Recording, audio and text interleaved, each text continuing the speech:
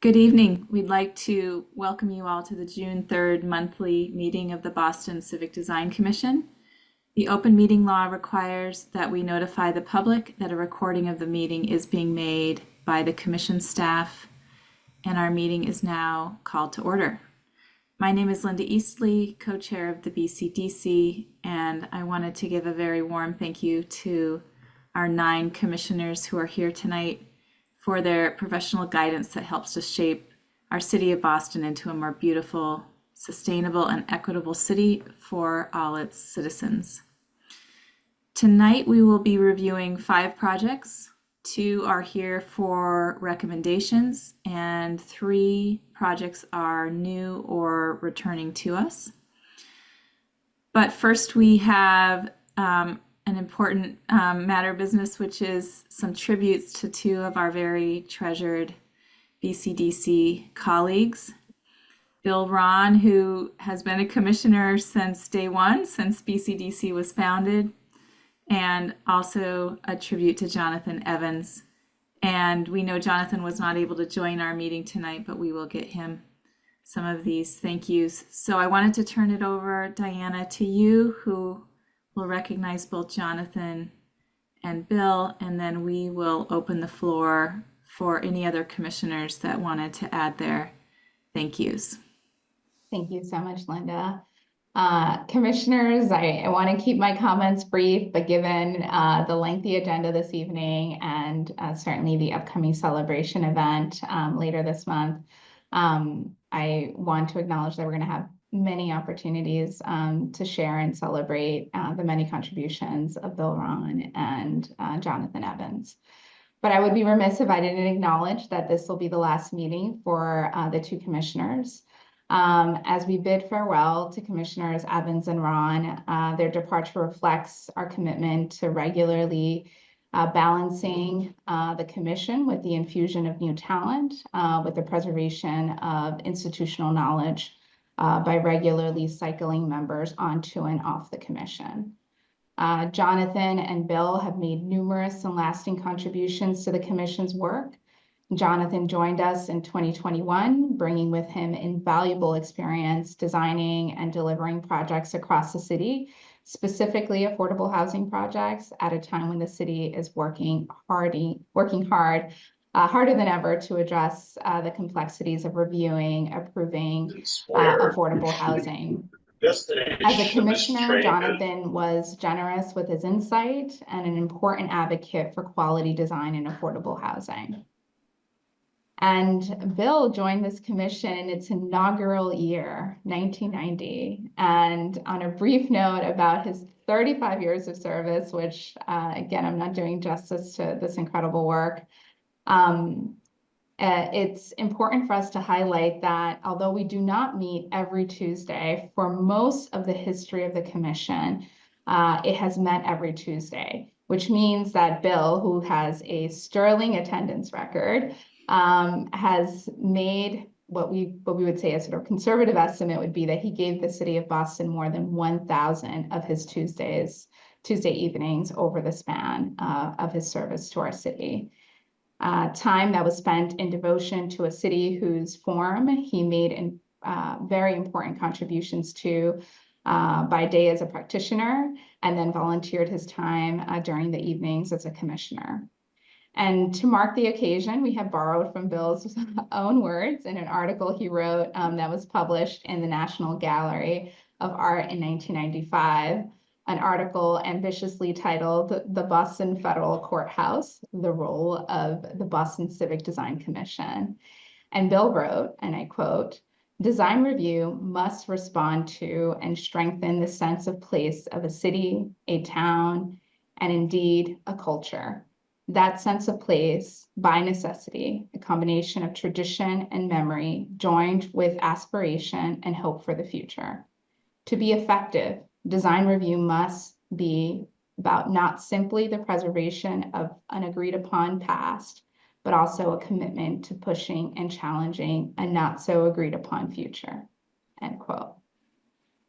We sure will take these words and the powerful example that both Jonathan and Bill's public service have meant to this commission. And I welcome all of you commissioners in celebrating Bill's incredible service and Jonathan's incredible contributions since 2021. Thank you, Diana. It's a lot to fit into just a few minutes. I had a chance to share my thanks and respect to Jonathan directly, knowing that he wasn't able to join us tonight, and I'm going to miss him serving with him here on the commission. I wanted to take just a minute to share my admiration for you, Bill, who I think of as really my mentor here at BCDC. And I'll always remember Bill and his bottle of orange juice at all of the meetings. My what? Your orange juice. Your Yeah. bottle of orange juice at the Yes. meetings. And Bill, I also you have many superpowers, but I wanted to highlight two that have really stuck with me, and those are clarity and conviction. I am so impressed when you have an ideal and an idea that you're able to very clearly articulate what that is, and to really hold true to what you feel will be in the best interest of the city. And I think that clarity and conviction, have certainly been your legacy with me here on BCDC, and I'm just really, really grateful for all that you have done for the city, really championing design in its best form. Kathy, I saw your hand up as well, if you wanted to make a comment.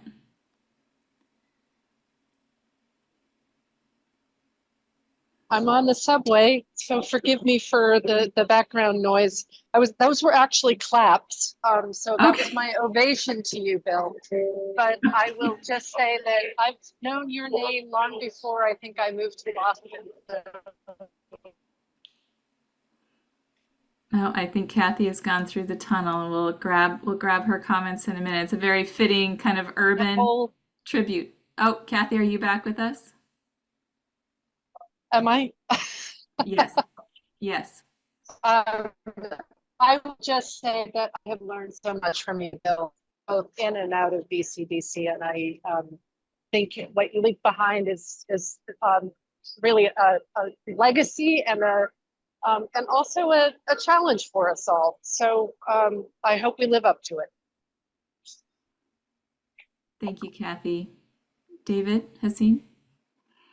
Gosh, I'm not totally prepared for this, but I feel Bill, we've worked together for such a long time on the BCDC, and what Diana mentioned about the scope of the commitment that you've made over 35 years is I just can't think, frankly, of many people that I know that have committed so much time, love, intellect to their community over such a long period of time. And the word mentor has been used. You have certainly been a mentor to me as I joined the commission and over the years since then.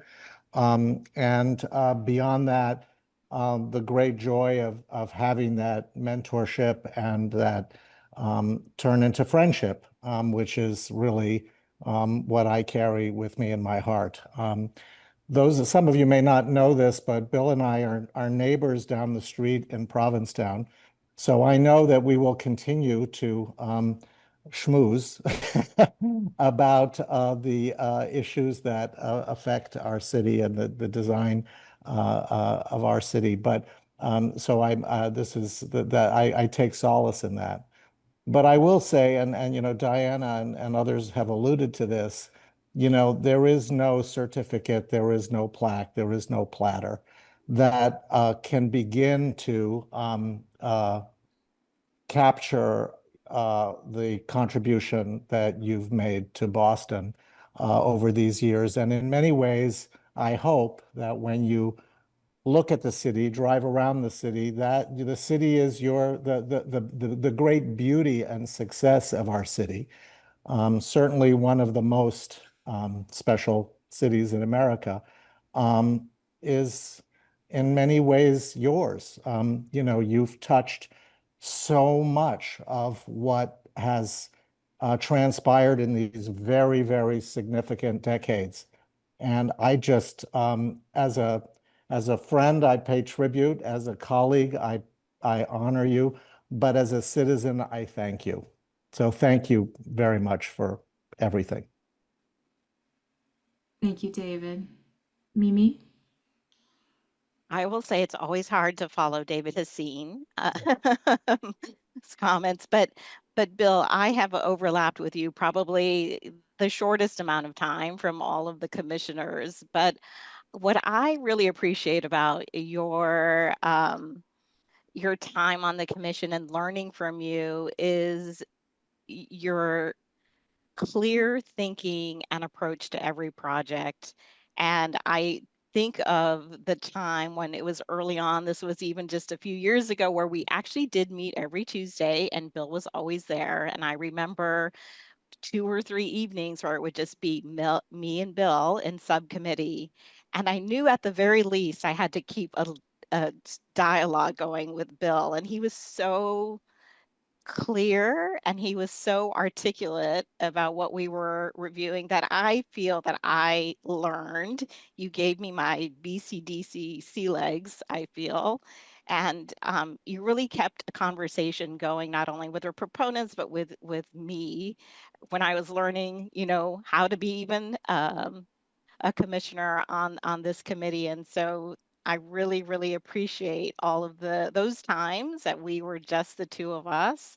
But I appreciate all of our time, you know, that we have had with you, even way before I have been on the commission. And you will absolutely be missed. And I know we will celebrate in person in a coming weeks, but just wanted to tell you how much I appreciate everything that you've not only done for the commission, but also for our city. And we will celebrate in person soon.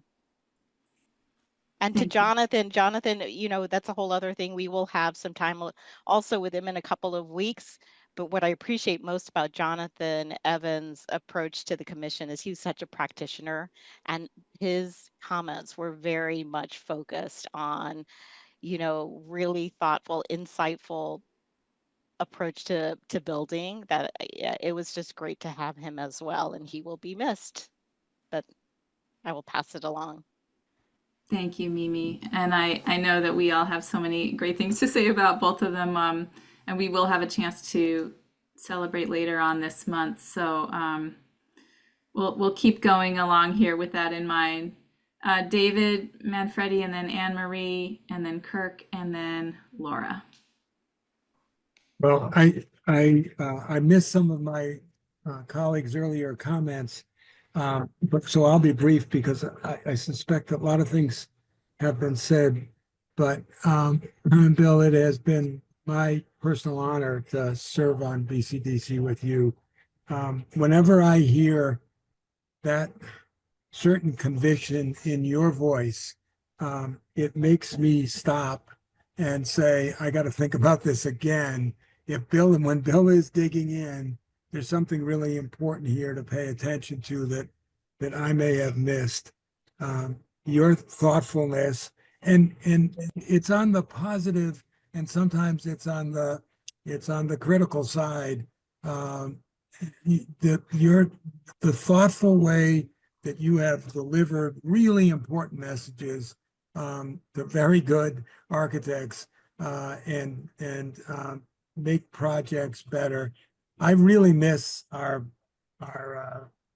in-person meetings because, and I've thought about this many times, and I think I've told you this, Bill. I always enjoyed sitting next to you because you would lean over and say something that just in a whisper that helped me clarify my own thoughts. As David said, you've given a great gift to the city of Boston. The 35 years is kind of mind-boggling in terms of the hours, the time, the energy, but mostly the insight.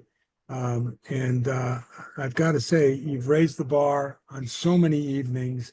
And I will personally miss these encounters that we have in listening to your thoughtful comments. Thank you, Bill.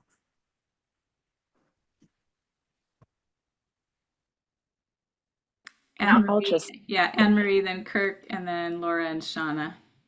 thank you. I'll just add, like Kathy, Bill, I was aware of you and your work long before coming to Boston and joining you on the commission. It's been an amazing, terrific honor to work with you, and also just being aware of, you know, the legacy of your work in connection with BCDC, which is a model, a national model for design review in America. So that's, you know, also something I think extraordinary in terms of your long experience and insight and commitment and writing about the topic. Thank you for your service. And also just wanted to acknowledge, you know, Jonathan Evans' insights, in addition to his deep skill in affordable housing, his, you know, as a principal of Mass Design Group, just having the commitment of community-centered design and his thoughtfulness to context and how we create projects that really are grounded in Boston neighborhoods and are unique to place is something I really appreciated as a commission member. So thank you.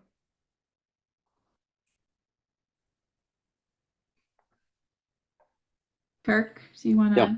Yeah, great. Bill, hard to say goodbye, but I think the beauty of this commission is the synergies that are created by all the voices that show up, and your voice as a constant for 35 years, it is inexorable. You know, it will remain with us, and we'll continue to hear your thoughts. But I can say not far behind Bill that this commission has gotten better and better and more diverse in its thought and its perspective and its representation. And Jonathan represents part of that as well. Diversity of thought for sure. So thank you for helping it be the synergistic place that makes the city better. Laura?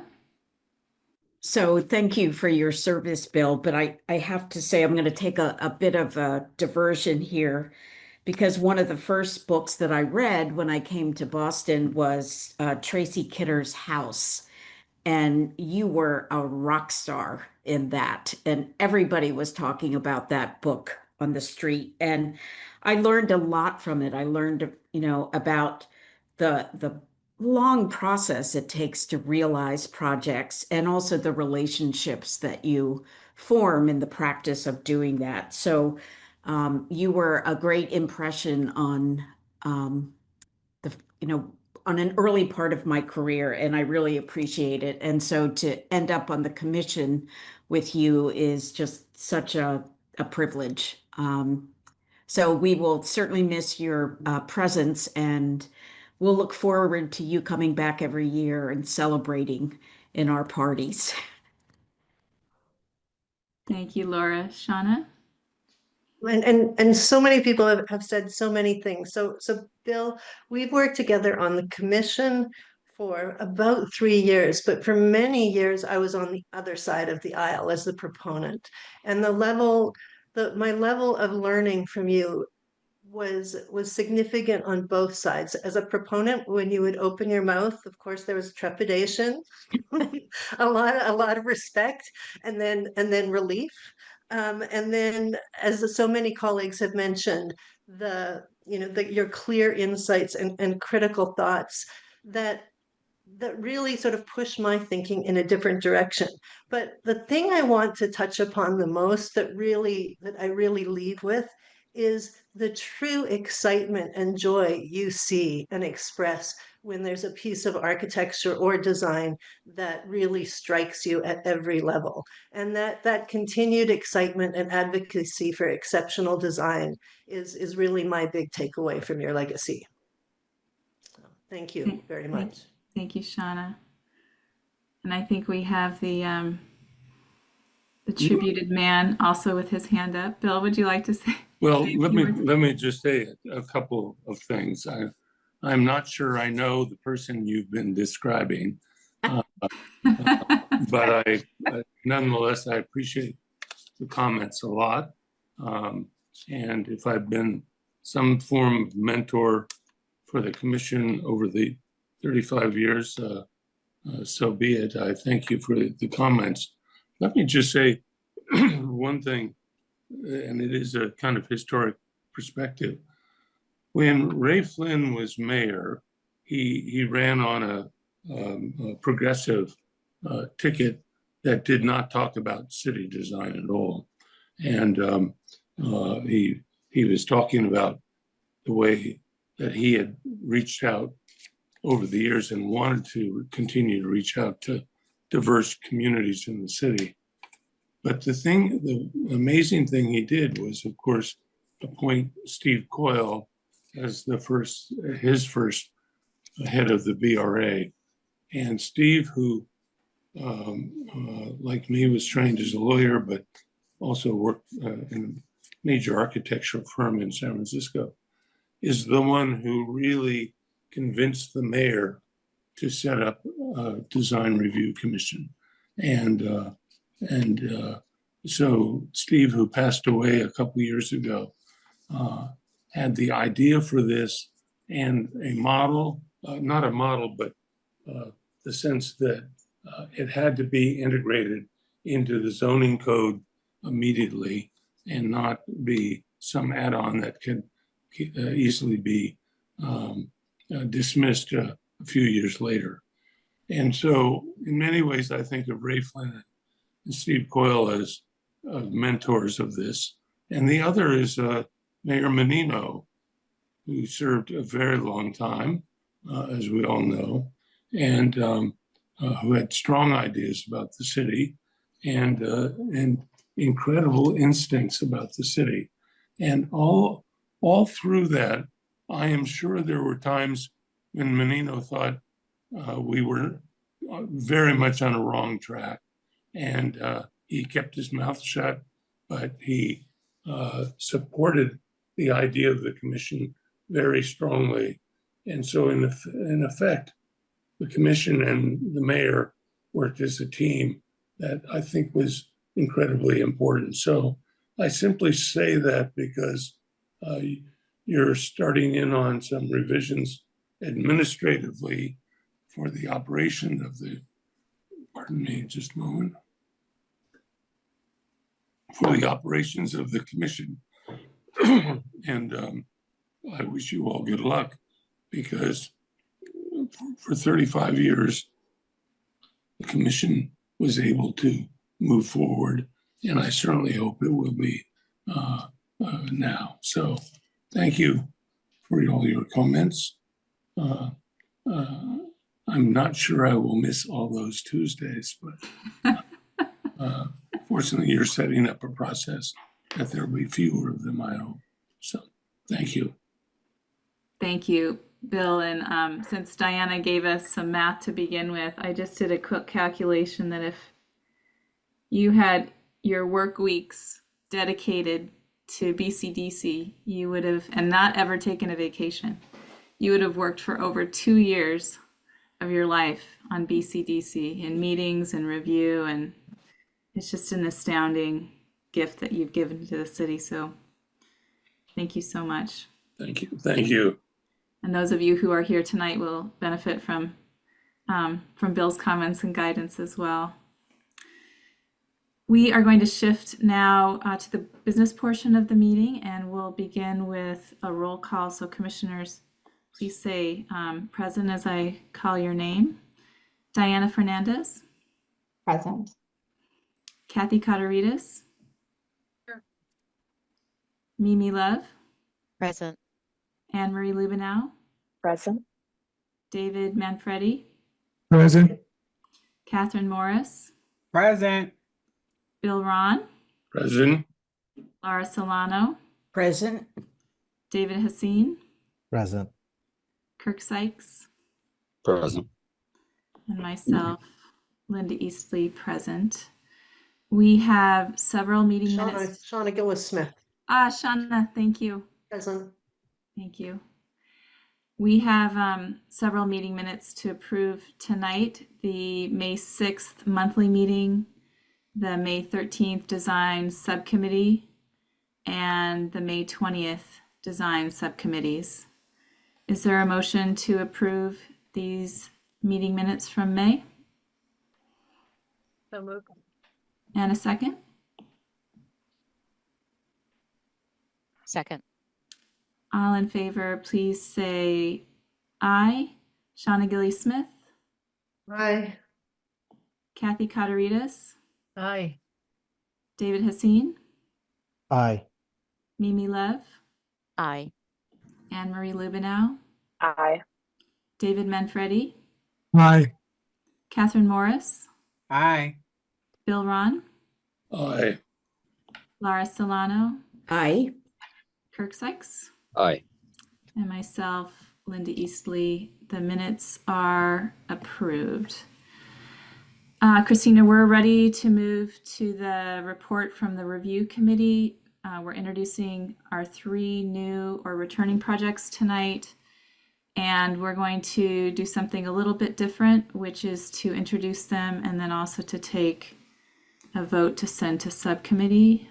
I will do the first 2, and Mimi will do the last one since I'm recused. So the first project is 55 Lansdowne Street in Fenway.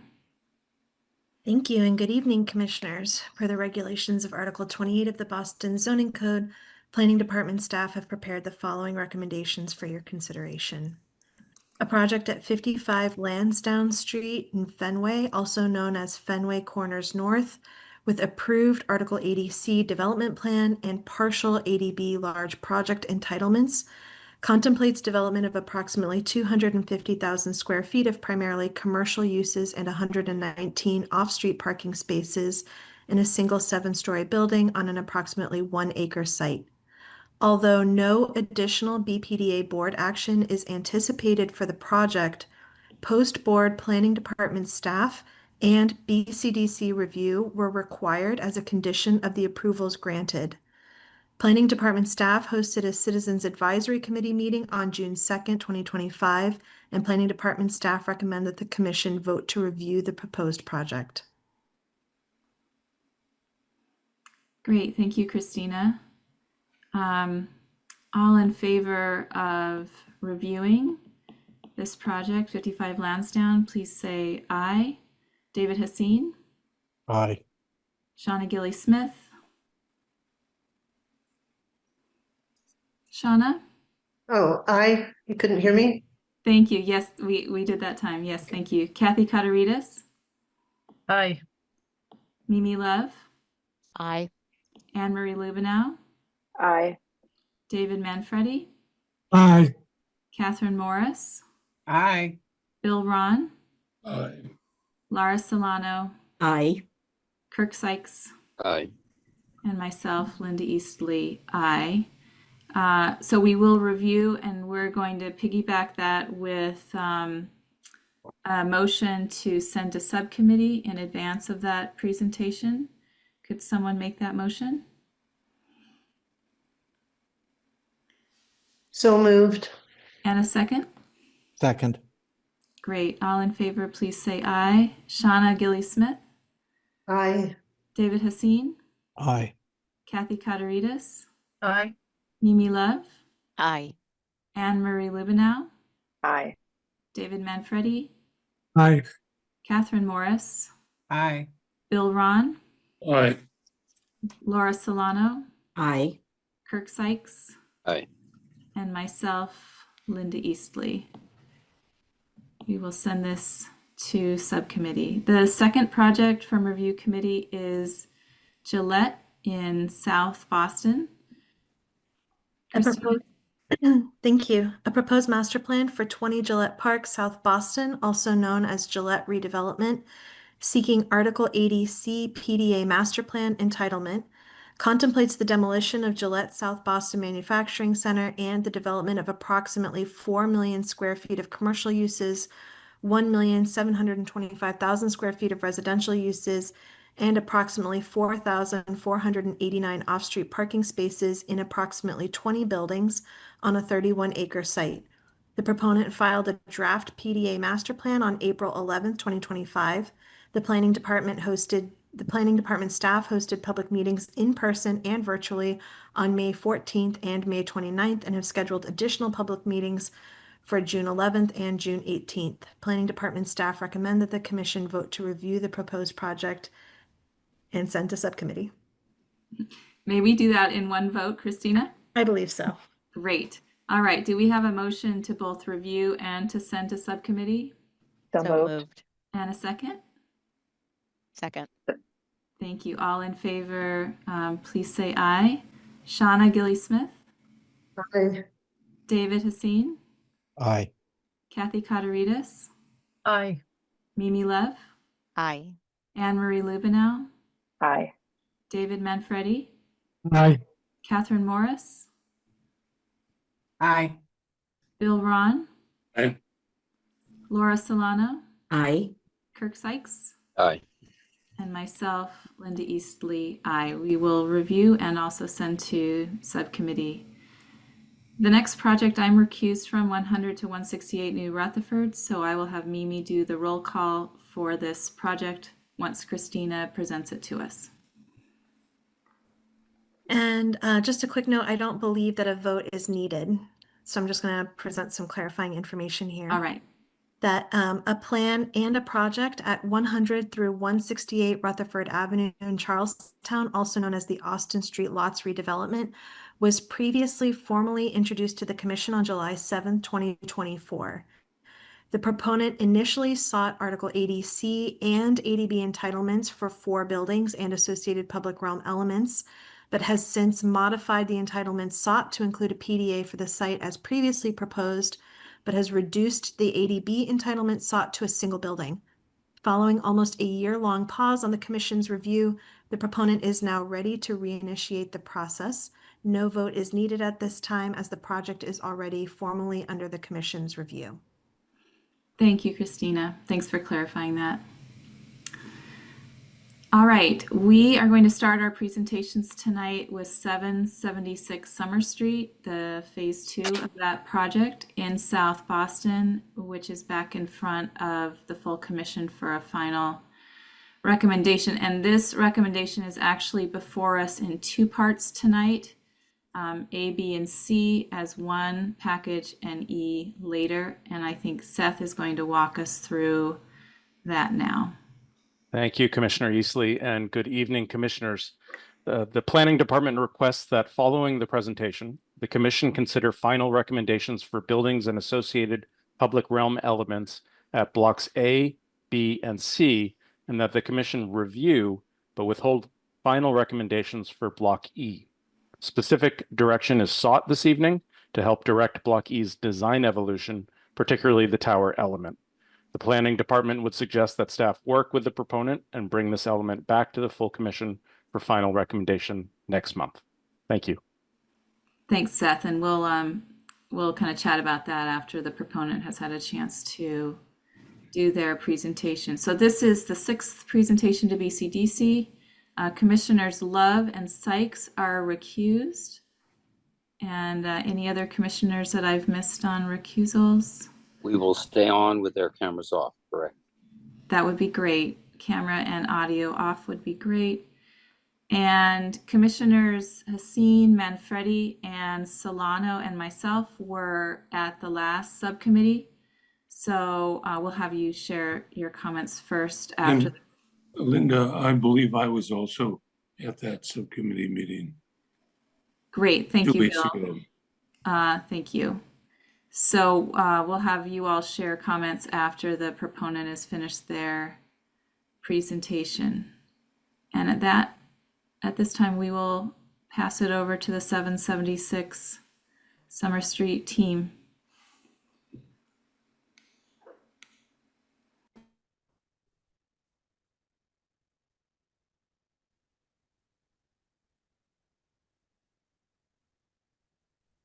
Thanks, Kate. Can you make it full screen? Great. There we go.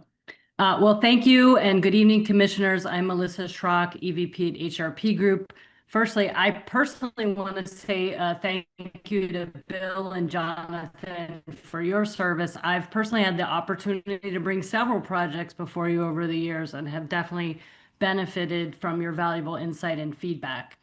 On behalf of HRP and our part, you can go to the next slide, Kate. On behalf of HRP and our partners at Redgate, we're pleased to be back with a full commission this evening. Over the last 4 months, we've held 7 incredibly productive subcommittee meetings where we received very valuable feedback, focus on the public realm and building design for blocks A, B, C, and E 1898, which we were able to incorporate in a way that we think has really strengthened the proposal. Next. And as our design team goes through the presentation this evening, they'll highlight the feedback that we've received and how we've addressed it, understanding there'll be further dialogue desired on Block E. Victor? Good evening, Commissioners. This diagram summarizes the overall urban design concepts incorporating Commission comments that reference the perimeter, urban edge, optimal location of active uses, and overhanging building volumes. A more continuous rectilinear street edge at East First and Summer modifies the previous informal angular edge to create a more taut and legible urban edge. This contrasts to looser non-orthogonal geometries wrapping the central node, and as recommended by the Commission, each of the 4 surrounding blocks now energizes this space with inviting public-facing programs. Concerns referencing overhanging volumes were directed largely at Block C, so that'll be discussed later in the presentation. Next. Site-wide comments reference the need for a hierarchy of pedestrian movement and programming at Edison Plaza, the Block A service drive, Block E drop-off and related topography, and the Turbine Alley experience. Each block team will summarize revisions and responses to these comments. Next. The overall architectural concepts reinforce the design guidelines provided in the Development Master Plan. The color gradient moves from contemporary references to innovation at the waterfront, then transitioning to low-rise massing, warm colors and materials, and punched openings along East First Street, better relating to the residential neighborhoods to the south. Tim? Great. With Block A, a couple of things we addressed based on the comments from the commissioners. One was to distinguish along Thomas Edison Way the transition as it turns out to First Street to better distinguish the active areas on the ground floor versus the service areas, which are in the darker color beyond. And secondly, to really consider the view of Thomas Edison Way and the way that that northwest corner of Block A really terminates the view from even the portal through the turbine hall. So we created a separate mass and really highlighted the bend and where it happens. Next.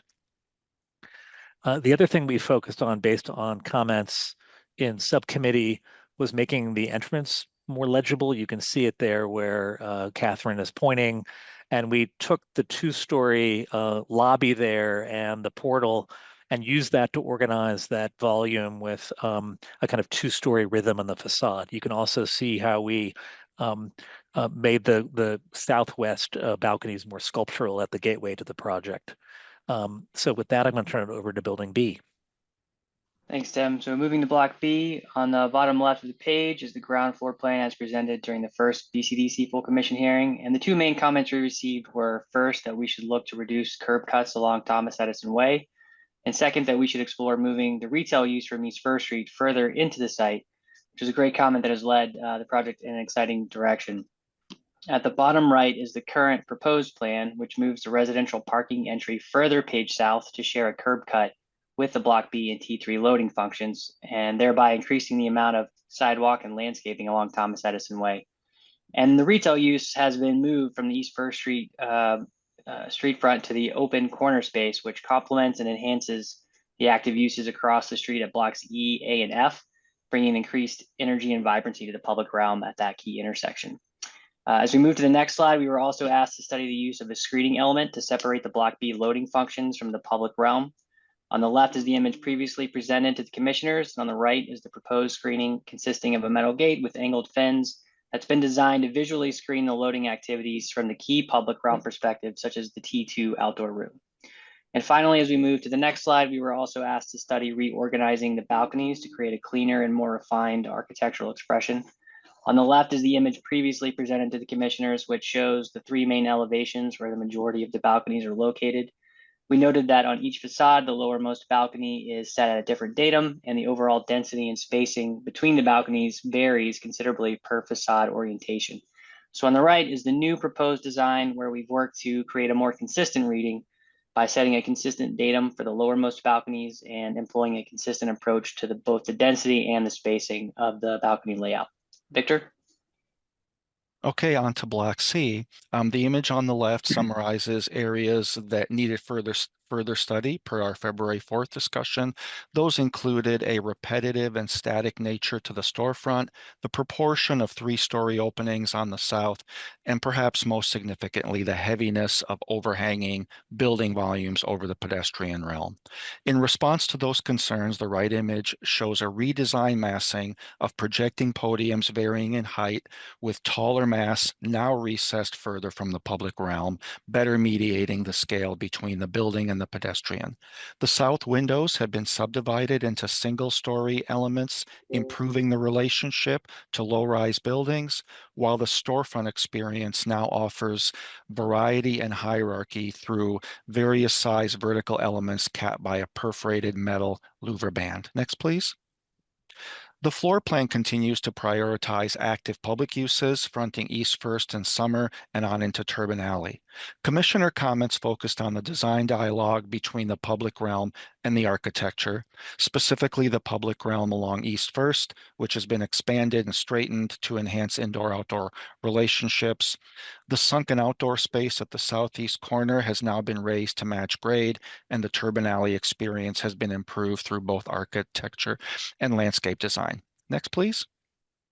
Looking at Turbine Alley in 3D, the previous Block C elevation facing Turbine Alley proposed a 10-foot building overhang, which was seen as heavy and overwhelming. The overhang's been reduced to 6 feet, significantly improving the pedestrian experience, including opening up to more of the sky, making Block D visible looking north, and expanding the view toward the waterfront. 1- and 2-story glass prisms now bring movement and surprise to the facade above, complementing activity at grade. Colin? So as Victor mentioned, what we had heard previously was to provide a little bit more color and definition to the experience of Turbine Alley. We really see this portion of Turbine Alley in relation to the Phase 1 portion, which connects to the waterfront and food and beverage, as an opportunity to really play off of and relate to the civic programming at the ground floor of the Turbine Hall 2B and Turbine Hall 3. So what we have here, as Victor mentioned, we've elevated the corner, the southwest corner on the right-hand side, to create a threshold that's flush with the sidewalk condition, drawing folks down into the alley, and developed a system of movable planters and benches that can be rearranged in order to accommodate seasonal programming related to activities that might be taking place in Turbine Hall 2B, as well as those that may actually benefit from being situated beneath the reduced overhang along Block C. Devin? Thank you very much. Good evening, Commissioners. Wanted to talk about Block E tonight.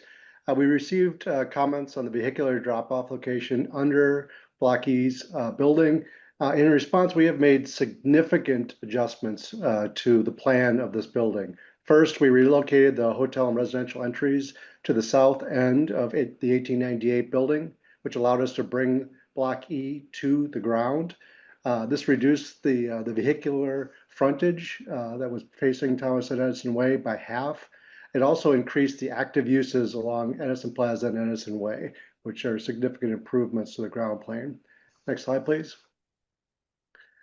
In February, BCDC emphasized making Block E a signature building in the 776 development. David Hassine advised a contemporary, exuberant, and prominent design.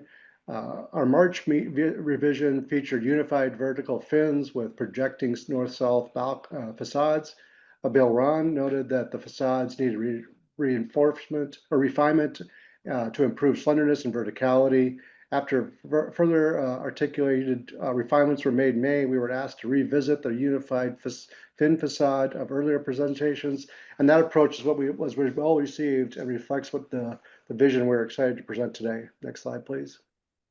A warm metallic fin enclosure emphasizes the building's verticality and program. Varying depths of the fins across the angle plan create a delicate and dynamic facade that responds to the sunlight. It also adds visual interest to pedestrians moving around the building. Ground floor fins are removed to highlight active uses along Edison Plaza and the waterfront, and the sloped roofline gives South Boston a distinctive skyline silhouette. Next slide, please. David Manfredi had commented earlier on the relationship of the elevated vehicular drop-off on the sidewalk, and the major changes we made. We have relocated the drop-off in front of the historic 1898 building, integrating it with Block E and the residential lobby, aligning it with the sidewalk and creating a visual connection to both residential and hotel entrances. Additionally, new industrial glass openings in 1898 reveal hidden histories of the historic turbine hall to Boston. Next slide, please. On the Edison Plaza, comments that we had received earlier were regarding the clarity of program and hierarchy of circulation. On the right-hand side, you can see here that we've refined the plan to have kind of two programmatic zones, north and south. One, the seating and spill-out area between blocks E and F that relates to retail program at the ground floor of each of those buildings. And to the north, a trellis that we've added as kind of a beacon visually as you make your way to the waterfront that can also help to activate programming within the overlook lawn. We also took a look at the north terrace of Block E, further defining its character and use. If you go to the next slide, please.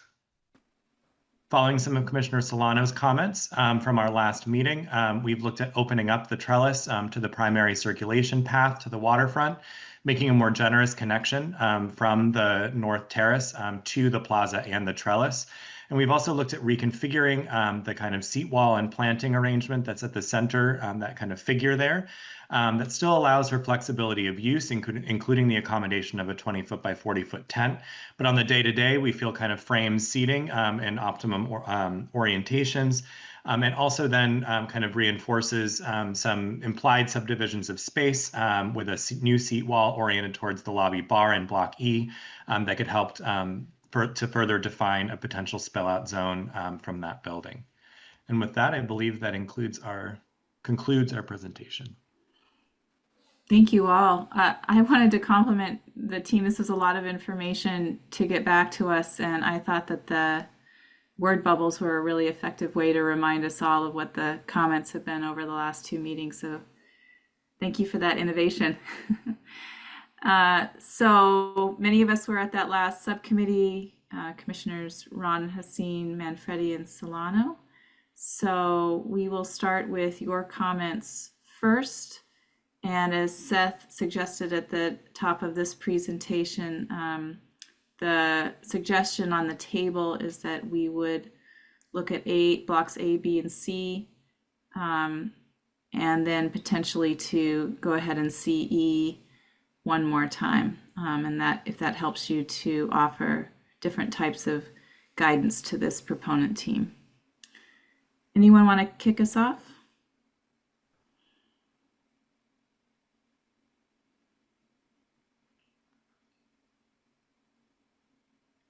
Thank you, David. Sure. At the last subcommittee meeting, I believe we primarily talked about the residential buildings that were facing. I don't believe we talked about building E, so I just want to acknowledge that, or at least I don't recall that. But first of all, I want to echo Linda's comment. This was an extremely well orchestrated summary of all the work that the team has done, and extremely helpful to touch on the high points. In particular, I want to thank the proponents for the improvements to Turbine Alley. The degree of the overhang being pulled back, I think, is extremely helpful and really reduces the heaviness that I think some of us were feeling about that space. And I also very much appreciate the tweaks that have been made to the residential buildings that, again, feel very responsive to our commentary. One diagram that I don't remember seeing before, and maybe you could go to it, which is that gradation from the neighborhood to the waterfront buildings. I find this extremely helpful. And I'm really grateful to see it, because my principal concern has always been how this building, how this complex of buildings actually transitions and meets a neighborhood that has a very different scale and character. And I do hope that as the project continues to develop, that this building character diagram really helps the team with materiality, color, detail choices, because I think it's a very strong idea. In general, I think this process has been, long, but also very thoughtful, and I'm very happy with where the buildings A, B, and C are, and I'm happy to hear from others, but I'm anxious to see the project move forward. Thanks, David, for your comments. I think you joined us for the second to last meeting. We were able to see Building E during the last subcommittee review. David Manfredi. I also want to thank the many proponents for the work they've done along the way with us. I think I was going to call out this same drawing because in many ways, I think it symbolizes or shows, illustrates a big idea that maybe evolved over the course of all of our meetings. And that is not just color and material, but even geometry and massing, that as you abut the existing neighborhood and that context, that South Boston context, some of our most early comments were about respecting the street wall opposite First Street, that more of the irregularity could happen within Thomas Edison, within the middle of the buildings. And as the buildings moved from neighborhood towards the reserve channel, I think what this drawing is illustrating is change in geometry, meaning less attachment to the existing adjacent context, more freedom, a change in building materials, and change in color, all represents a very big idea about how what was the Boston Edison plant becomes part of the city and becomes a link between South Boston and the South Boston waterfront in a very impressive way over the course of 5 or 6 or 7 or 8 buildings, depending on how you count. I think this has been a good process. I think, by the way, there's been a lot of good progress on Building E, and I know you want to look harder at it again, but I appreciate the responsiveness. I appreciate that you brought to the commission the animation that walked around the site. I think about that now as a sort of prerequisite for 5-6 building proposals that we should, especially if we can't be together and we don't have models, it's a way for us to walk the site with you, the proponents, that's very effective at street level. And I think it was really impactful. So thank you. I'm very supportive. I want this to happen as quickly as you can make it happen.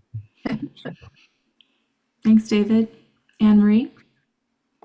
Well, I have not had the benefit of being at all the subcommittee meetings my fellow commissioners have had, but also want to commend the team on the work that you've done, and particularly your tight choreography in tonight's presentation. I guess I'd like to just pivot towards as you continue to move forward and work on the tower parcel E, I would encourage you to really, and if you could stay on this slide, please, to really lean into what you have learned and developed over the course of this project about building character, and think about how that applies to a tower.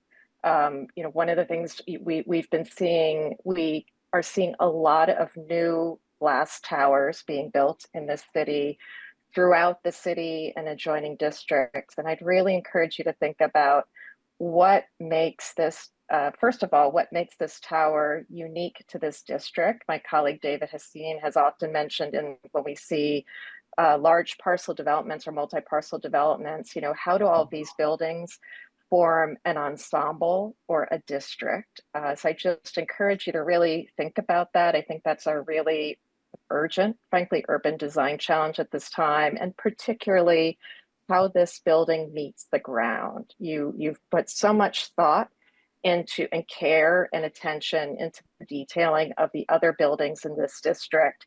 I'd really like to see how that informs the base of this building as you continue to develop it. Thank you.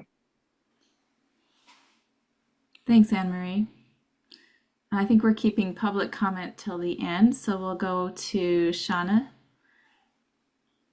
Thank you very much for the presentation tonight. And while I haven't been on the last couple, I was on quite a few earlier ones earlier this year, and really wanted to touch upon the open space. I think, Colin, each time you've been very responsive, and each time you've come back, you and your team have made the open space experience richer and more diverse.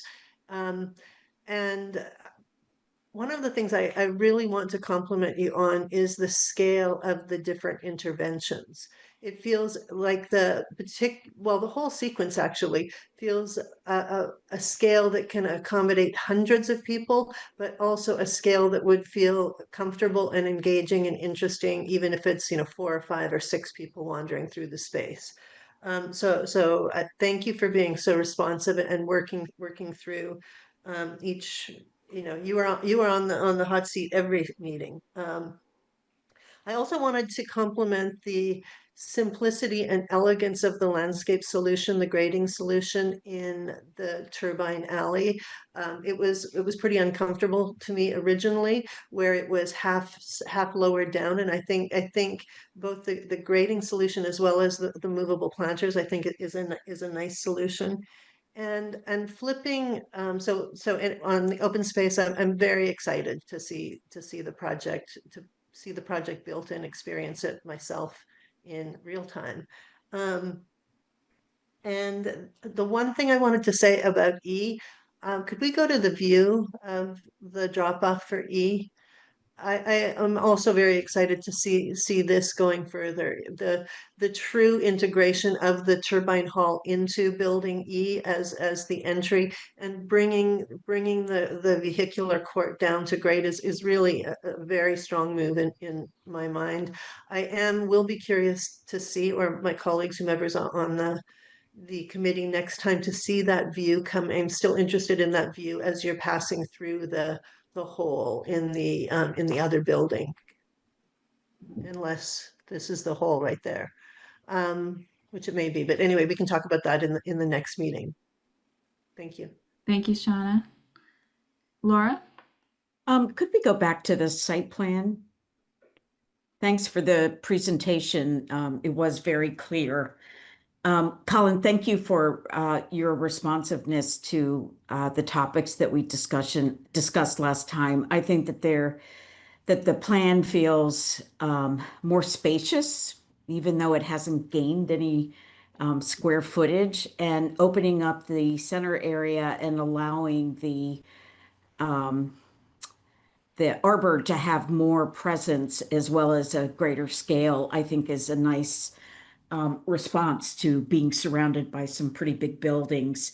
The only thing that I will make further comment on is you all have always been responsive about grading and showing how grading works. I just want to make sure that the viewing lawn that looks out over the water is given benefit of some height so that people can kind of rise up above. I don't know whether or not the trellis area itself has been raised so that you actually have an approach that kind of takes you uphill before it takes you downhill. I don't think we talked about that, Colin. So maybe a comment back on that. But the changes that you've made in the terrace at Block E is also welcome. Thank you, Laura. And Kathy, right before we switch to you, we would love to also get some specific comments on Block E. And I know, Bill, you and David Manfredi had some specific requests at our last meeting, and so I will have you add your thoughts and comments about the changes that are being presented tonight on Block E once we are able to hear from Kathy. Great, thank you. I just want to compliment you on how this has evolved. And I enjoyed your presentation this evening, but I think it's worth emphasizing how well you have integrated the historic resources into the entire plan. And in many ways, the landscape is nicely uniting this complex, but I also think the historic building acts as a really important anchor right through it. And you really have been devoted to making sure that it's not just formulaically preserved, but that it's also engaging to the public, and that the building is adapted in some very interesting ways to the central position it takes in the block. So I just want to compliment you for how you've achieved that throughout this entire process. But I'm glad you're on this slide 19, because I also really want to compliment you for making a very, very important move with the hotel lobby. And I do have a question, because I don't recall seeing this view previously, and if I did, I'm simply not recalling the details. But the previous, the iteration that you're showing as current design, is that the current roof line, or is that a recreated roof line based on what we're seeing on the left? It's very nice, but I guess I'm just wondering what's original in the existing building right now, and what changed from your previous proposal and the exposed roof, and what we're seeing now. I can answer that. The previous design, we were looking at actually taking off the cornice of the 1898 building, exposing the trusses. We decided after we went to this new design not to do that and maintain the existing cornice and keep the existing windows as or historical relics, I guess, of the facade, as opposed to removing them. Yep. Great. Thank you. I'm glad you did that. Yep. Thank you. Thanks for your comments, Kathy. Can we put up some images of Block E a little further back, maybe? Thank you. And just showing that iteration, perhaps the slide that showed, maybe slide 17. Yes, that shows the evolution of the building design. And again, I invite Bill, Ron, and David Manfredi to weigh in here, because I know you both had a lot of comments at our last subcommittee, and then certainly all other voices would be really useful too. Bill, do you want to kick us off? Sure. You can hear me? Yes. So what's called the current design, which is looking at the building from the south, looks to me quite interesting, far more interesting than its predecessors. And it breaks up the heft of the building to a significant degree. The whole left-hand carving out, I think is a good thing. And the simplicity of the rest of the facade, the south and the east facades we see in this rendering also look good. Do you have the view of that building from the north? So that's just, so the north has a similar, I'm just a little confused. I am confused. So in this slide, view from the north, and is that exactly what we were looking at a moment ago? No, you were looking at the south view a minute ago, and this is the north view. So And the north look. elevation and the south elevations of Building E are quite similar, right? They're exactly the same, except one's shorter. Okay. Because of the. So then everything I have said still holds true, because you've managed to break up the north facade without adding a lot of stuff that I think was hard to deal with, hard to understand. And now there's a simplification that I think all of us were talking about. So I'm pleased with both the north and the south.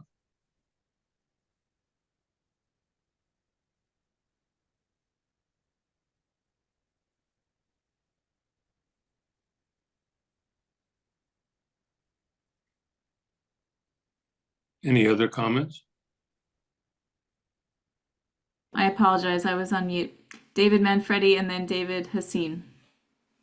Yeah, I want to second what Bill just said. I think that we urged you to simplify when we saw the slash. You made enormous progress in the last subcommittee on the ground plane, dropping the height of the drop off, limiting its length, activating that whole entry sequence, and making a publicly accessible pathway through the building to the water. All really good things. And I think that we commented on, let's see, the one is labeled 520 BCDC, simply that the idea of one volume jacketing the other maybe wasn't really necessary, that it could be simpler and stronger and be better for the simplification. That's the word Bill used, and I completely agree. I think this is all headed in the right direction in terms of the tower, as well as what you've done on the ground plane. I appreciate your responsiveness on that. Our pleasure. Thank you, David. David Hassin?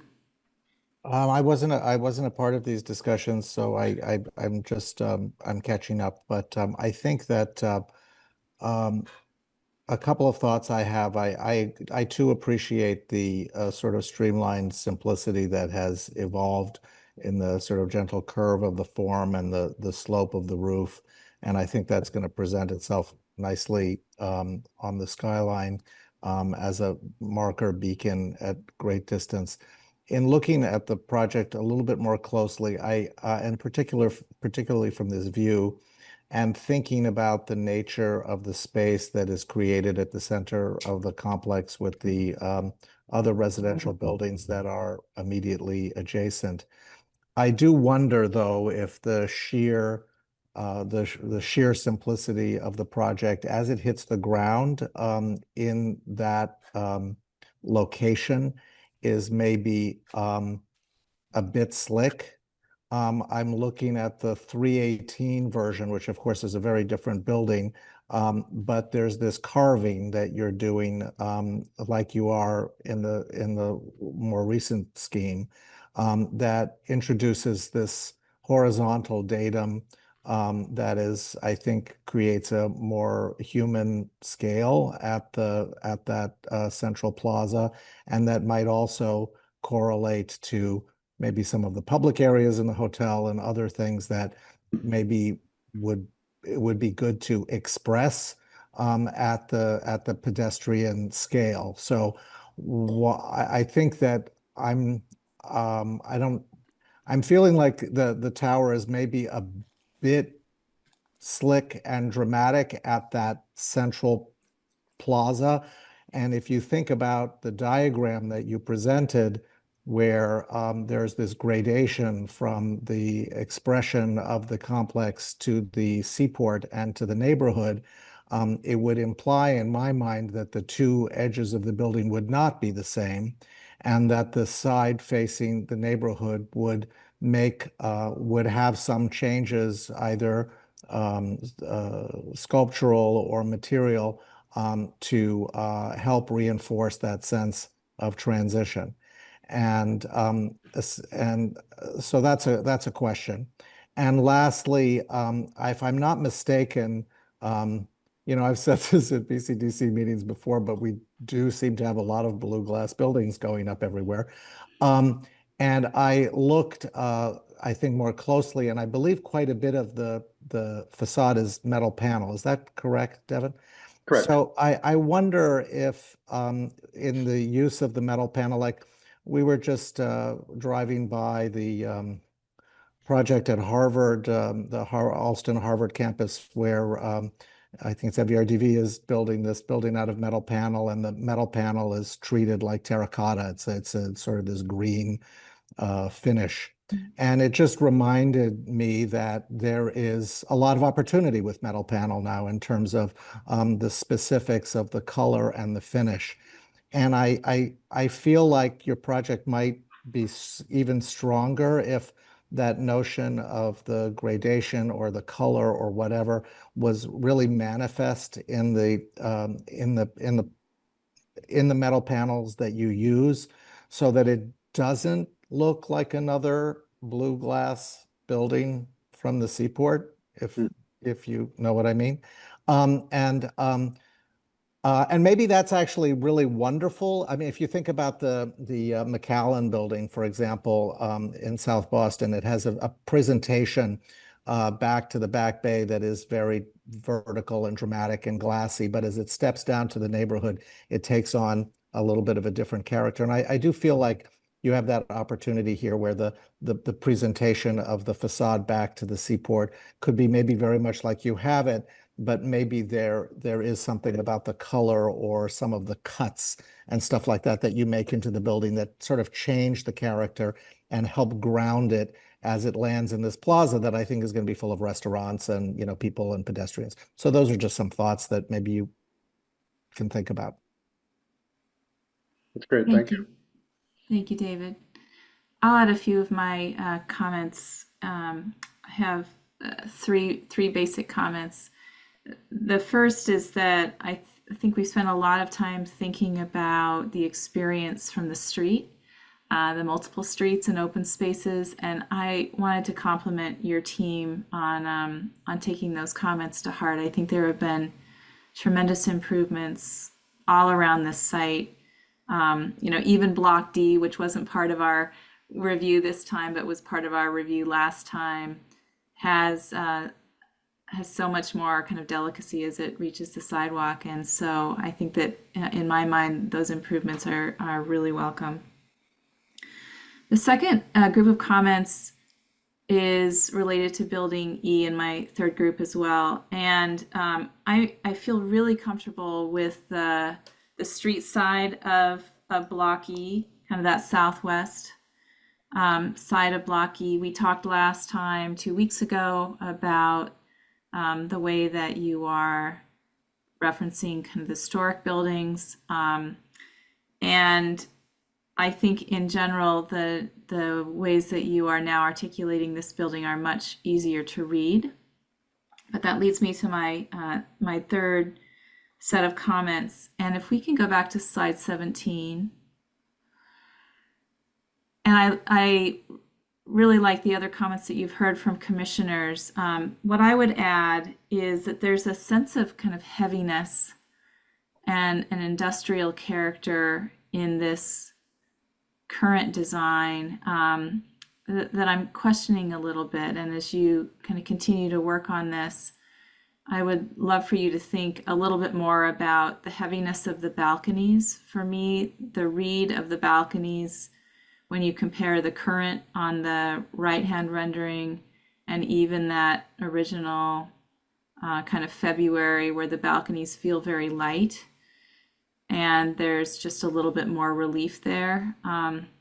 I just feel like the kind of heaviness and the carve out of, particularly on that kind of right side there of the facade in current, right side, yes, feels heavier than perhaps it needs to be. And I think that David Haseen also was referencing this, but I also feel like the building feels very heavy as it hits the ground, and it may be the rendering, but I think that there could be some improvements to creating more of a kind of pedestrian experience there, particularly in this view, and also as it relates to the park that surrounds it counterclockwise. And so I would love to see this team continue to work on that, exploring the first two levels in a way that hits the ground, maybe in a more pedestrian way.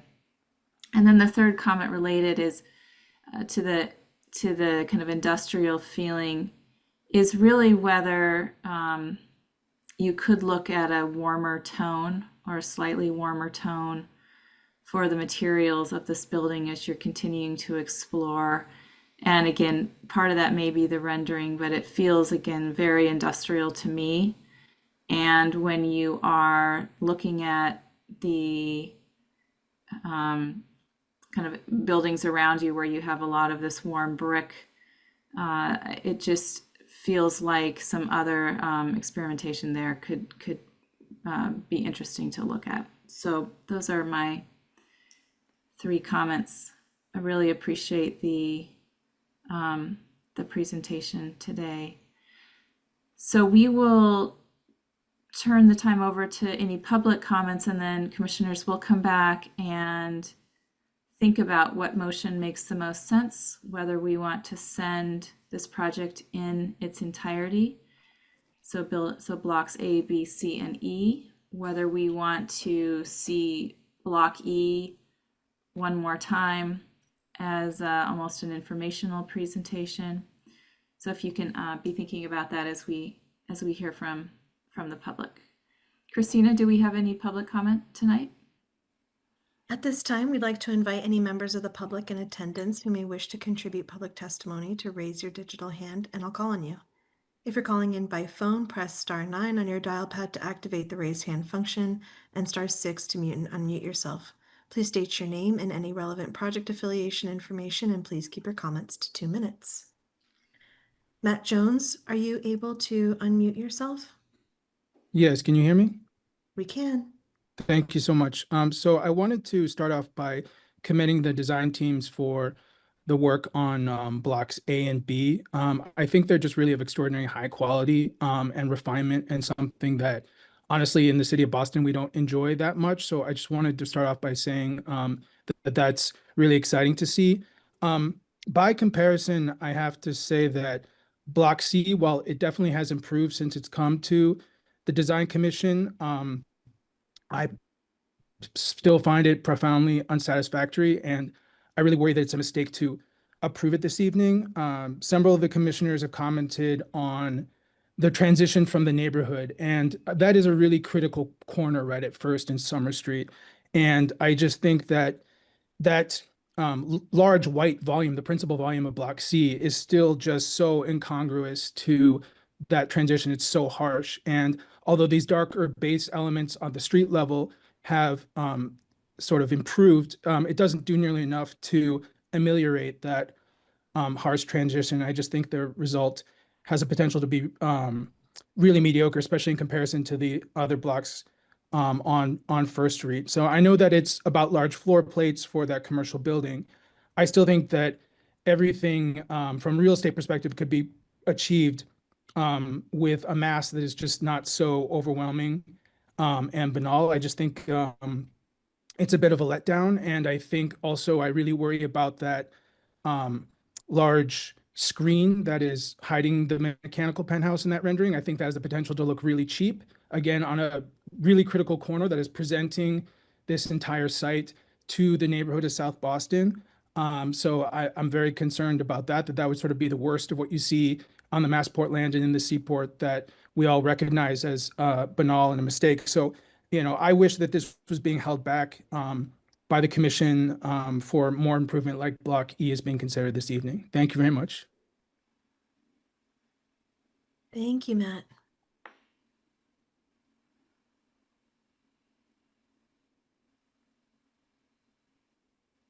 Dolores Bugdanian, are you able to unmute yourself?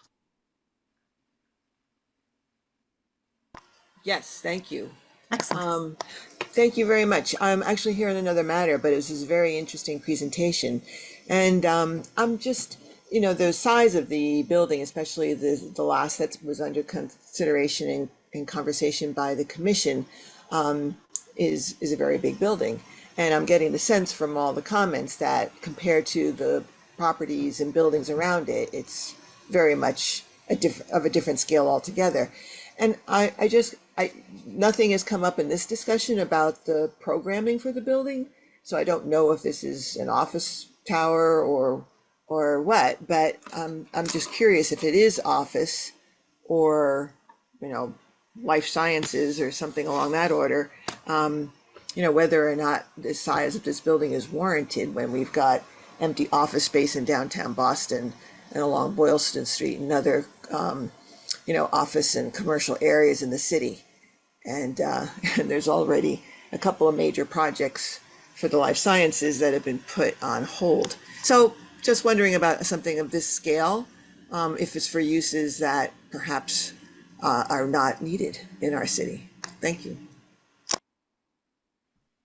Thank you, Dolores. I'm scrolling up and down the participants. Any additional comments? Commissioners, at this time, I see no hands raised, so we will close the public comment period for this project. Thanks, Christina, and thanks for our 2 comments from the public. All right, commissioners, we are ready to entertain a motion for next steps. Again, 2 ideas on the table are to send the project in its entirety, this phase 2 cluster of A, B, C, and E, to make a recommendation to approve and have the city continue to work with the proponent, or to have building E brought back for another monthly meeting as an informational item.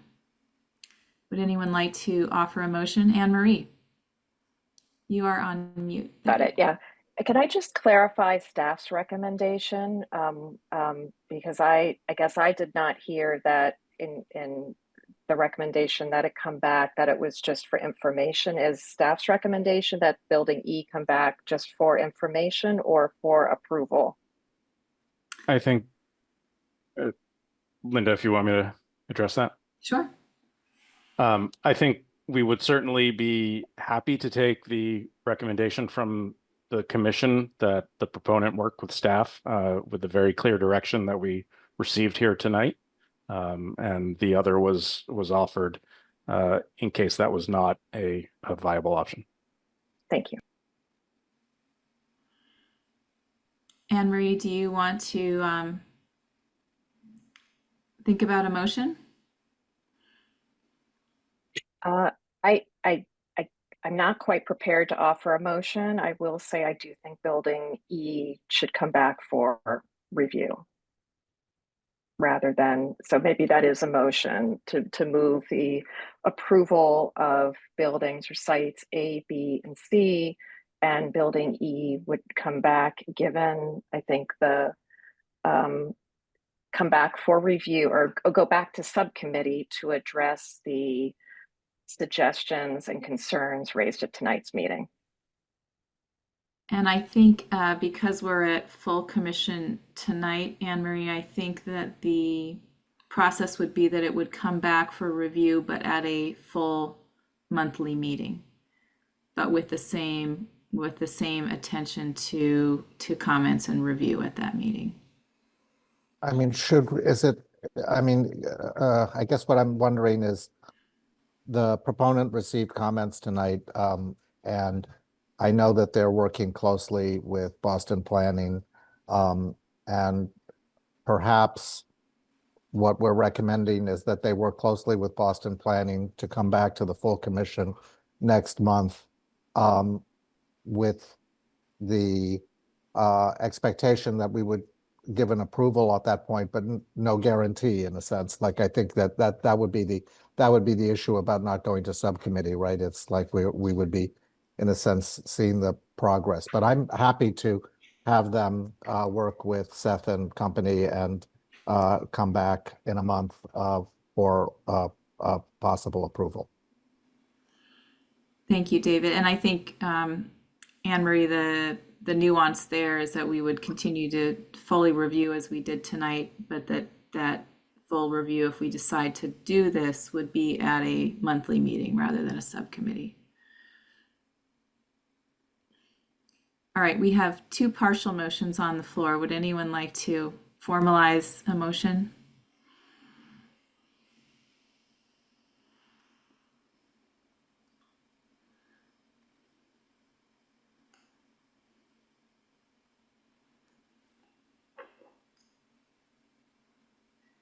I want to make sure I understand the two that are on the table. One is to approve 3/4 or however, whatever percentage of the project, all but Building E, correct? And bring Building E to the next full meeting with refinements.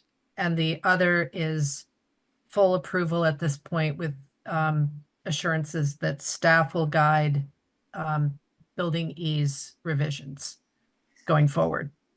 Yes, and I think there's a nuanced third, which is to send this project back to subcommittee, which just procedurally is a little bit tricky. And I guess just given the significance of this structure on the city skyline, would suggest that it warrants additional attention. But I understand that I may be in the minority in this.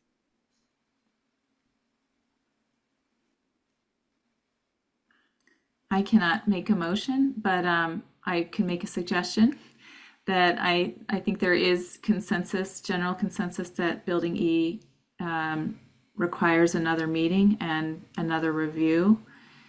And if commissioners are comfortable with doing that meeting and review at a next monthly meeting, whenever Christina can get that scheduled, that would be the review that we would give.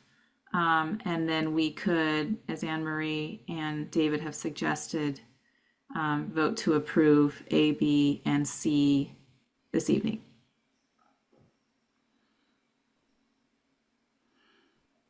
So if that direction feels like a good way forward, we just need someone to formalize that so we can put it to a vote. All right, let me make a stab at that. Great. So I'll make a motion to approve blocks A, B, and C this evening, and to have parcel E return in a month to the full commission to review the progress on the project, with the possibility that it may be approved on that date or continued to some future date.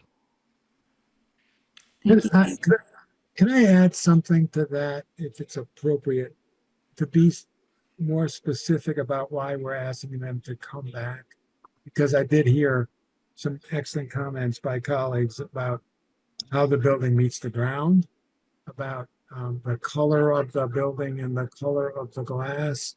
I'm just trying to put a frame around the conversation when they come back. I think I'm forgetting one of the three things that I had in my head.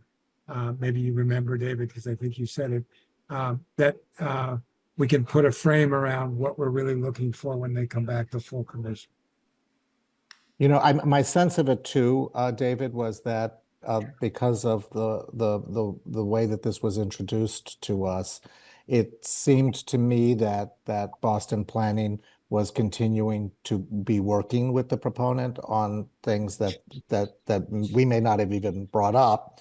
And so I think it's just, in my mind, I'm giving them an opportunity to explore those issues, whatever they may be, as well. So that's that was my thinking. But I agree with you that that being specific is helpful. And I would add David Manfredi to the two kind of topics or issues you raised. The third is how, in light of this is another glass tower that we're seeing, in light of the remarkable character, we've got a significant historic building that is the centerpiece of this development. It adjoins a neighborhood with distinctive character and texture. I think the third issue is, how does this tower not only meet the ground, but how is it, to borrow the proponent's language, in dialogue, in respect to the design of the other buildings. And that is an element that I think is lacking in it, is how is it in dialogue with the surrounding district and buildings that distinguishes it as a tower in this development versus in the Seaport or Kendall Square. And I think, given the work and the design that we've seen from this team, I think this is possible to accomplish. But these are three distinct issues that I think would benefit from more discussion. Yeah, thank you, Anne Marie. And I was just going to ask Christina to read this motion back to us, including the three components, and then Christina put her hand up. So we're mind melded.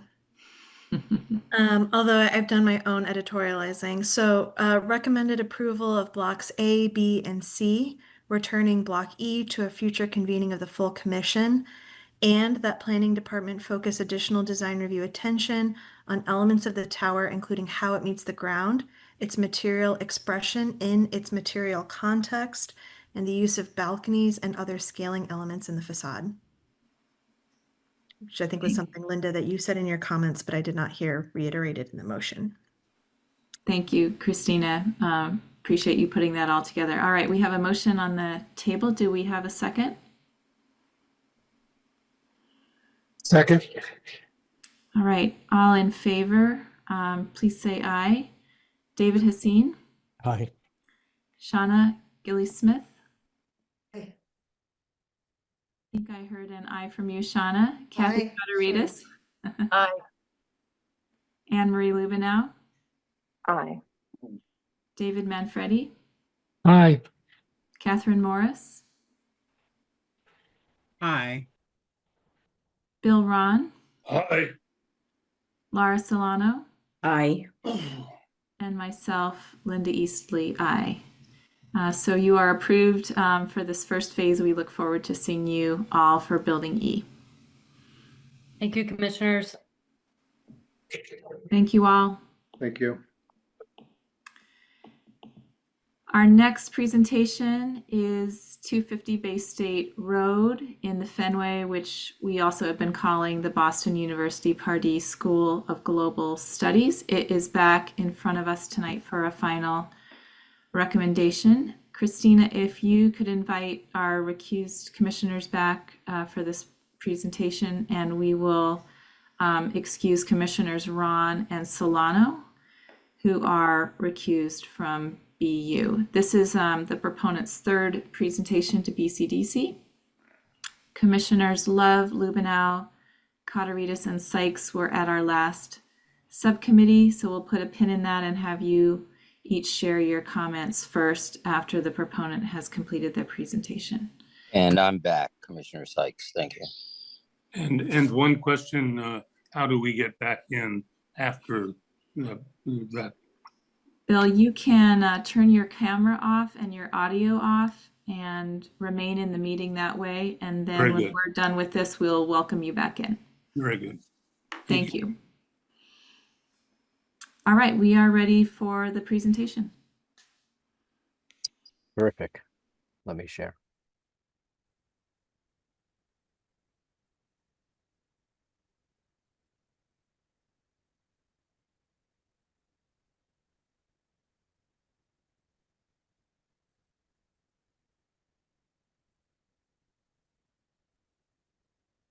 All right. Can everyone see my presentation? Yes. Yes? Terrific. Terrific, terrific. Thanks everyone. Really glad to be here discussing the design of the Pardee School of Global Studies and continue to talk about making design better. Always a good thing. I'm here with Chris. Just as a reminder, the site is in the center of BU's campus off the Charles River, and the project is a 12-story mass timber tower where we have added an acre of green space and consolidated the program to provide that central green for the university. I think what we want to talk about today is that we worked with the subcommittee, we worked with city planning on things that we were discussing last time and wanted to kind of follow up and dive into the details a little bit about these improvements that we've made in collaboration with everyone. So the first thing that we really were going to look at today is we took a look at the site plan and we tried to improve with the help of everyone, the pedestrian crossing at the turnaround circle on Bay State Road. We also looked at improving the nighttime safety and landscaping in the living rooms that were mimicking living rooms that were in the building.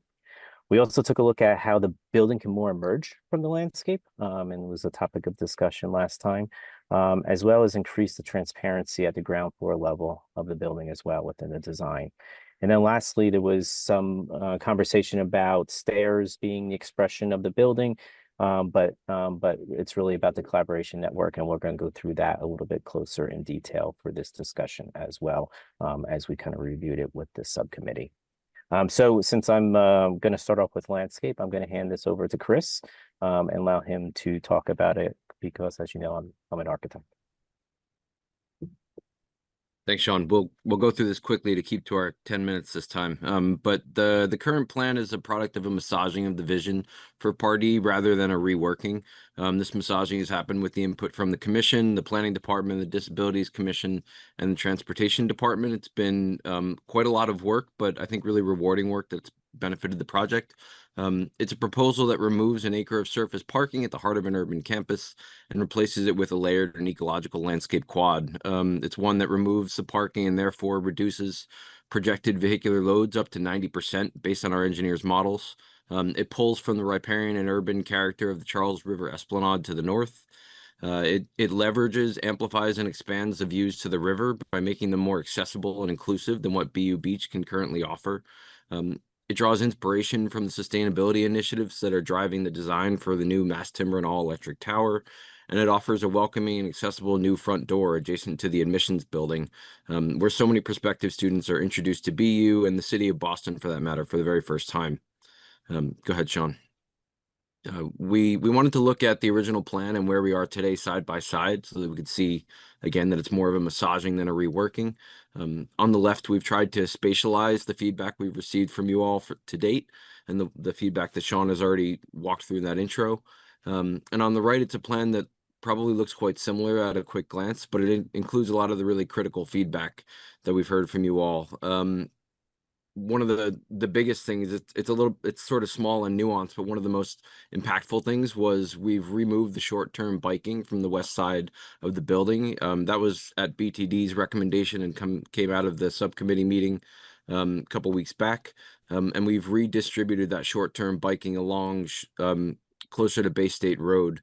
And that has obviously reduced people's inclination to ride their bikes in through a pedestrian quad. This also then allows the planting on the west side to butt right up to the facade so that the building can more purely emerge from the ground, which was part of the feedback we received from the subcommittee as well. We also tried to clarify some of the ambiguity that we heard from you all. I think it was specifically from Commissioner Gilly Smith in our original full committee meeting about the topographic moves in the plan. I think there was a suggestion that it looked like there were some really large and overscaled topographic moves. It's really more of a pillowing of the landforms. If you look at like the FFE of 17.5, that high point around 20.5, it's just a swelling that helps to frame the space, extend the views to the river, and just to provide some definition.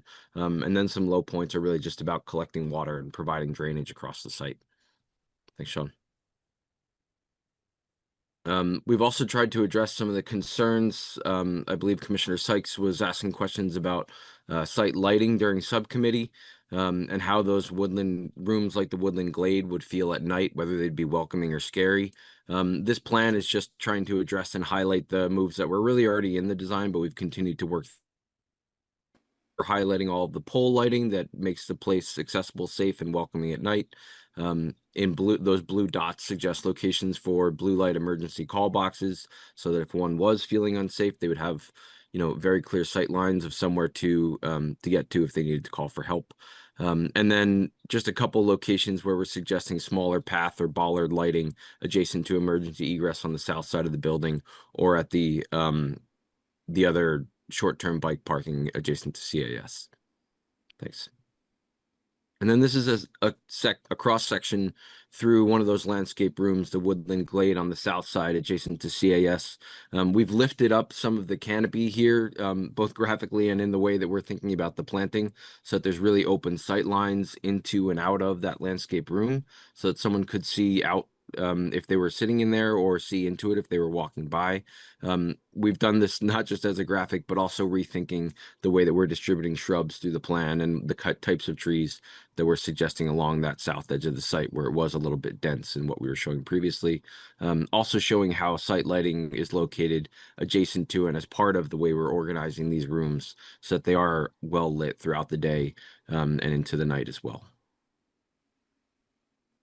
We've looked more closely at where the building meets the ground, both in the architecture and in the landscape. As I suggested, all of the more opaque faces of the building are now really embedded in a more robust and layered planting, heavily evergreen, but also with some porosity and portals into the lower floors of the building, so that really the expression of the building becomes entirely wood, open, public, and transparent. But there's also some portals into those more opaque sapphire facades where there is activity and life in the building, and some life that Sean and his team have reorganized to bring people closer to the edge of the building at those more opaque faces as well. And then just looking at that in elevation, so you can see how we're providing some evergreen screening along the west side, but with some portals in. And Sean will look at how we're bringing people to the face on the interior. And then on the north side, some very tall, high canopy trees that lift up and over the interior of the forum. And on the lower floors, some 8 to 10 foot evergreen and woody shrubs that help to screen and provide some layer of screening, so that classroom also has some privacy, and so that people can focus on the work that they're doing in there as well. And just following up on what Chris was just talking about specifically on this side of the building, one of the things that we were taking a look at is how we actually could have the inside of the building work more with the landscape on the outside. We were working with subcommittee, and the commissioners pointed out that there was an interior hallway, and maybe perhaps we can actually take some of that activity and move it to the facade itself. Working with BU made some compromises on its program in order for us to be able to take a look at relocating some of these spaces in here in order to get some activity on the facade in that area. So in the end, what we did was reconsolidated the program, compressed it, and then moved the access to these spaces, which are for showers and for lockers, as their health and wellness fitness area. That's part of this now acre landscape, and then provide some areas of seating for while you're waiting for your partner or somebody else that you're working out with or coming to work with can sit there and take a look at the acre of green space that's out here. So when you take a look at it from the inside, what's nice about it is now that not only will you see from the outside the activity of people coming to work, leaving work, or even throughout the day, but now there's another place for people to kind of take a look from the inside out onto this acre of green space. Why people are moving in and out of the lobby. The other thing we were taking a look at was from Bay State Road, how this could become a little bit more transparent as well at that corner, and how the activities of the classroom would have some sort of a little bit of distance so they can actually do active learning, but at the same time be visible from the street as well, so you could see the activities of the building. And so we took a look at this, and as we discussed, we kind of changed the planting strategy that was here in order to kind of open this up a little bit more, but also bring the building and landscape right up against it. So as you walk up closer to it now, you can see that the tree canopies are changing to a higher level, so that not only can you see the medium event room and the activity that's happening in the medium event room, but you also can see into the classroom and the activities that are happening inside the classrooms. The other thing that we did was that we reorganized the way that the sidewalk walks around here, bringing more landscape to this corner to actually make it a very clear pedestrian walking area here from that circle that we talked about previously. The last thing was that before the ground, because it wasn't landscaping, it was, you know, bike parking up against the building. One of the things that we started to think about is how the building can emerge from that landscape a little bit more and develop a detail that was like that. This was the previous detail, and at the classroom levels, and then also over at the health and wellness area, it was more of a solid wall that came down to a just kind of a gravel area for maintenance and operations.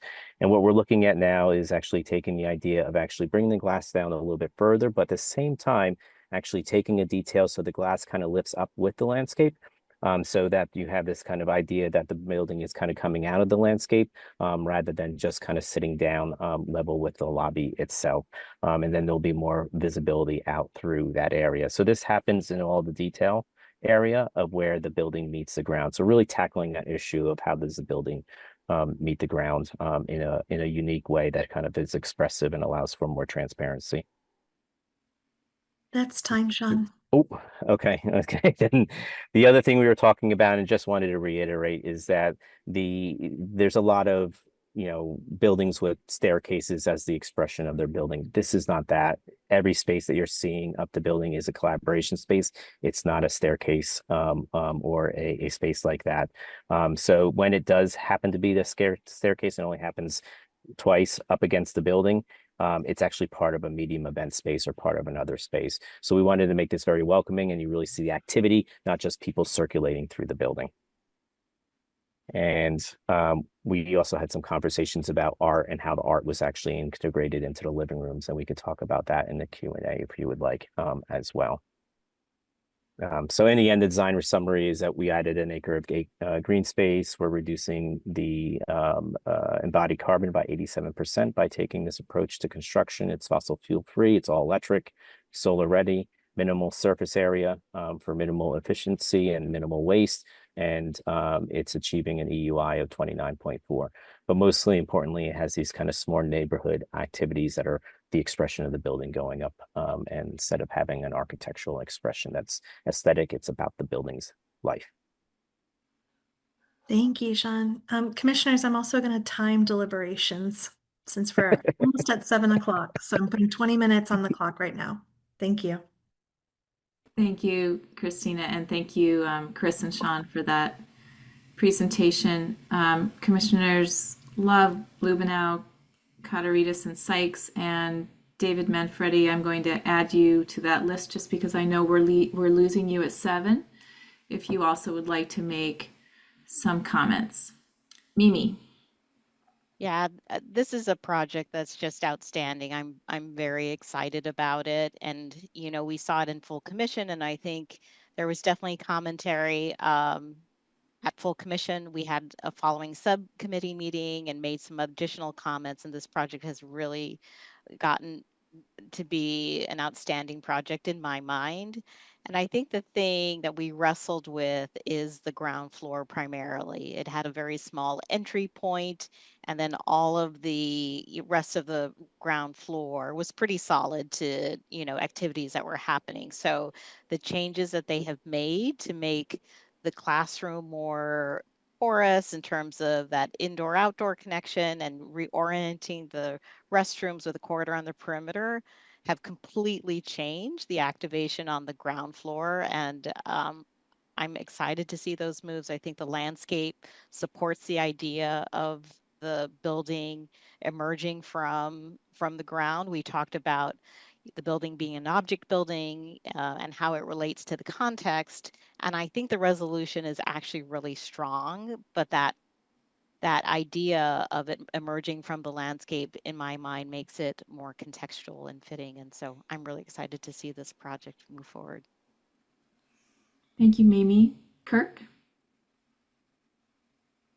Yeah, thank you. No, I agree with Mimi. I think the team has been very, very responsive to our commentary. I think the building growing out of the landscape is, being a timber building is certainly a very appropriate strategy. I love the move of the corridor to the exterior wall to get some activity onto the park that is not facing the river. And I appreciate your responsiveness on the lighting comment I had. Given the cloistered nature of the rooms, outdoor rooms you were talking about making with landscape. And I guess I just wondered, did you have a rendering of that? It was a very dark rendering before. I'm sure it's a much brighter one now, but did you happen to do that? Not a new rendering of the outdoor space. No, Okay. no, in that area. All right. Well, then I would just reiterate the comment that, what I love about the private spaces in the park, I also worry about in terms of when it is dark and less active, and just making sure that either limb height or lighting, or even a combination of bollard lighting and overhead lighting, makes people feel comfortable there. I think the building will glow out now the way it didn't before on that one side, and that will help illuminate that edge. But I ride through there all the time, and it's a very there's even some spaces tucked behind the existing historical building to your right that you're going to want to address as people transition from the Marsh Chapel Plaza over through the park. So anyway, those are my only comments. Other than that, I think you've done a tremendous job, and it was a great building before. It's a much better building now that it meets the ground appropriately, and you've addressed all our concerns. That's my thought. Thank you, Kirk. Anne Marie? I would just add that I really appreciate how this tower honors the legacy of the kind of the DNA of other towers along the Charles in terms of being unique and innovative, yet kind of a family. So I think I've always really appreciated the attention to the design of the tower, and appreciate the changes you've made to the ground floor to address the concerns we raised at the last meeting. I just encourage you, as you continue to evolve the design, that often in the renderings, we see them under ideal circumstances. There are, programmed activities happening in those spaces, and just to think about, what will be like when it's empty, and how will then it feel for that pedestrian that's walking along at a time, not only in the evening hours, but at other times of the day. So just congratulations on the design. Thank you, Anne Marie.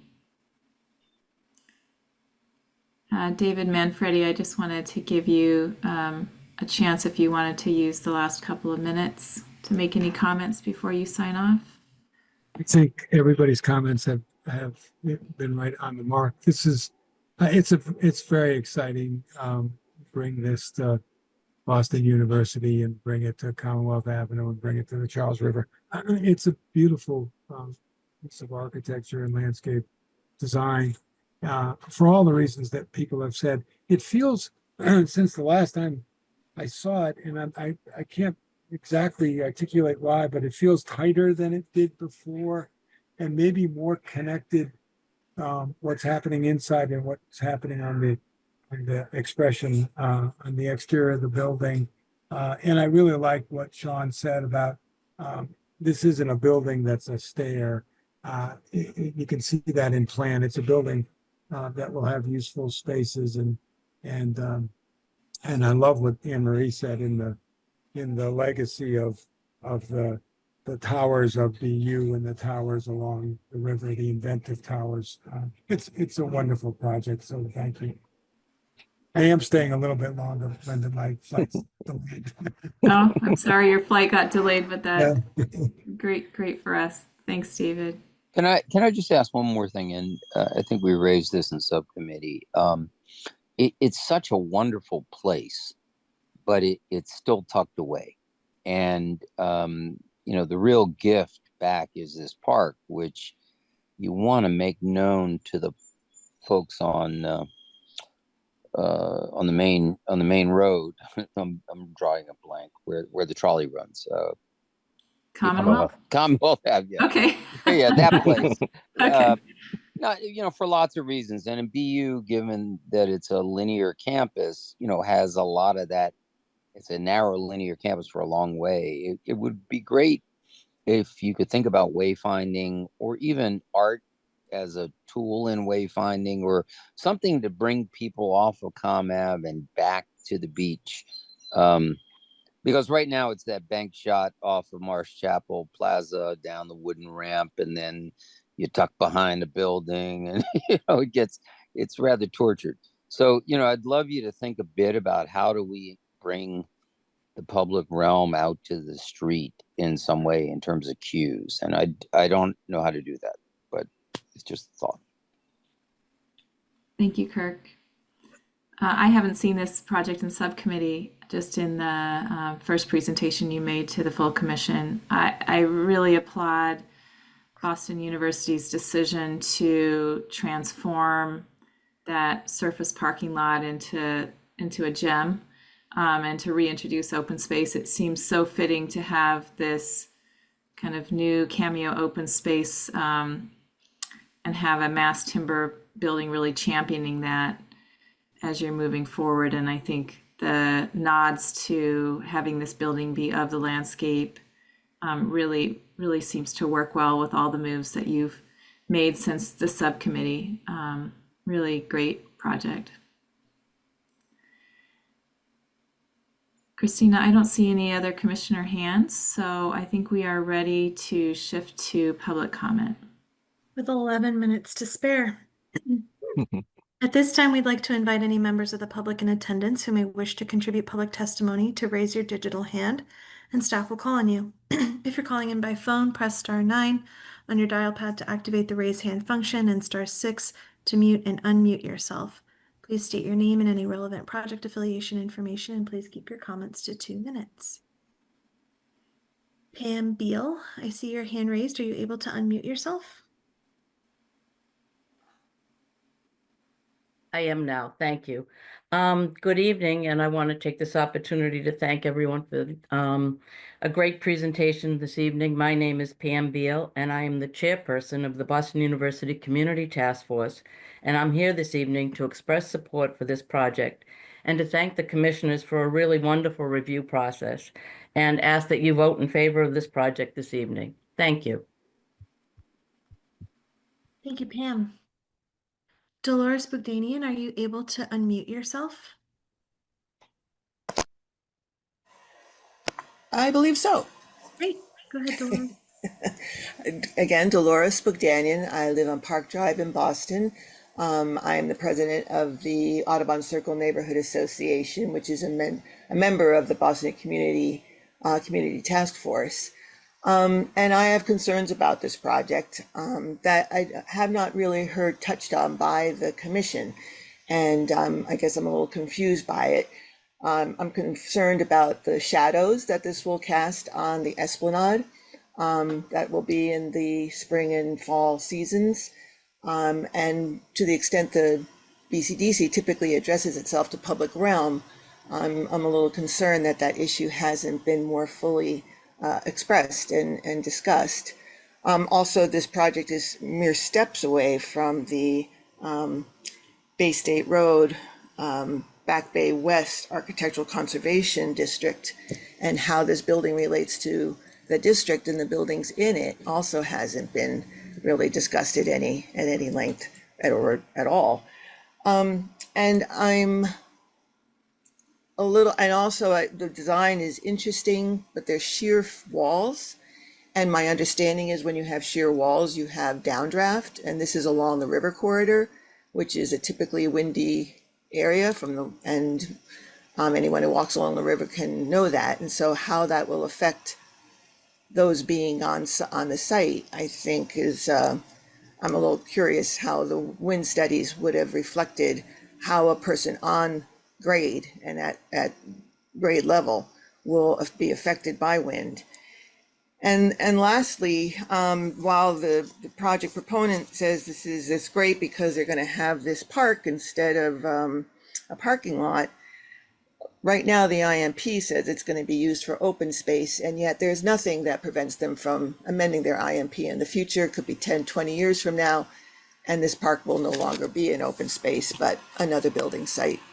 So there's nothing protecting that in the future for the future. Thank you for the opportunity. Thank you, Dolores. Commissioners, I'm just scrolling up and down the list of participants here. Any additional comments? Okay, seeing no additional hands raised at this time, we'll close the public testimony period and turn it over to commissioners for next steps. Thanks, Christina. Seth, did you want to touch quickly on wind, solar, shadow issues? I know that those have been addressed by the city and in subcommittee as well. Sure, Commissioner Easley, thank you. Yes, the zoning envelope, so the height set for this building was established during the IMP process, which was concluded a number of months ago, which the commission saw at that point heights, shadow impact on surrounding land, including on the esplanade. I believe the conclusion of the shadow studies was that very little no shadow would be extended during the high summer month. Shadow in the hinge seasons of March and September would reach just the edge of the roadway, but not beyond. But then in December and the winter months, there would be some limited shadow on the esplanade, and planning department was satisfied with the result of that study at that time. Thank you, Seth. All right, commissioners, there's been a lot of support within the commission for this project. I think we're ready for a motion. Well, since I didn't have a chance to comment on the project, and it's, I think, a really wonderful project, I will make a motion to approve. Thanks, David. Second. Actually, in the same spirit, because I was waiting for another landscape architect, but I think I was the only one on.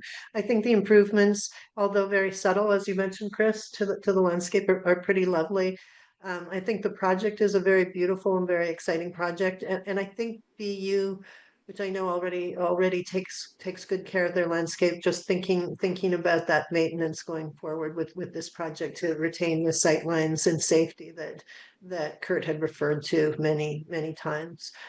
So that aside, I second David Hassein's motion to approve. Thank you, Shauna. All right, all in favor, please say aye. David Hassein. Aye. Shauna Gilly-Smith. Aye. Kathy Kotaridis. Aye. Anne-Marie Lubenow. Aye. Mimi Love. Aye. David Manfredi. Aye. Catherine Morris. Aye. Kirk Sykes. Aye. And myself, Linda Eastley. Aye. You are approved. Thank you so much. Thank you.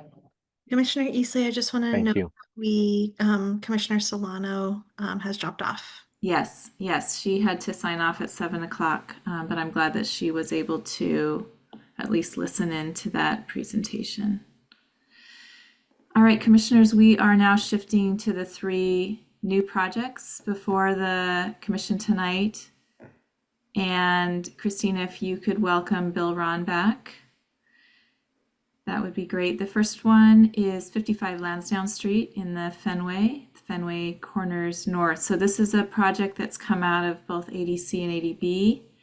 and it's back before the BCDC tonight with some changes. We do not have any recorded recusals on this project, so I think all the commissioners present are able to participate. Ted is not here with us tonight, and so Seth, we are ready for the planning staff overview. Great, thank you very much, commissioners. A project with an approved ADC PDA master plan known as Fenway Corners, a development plan known as Fenway Corners North, and partial ADB entitlements requires planning department design review as well as BCDC review. The BCDC previously reviewed and recommended approval of the master plan. Further review by the commission was stipulated in the BPDA board memo for the individual buildings. On the right, you will see the most recent rendering from the BCDC's review of the master plan from the presentation given in April of 23. And at the bottom right, you see a rendering of the conceptual architecture included in the master plan for this site from a presentation given in March of 22. Next, please. The Lansdowne block establishes the zoning regulations for the site. The current proposal is consistent with the PDA dimensions, use, and design guidelines given following provisions.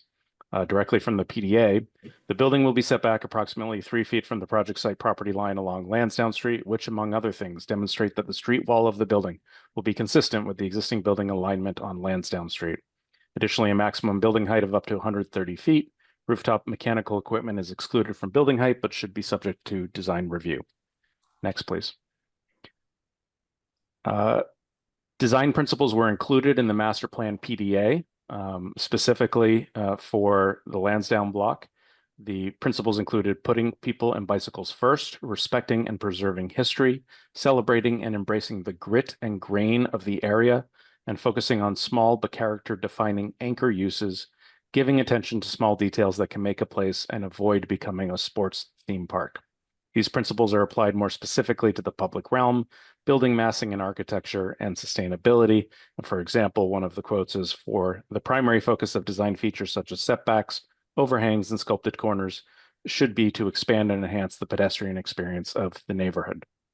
And with that, I would like to invite the proponent to share their screen and start whenever you're ready.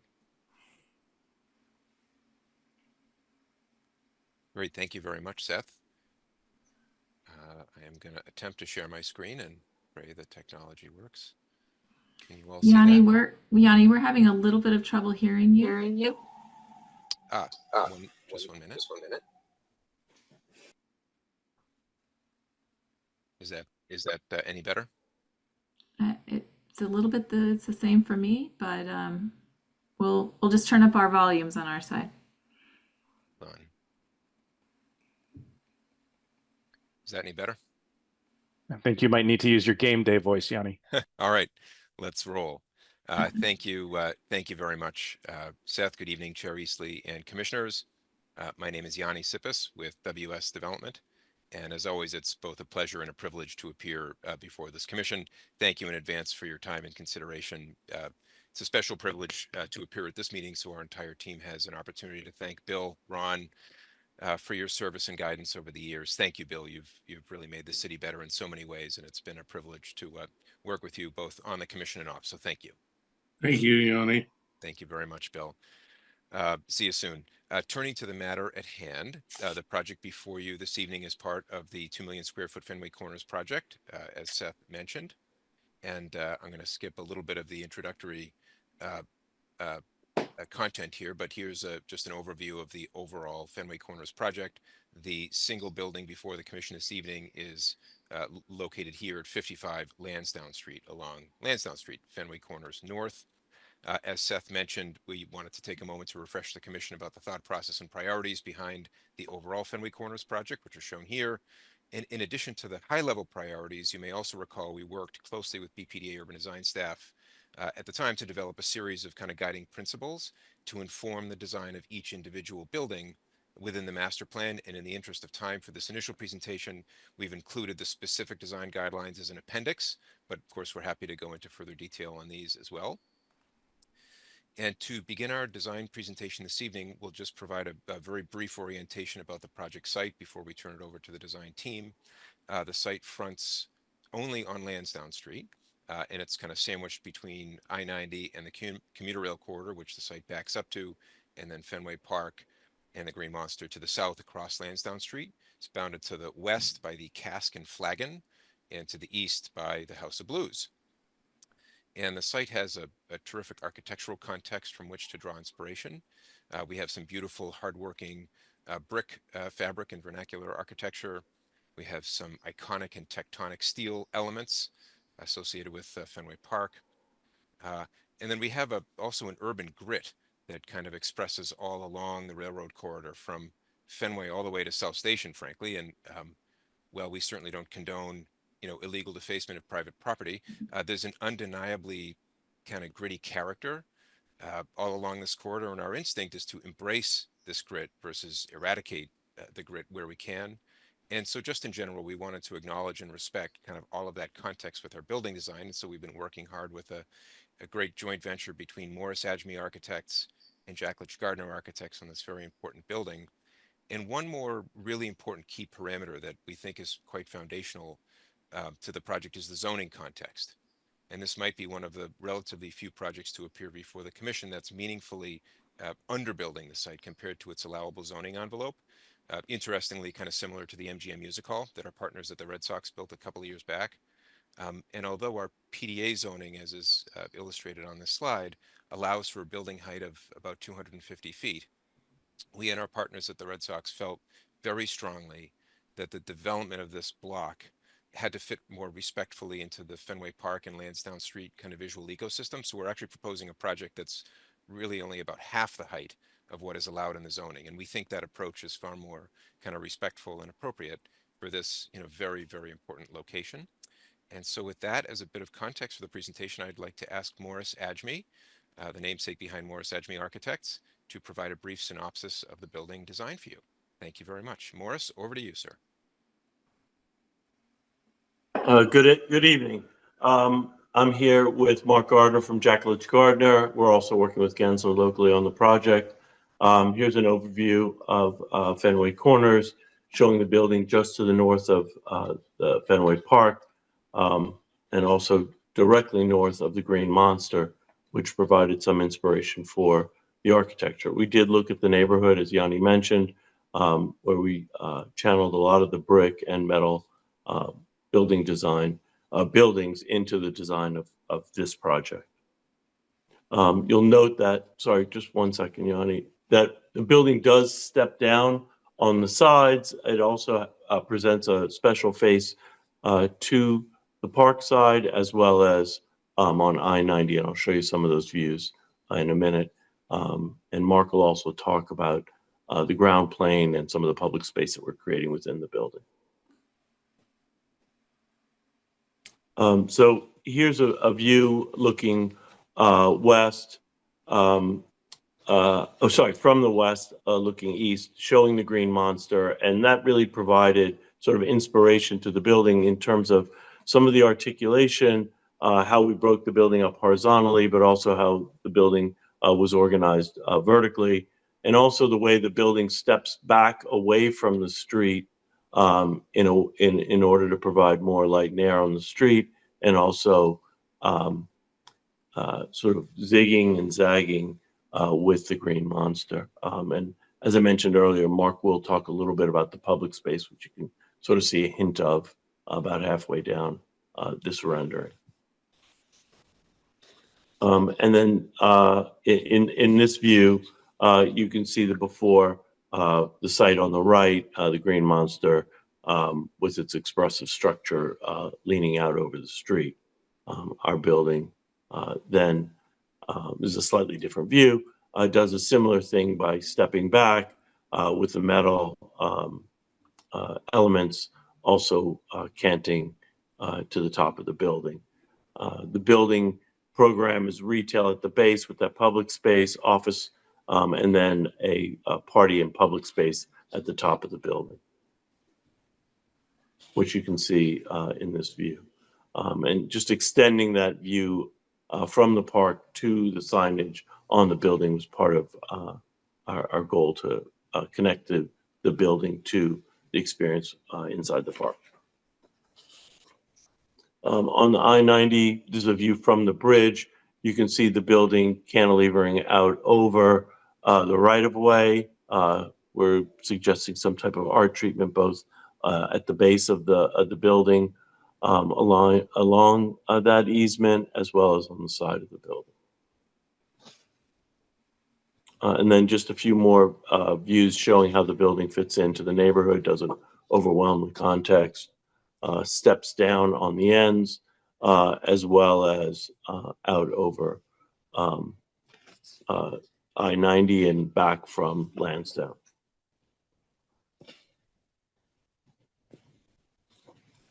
Yeah, there are two views from here. You can see that projection on the left side there. Yanni, do you want to go over the ground floor and then give it to Mark? Sure. Terrific. Thank you very much. Sure. Morris. We just wanted to spend a moment in this introductory presentation on the public realm kind of strategy here. And you can see in this image a snapshot of the ground floor uses, which inform the overall streetscape strategy. Note most of the ground floor is occupied by smallish street retail spots, as well as a major public gesture, which you call the pass-through, that you'll hear more about in a moment. And then here's an illustrative site plan prepared by Stas showing how we are looking to embrace and preserve the extremely hardworking functionality of Lansdowne Street that serves Fenway Park and the multiple concert venues along Lansdowne Street, while also improving the pedestrian experience along the building frontage and frankly all the way over to Brookline Avenue, wherever and however we can. And speaking of pedestrian experience, I'd like to ask Mark Gardner from Jack Litch Gardner Architects to speak about the major public gesture that we're proposing for the building and some of the design evolution that's actually already taken place working with planning department, urban design staff. So Mark, I'll turn it over to you. Thank you. Great. Thank you, Yanni.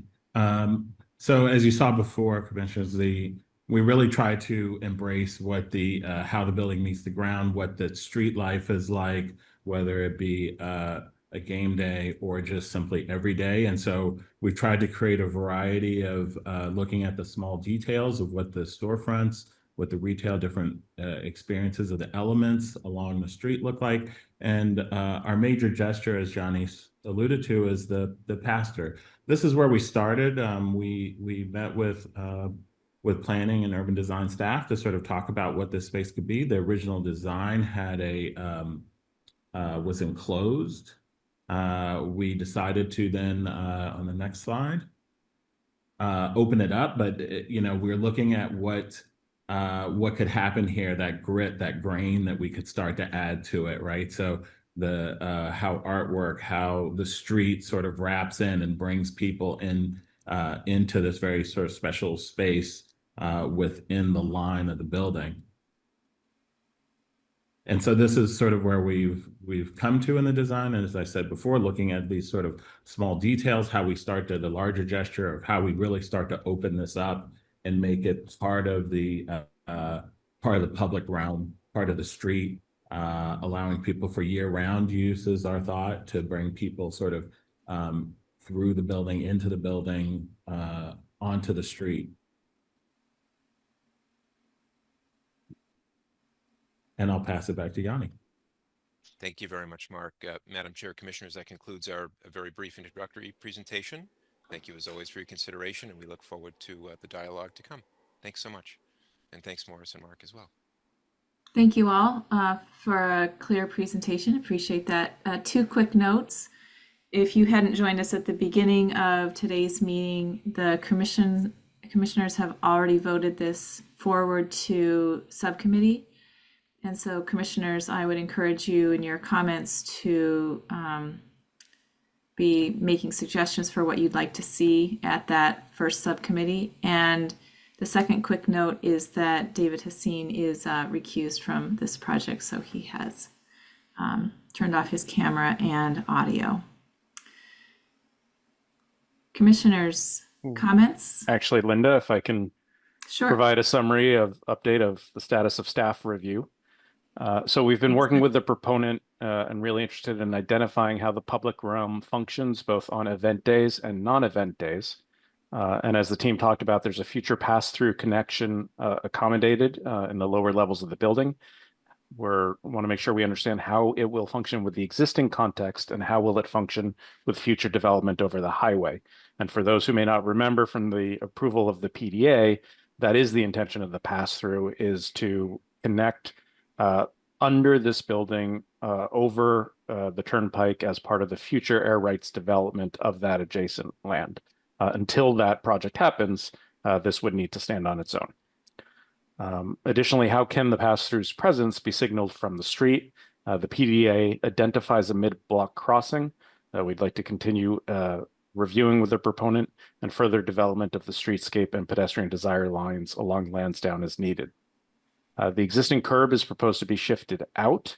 We'd like to explore opportunities to further expand the sidewalk dimension for pedestrian circulation and placemaking, including minimizing curbside parking while still serving emergency vehicle and service access.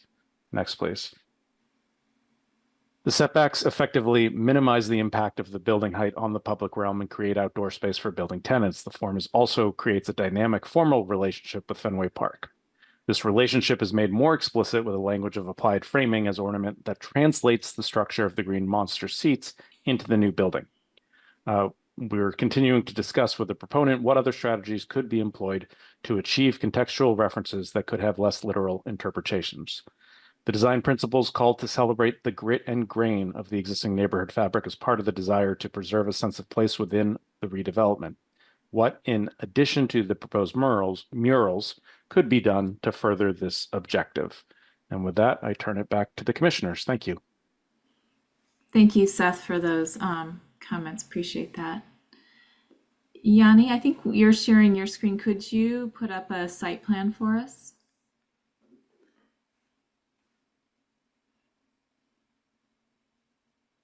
And while you're getting that up, Anne Marie, I see your hand raised.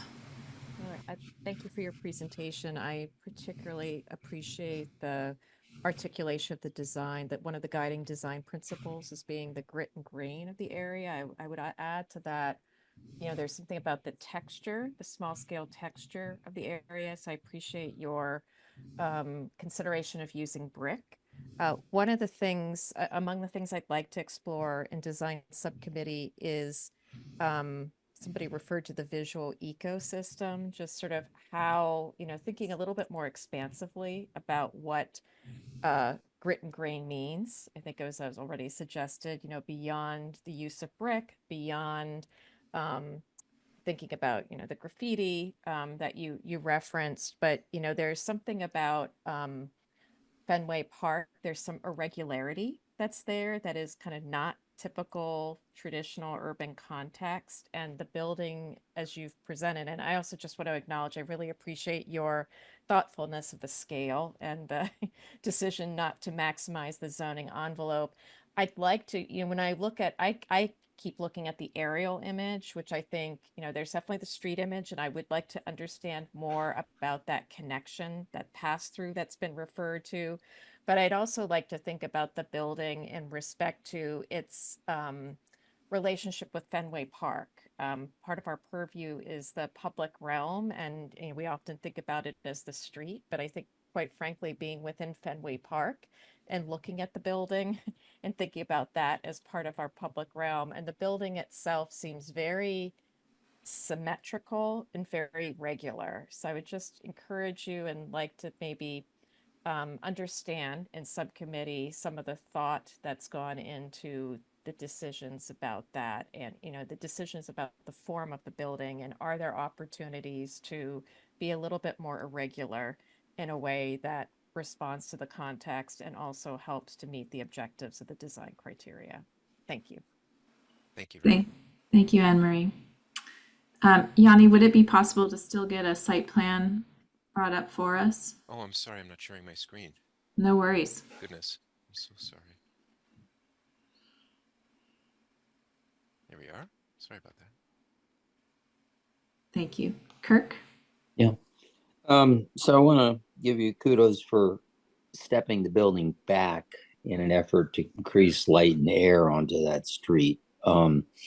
I'd love to understand more about the character or how you're doing that, but just on principle, it starts to get very tight as you go up with a back a sidewalk wall, as the bleachers are or the Green Monsters stepping back towards that bigger wall. So just great to understand more about the architectural development. But I guess I'd really like you to focus a little bit on the character and cadence of Lansdowne Street. And one of the things your master plan does is creates a lot of great places.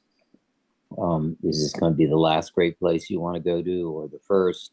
How is activity going to get spread around the site? So, and the reason I'm asking that is because one side of the street, you inherited a side of the street that's not animated. You have no pedestrian activity on White Edge, except for game days or etc., I imagine. So your side of the street gets to carry all the weight, animating the street, the hours the shops are open, the lighting strategies, the passive surveillance, the making the street feel safe and active, and understanding when things are open and when they're not, including the pass-through activated space and what is that like when that's closed. So it's really the top 20 feet and how it's going to work and how it's going to be an active, vital place. That's enough for me. Thanks. Thank you very much, Kirk. Thank you, Kirk. Mimi? Yeah, thank you for the presentation. It was actually, easy to understand your project and what you're trying to accomplish here. I'm going to, follow up on what the commissioner said. I agree with her comments, but I also want to highlight one that Seth talked about in particular, and which is the architectural expression of the frame. I really like this idea that you're picking up the language of the robust structure of Fenway Park and using it, but somehow the way we're seeing it interpreted in this, early proposition. I know that it's early on. It just feels like it's tacked on and almost like used as a shell over an existing building rather than integrated into the building itself. And I don't know that the expression on, the Pike needs to necessarily be the same on Lansdowne. And so maybe what I'm asking is, when you come to subcommittee, help us look at other options for how you're thinking about that architectural expression. Could the expression of the structure somewhat be true to the actual structure of the building rather than seemingly tacked on is what I'm curious about. And then I just have a functional question of the program. I think it's retail on the ground floor, party space on the upper floors, and then it's all office. Is that what I'm understanding the program to be? That's correct. And by party space, maybe we call it event space or, restaurant space, but yes, fun, lots of fun. Yep. Okay. And then office space in between. That's correct, Commissioner. All right. And I think just thinking a little bit about how the top floors, it's a, we're not talking a tower, but it will have some presence given its function and where it is in the city. How are there are different ways to think about the reading of that space.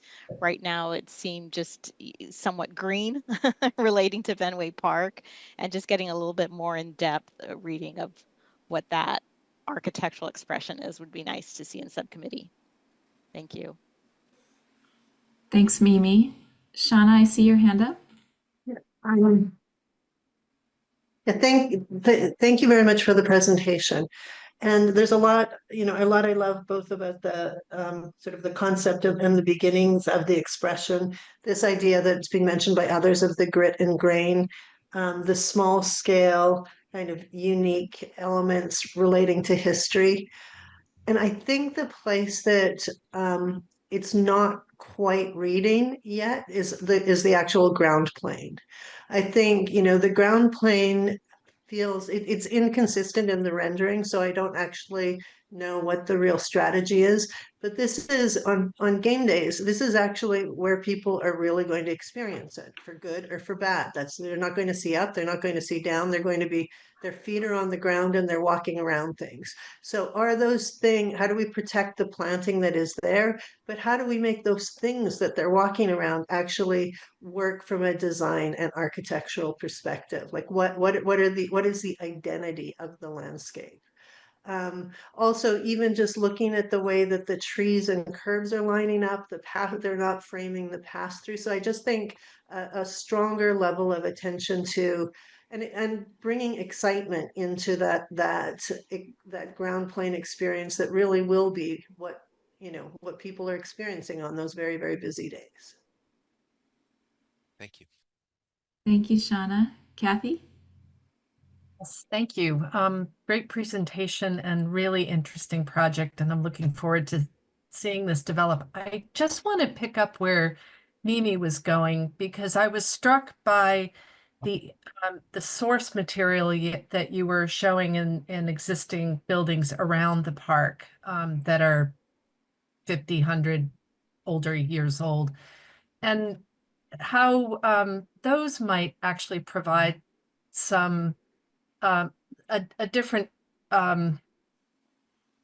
inspiration for at least the inward facing facade. I am interested in the description of the steel framing design choices and understanding how I recognize it as being a relationship to the park, but the park is expressing its structure to the public. I'm curious more about how it's being used by you in the new building is it strictly a relational thing, or might there be some other way of looking at that? I think it's not altogether clear, and I think there's something in the other surrounding buildings. And then I'll also just I latched on to what Yanni just said about fun. And I am, other than your experience of the restaurants and the ground floor retail, whatever it may be, and the other activities on the upper floors inside, I guess I'm wondering where we see fun in the balance of the public experience here, and if there's maybe something there that might inspire a different type of relationship with the park and even with the gritty, as you and I do like that idea, the idea of a gritty expression. Thank you so much, Kathy. Thank you, Kathy.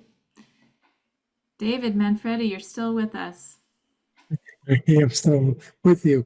My colleagues made two really good points, and I'm just going to repeat them because I thought they were so good. Fenway Park is unique. There is no other green monster. There's no other triangle quite like the triangle in center field. There's no other pesky pole in all of baseball. What Anne Marie said was really, really thoughtful. What is it about this that has that kind of quirkiness? Because Fenway Park is definitely quirky. That's number one. And then number two, and Kathy just reinforced what Mimi said, so I'll say it one more time. How does the structure, I think the way Mimi said it was really right. The structure, at least on Lansdowne, does feel applied. Maybe it's really working. Doing hard structural work on the north side. I don't know. I'm going to ask, and I don't know that I've ever asked this before. Bring a structural diagram when you come and see us, because I really want to believe that structure, I really want that structure to be real, that brick is somehow infill, that structure is holding up the building, creating the cantilever against the rail, somehow dealing with the lateral loads in the building, whatever it is, and that the envelope grows out of the structure and not vice versa. Thank you. Thank you, David. Thank you. Thank you, David. I'll add just two comments. My first one is about kind of the girders and the frame, which you've heard now a few comments about. And I concur with other commissioners that I want it to be structural, just like what you're emulating across the street. And I want to tie that to a comment that Shauna made a few minutes ago, and that kind of occurred to me, and that is the way that you experience the green monster by kind of walking under it and looking up and seeing it as a pedestrian is such a cool experience. And I wonder if there's a translation here for this building, that those girders that you want to include because they're contextual, because they reflect the grid of this neighborhood. I wonder if that could be more of a pedestrian experience. And could you put up, I wasn't able to see numbers on these slides, but can you put up one that's looking down Lansdowne, either looking west or looking east?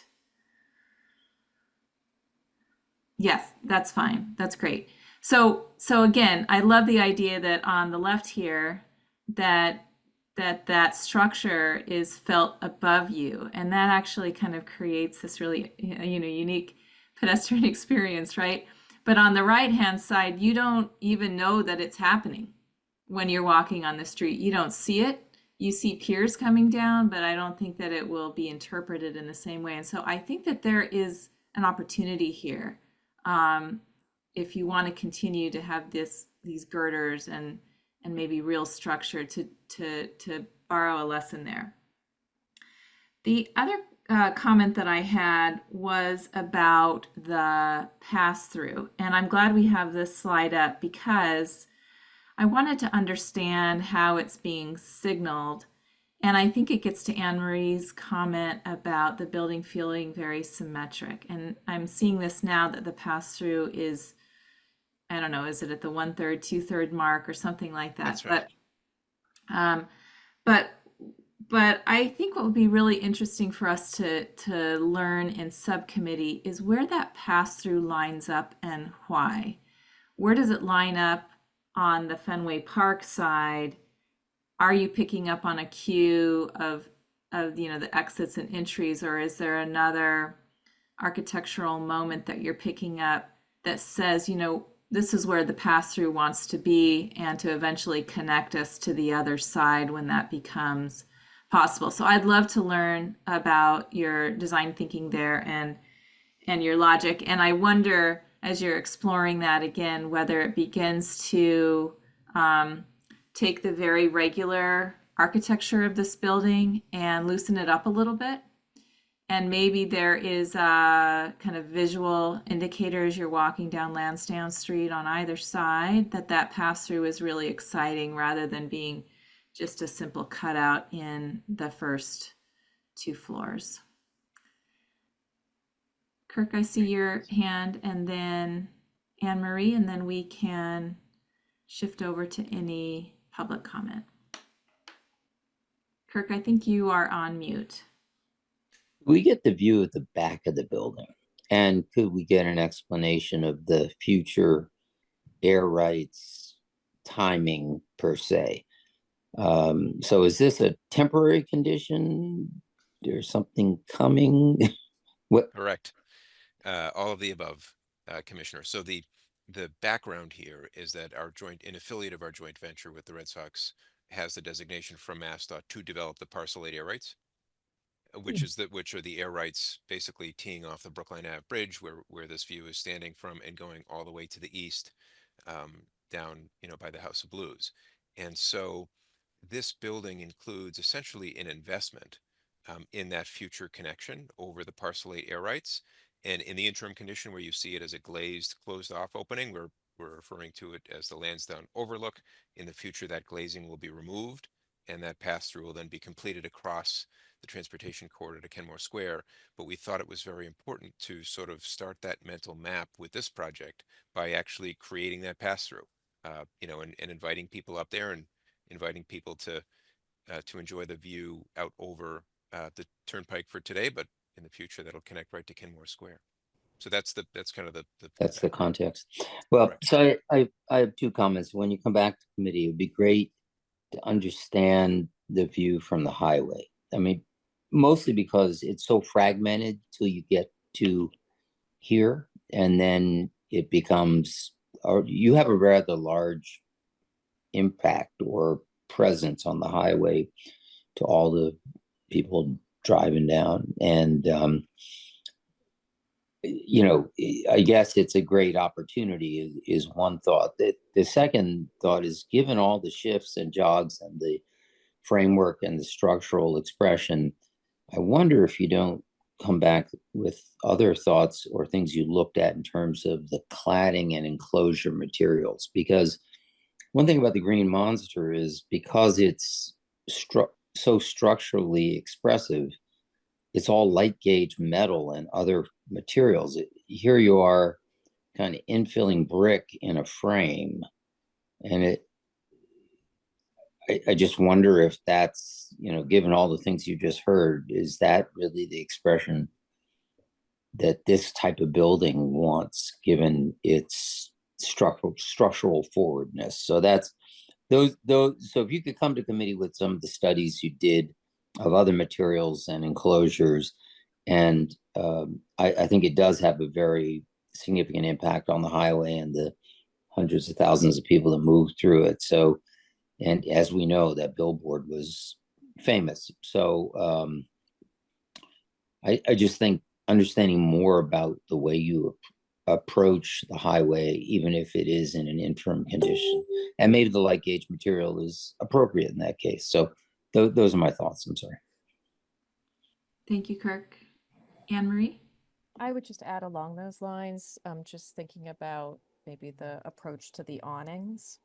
I mean, the buildings, and just looking over, I really, really appreciate the photographs you provided of neighborhood context. I think there are a lot of cues and clues that are provided there. And I just, I'm not suggesting replicate this, but Boston Design Center, just sort of thinking about, what's the nature of industrial buildings, or, to what degree can you think about, in terms of the irregularity of this district, the kind of appendices, the use, the balance of metal and brick. I just encourage you to maybe explore that as an opportunity, particularly this view. Are there other approaches to awnings? And then also how you distinguish between the awnings of the retail businesses or food businesses versus that passageway. I think that can help to address some of the questions and concerns we've raised. Thank you, Anne Marie. These last two comments reminded me of something I forgot to mention. Could you pull up that image of the pass-through again? Yes, thank you. So in the comments, I was just kind of making, how do you know that it's there, and how do you know kind of where it leads eventually? The other comment I forgot to make was that that I really like this thread of fun that we've talked about tonight.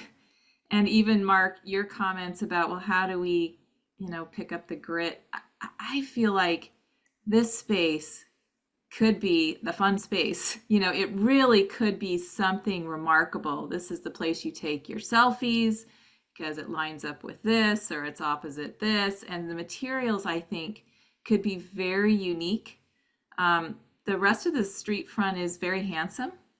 And this, I think, could be more of that wow moment where you do pick up on some of the kind of neighborhood elements and architecture, and do something really interesting here, both with materials and even the way that it's laid out. So I just wanted to ask that. Christina is reminding us that we are at the end of our deliberation, so we are ready for public comment. Christina. At this time, we'd like to invite any members of the public in attendance who may wish to contribute public testimony to raise your digital hand, and I'll call on you. If you're calling in by phone, press *9 on your dial pad to activate the raise hand function, and *6 to mute and unmute yourself. Please state your name and any relevant project affiliation information, and please keep your comments to 2 minutes.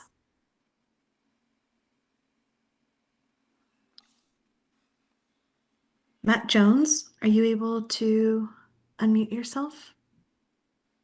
Hi, there's just been a comment that I think is a really good one in the text chat about the effect that this building might have on the visibility of the Citgo sign from inside Fenway Park. We're talking about sort of iconic moments. And so I think that might be something really important to consider. And I'm thinking maybe even guide what happens to the upper portion of this building. Can there be more transparency in that would allow there to still be some visibility of the Citgo, at least from the upper portions of inside the ballpark, through the building, not go so far as to kind of cut out a space or somehow reduce the mass or the profile of the building, but maybe with materiality, introduce some upper transparency there. Or maybe we're not aware that that's already been considered somehow in the design, the visibility of that iconic landmark. Thank you. Thank you, Matt. Allison Poltinas, are you able to unmute yourself? Yes, thank you, Christina. Well, two comments. One, maintaining street trees on Lansdowne has been very difficult. The street activity is really hard on landscaping on the sidewalks. So just something to think about with any additional trees.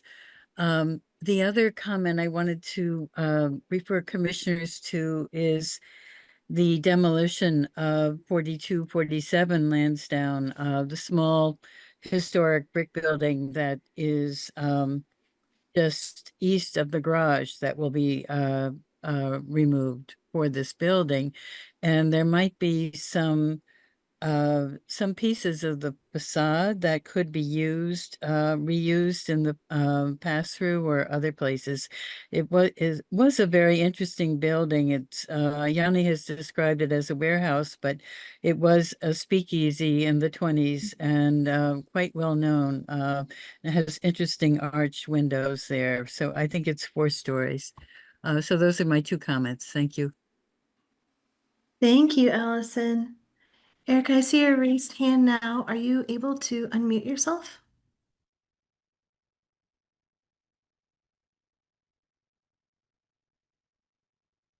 Hi, have I unmuted myself? You have, we can hear you. Yay. Go ahead. Well, hello. My name's Erica Tarlin. I am a member of a group called Save Fenway Park. I'm going to read what I've written because it'll to save time. We met every Monday evening for 7 years from 1999 to 2005 until current ownership decided to stay at Fenway and not demolish it. We worked together with the Fenway neighborhood residents and with their groups and with fans. And of course, we're thrilled that Fenway is still there 20 years and 4 World Series championships later. Did not need a new ballpark. Thank you very much. We also worked with local preservation groups, too numerous to list. Thank you, Kathy.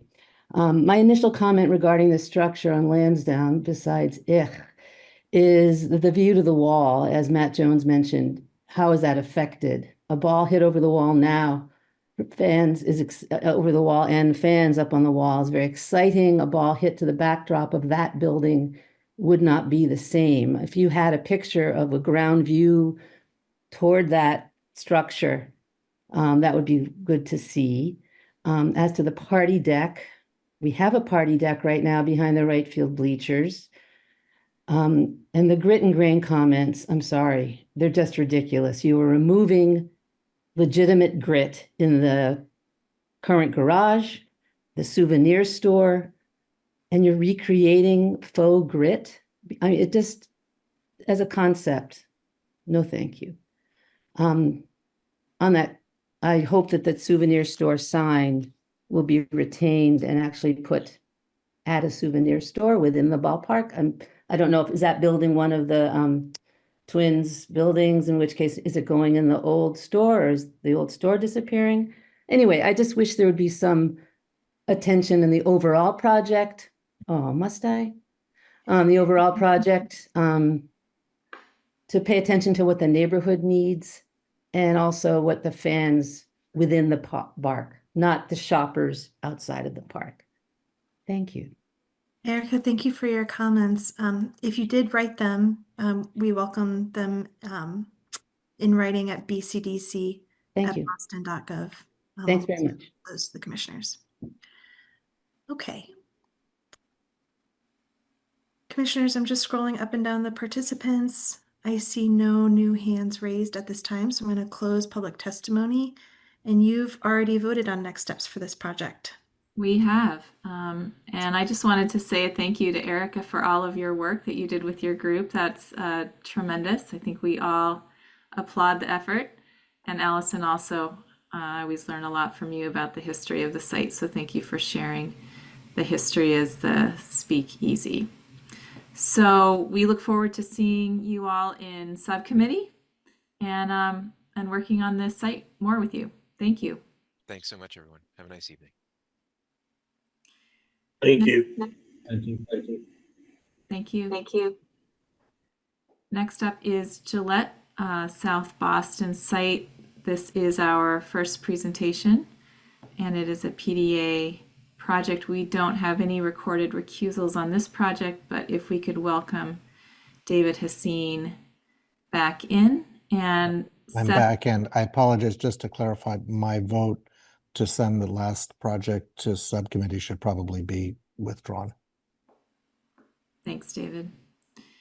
Seth, we are ready for your planning staff overview.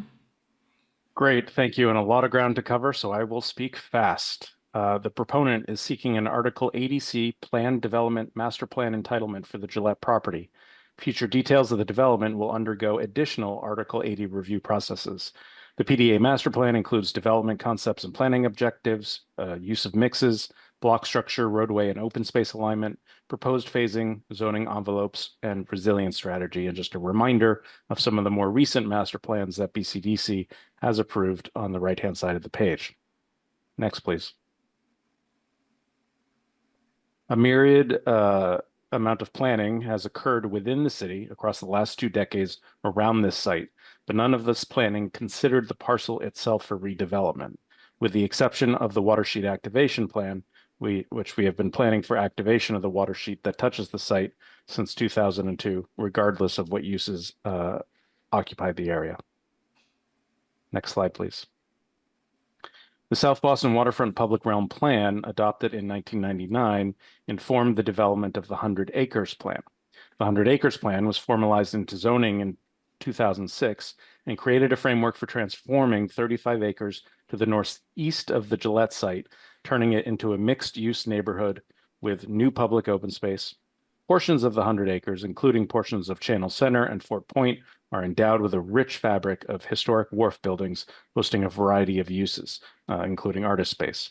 The overall use mix for this area for the 100 Acres Master Plan includes 1/3 residential and artist-live workspace, 2/3 industrial, research and development, office, retail, service, arts and cultural, and open space, as well as accessory parking. The 100 acres, this commission has also reviewed and approved multiple projects within the 100 Acres Master Plan, including the immediately adjacent 232 A Street and subsequent 244 A Street projects. The Gillette site is situated between the 100 acres at Fort Point Channel and Channel Center neighborhoods to the northeast and the Broadway Village neighborhood to the south and southwest. The rich tapestry of the existing and evolving urban fabric should very much inform the development of the Gillette site. Next, please. The city's resilient Fort Point Channel infrastructure project is anticipated to provide a temporary and utilitarian intervention for neighborhood flood protection. There are significant flood pathways along Fort Point Channel and into the South Boston neighborhood from this area. The berm is intended to be an interim condition to protect the neighborhood as significant redevelopment of the channel comes online over time to create larger term resilience strategy. Ultimately, Gillette should be demonstrating how their transitional strategy integrates with the berm and how they plan to execute a long-term resilience strategy that raises buildings above sea level rise. Next, please. Taken in context with the Reserve Channel project and the ongoing redevelopment of the First Street and Cipher Street corridors at the edge of South Boston's residential fabric, the redevelopment of the Gillette parcel furthers the goal of a channel-to-channel network of increased transit, bicycle, and pedestrian mobility options, as well as new opportunities for open space linkages. Next, please. An interdepartmental group within the City of Boston was formed to determine city priorities for the site, which will also inform the Article 80 review process. The 4 key priorities included connectivity, delivery of a contiguous network of new and improved multimodal connections on public rights-of-way, including Richard Street and Necco Street extensions, including secondary streets and improved connections and access to Broadway Station. In terms of resilience, requirements for district-scale flood resilience infrastructure were established, which includes provision of public access to the waterfront. Open space and public facilities. Significant and contiguous waterfront open space accessible via public rights-of-way and sized to accommodate active recreation.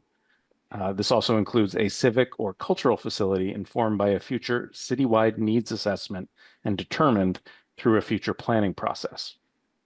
For land use, we're looking for the delivery of a complete neighborhood, a mix of uses including residential, commercial, neighborhood serving retail, and cultural civic uses. This site presents an opportunity to help meet the city's housing production goals with a robust housing component that must meet or exceed inclusionary zoning requirements. And with that, I'd like to invite the proponent to please share their screen and begin whenever you're ready. Excellent. Thank you so much, Seth. My friends at CBT are going to be sharing the screen, so I'll start where they do that. For those I haven't had a chance to meet, my name is Kara Buckley. I've been with P&G Gillette for 21 years, and I am part of a core team that is reimagining the future of our 31-acre site in South Boston. I think many of you know that our site has been an industrial-only site for over a century, and so we really see this as a generational opportunity that can bring new benefits for the city and for the community that can help meet some of the most pressing needs of the moment. I think Seth did a nice job of highlighting some of those possibilities. This, as you see before us on the screen, is our vision, right? Really reshaping this very significant waterfront location, transforming the industrial campus into a vibrant mixed-use community that will connect South Boston to the waterfront and beyond. And with that, I'm going to ask Kishore Varanasi at CBT, who's leading our urban planning effort, to share some additional perspective. Thank you, Kara. Good evening, commissioners. Delighted to be here and introduce the project to you for your consideration.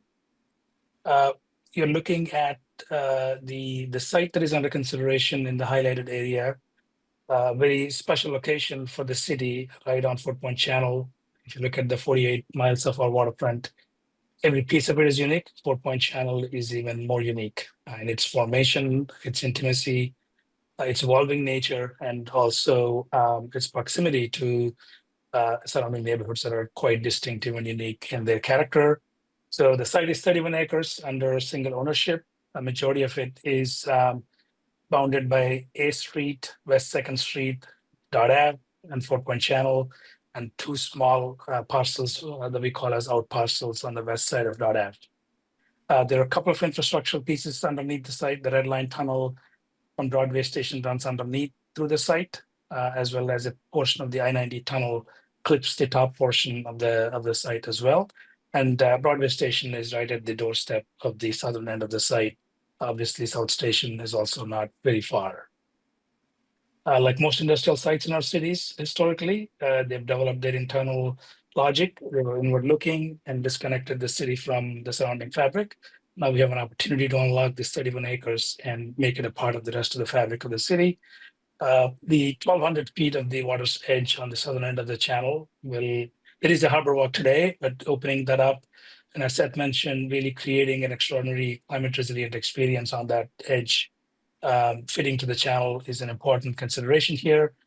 Much of the site is impervious today. Also, there is 1.5 million square feet of existing buildings on the site. Majority of them are industrial and commercial in nature. And the spirit of the proposal is to truly bring the historic nature of job creation this site has over a century. This has been filled to be industrial and job creator, including Gillette in the most recent times. Couple that with the types of life that happens in the surrounding neighborhoods of South Boston, Fort Point, and even South End on the other side in Chinatown, and truly build a transit-oriented development that has that mix that Kara had mentioned. So some basics in terms of the zoning and the numbers. Given the industrial nature of this site for a very long time, it's zoned for industrial and commercial. There's an existing zoning. There are two different zones, an 8 FAR zone and a 2 FAR zone. Just for simplicity, it's 2.8 blended, just as a baseline. Doesn't allow any other uses. The proposal is contemplating a 4.3 FAR in addition of 1.5 FAR, which also allows for housing and the other uses that are not allowed currently today. Project site is 1.345 million square feet. At 4.3, you have 5.7 million square feet. The proposal is contemplating a minimum of 30% residential, about 1,800 units. The residential has no maximum. It can go all the way up to 100%, depending on the market. But at the moment, the commercial is what's being set to a maximum of the rest of the leftover percentage here. The site is subject to Chapter 91, unlike the 100-acre plan that Seth talked about, which has its own planning exercise. This has to follow Chapter 91 regulations. So there are three different types of Chapter 91 regulations as they relate to the plan. Commonwealth Tidelands, which has the most restrictive regulations, which require facilities and public accommodations on the ground floor, 50% open. Out of that, 25% has to be public open space. The private tidelands, which is majority of the site, does not have FPA requirement. It simply states that you need to build 50% of the site to be buildings, and the 50% should be just open to sky and provide connection and access to the tidelands. That's the only requirement. And there is a portion of the site that is landlocked tidelands that is not subject to any regulations. We had a number of public engagement processes over a period of time. Particularly in the last fall, we had the different engagements that were quite productive. We engaged the community members in sidewalks, interactive sessions around types of spaces that they would like to see on the site, town hall forums and online surveys, which is all illustrated here. The three different workshops. And I think this is probably one of the really interesting, diverse types of engagement that has been done in the city. And there's a report that was published. The QR code will take you there. As a part of that, we also asked members of the community to make their own plans. And we had around 40 people making plans for what they want to see. Using a combination of artificial and human intelligence, we drew some conclusions that are drawn at the bottom in terms of what the preferences are showing relative to the way the project needs to evolve and plan. So that sort of led to the making of the plan framework for this site. The idea of really creating an extraordinary public realm open space on Fort Point Channel that is probably one of the largest by a private development as a public space, 6.5 acres, both along the channel, but also culminating the end of the channel or punctuating it with a signature open space, like the size of Christopher Columbus Park, if not bigger. A series of neighborhood connections from there in different sizes and shapes, a much more significant connection towards A Street Park, and an arrangement of housing and commercial in two different zones, each place mixing them together, but in different ratios and capacities to both animate public spaces and the streets. There was Seth talked about an introduction of a civic facility in the public open space. This is a process that is ongoing. It'll take some time to arrive at what that looks like, but the idea of locating that as a part of this extraordinary public open space that is being created. These are some of the principles that came out of the community process.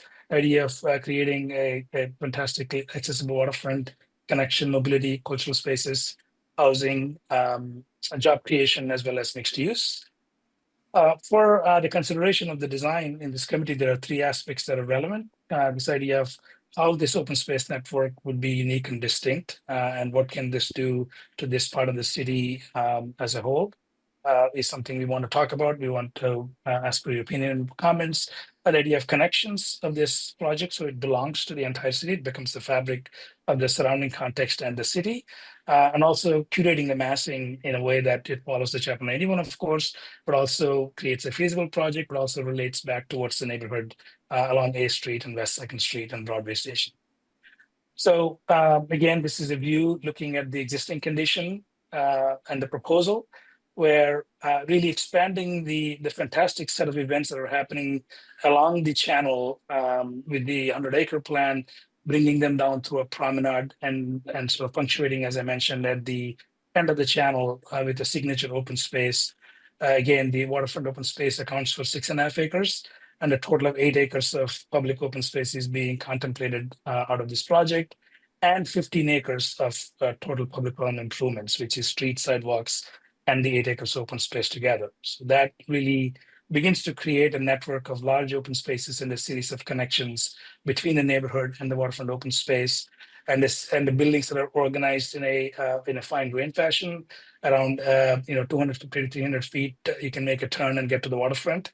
And really enjoy the connections in different ways to get to the waterfront. Also, some strong connections. This perspective is a little difficult to read, coming from Broadway through a pretty strong visual physical corridor, Broadway station to the waterfront, as well as along the Mount Washington Street here, as well as the A Street corridor. And a series of other connections that are important. And again, given that the site was completely private for over a century, much of the circulation has been happening around. Now we're opening up and adding more capacity and movement through the site. Significant of those is extension of the Neco Street all the way to West 2nd Street. But also, as Seth mentioned, introduction of the Richard Street corridor that would serve that multimodal transit connection from Broadway Station through this site to Reserve Channel, adding a 4th connection to Seaport through this site. So we're not only moving our own circulation through the site, we're also solving some of the regional transportation circulation opportunities through the site. Sure, The about a height minute is- left. Height is governed by Chapter 91. You see the envelope of Chapter 91 plus the FAA height limits. However, what's being proposed is restrictive than that. We've lowered the scale of the buildings below these maximum allowed by Chapter 91 and FAA. But again, that really is producing a variety of shapes and sizes of the buildings, a series of lower scale buildings that we often don't see anymore in new developments, 55 feet to 115 feet, scaling up back towards the neighborhood, a little bit more density towards the transit, and this extraordinary large open space that would be a great opportunity for the city as a common ground on 4-point channel, along with the Water Street activation. What will be in the zoning ultimately is our diagrams and ideas like this. How is the open space configured? What is the shape and size of those connections? What are the streets? What are the public streets? Height zones, we've distinguished between residential and commercial. We have residential greater height, so because they're slender and taller, and also raising the site to meet the climate resiliency requirements, building off of the city's berm to keep the site away from the future flooding. A few images of the character of the types of spaces we're imagining. And lastly, we are suggesting that there are 2 parts in the review, potentially in the subcommittees. One around the plan framework, the connections and the sizes of the open space view corridors, and the second focusing on the 3-dimensional aspects of the plan. And then, of course, we can respond to you with those comments. With that, I'm going to conclude and give it back to you. Thank you, Kishore and Kara. Seth, do we have urban design comments? Yes, Lizzie, if you could put those up. So in looking at the site in context, there's a clear hierarchy of height established, open space and low buildings along the waterfront, rising in height further away from the water's edge. And this is consistent with the Chapter 91 regulations. Unlike nearby and earlier projects, there is no municipal harbor plan in place right now to offset the required dimensions from the Chapter 91 regulations.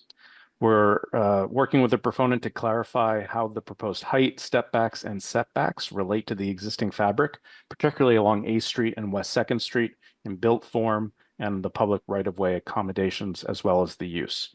And we're asking the proponent to demonstrate how the proposed density relates to the existing neighborhood fabric. Next, please. Focus areas, the circulation network, and of course, this is as a master plan. We're looking at different things here, larger framework and network systems that will codify into this master plan and zoning document.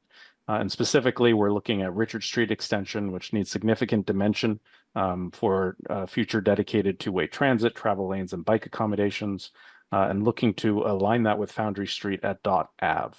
Necco Street itself needs to serve as a primary public street all the way through through to West 2nd Street, and the optimal alignment there needs further analysis. One key thing as we begin to set up the block structure is to make sure that there is separate loading, access, and service vehicular circulation from pedestrian and bike circulation for safety and efficiency.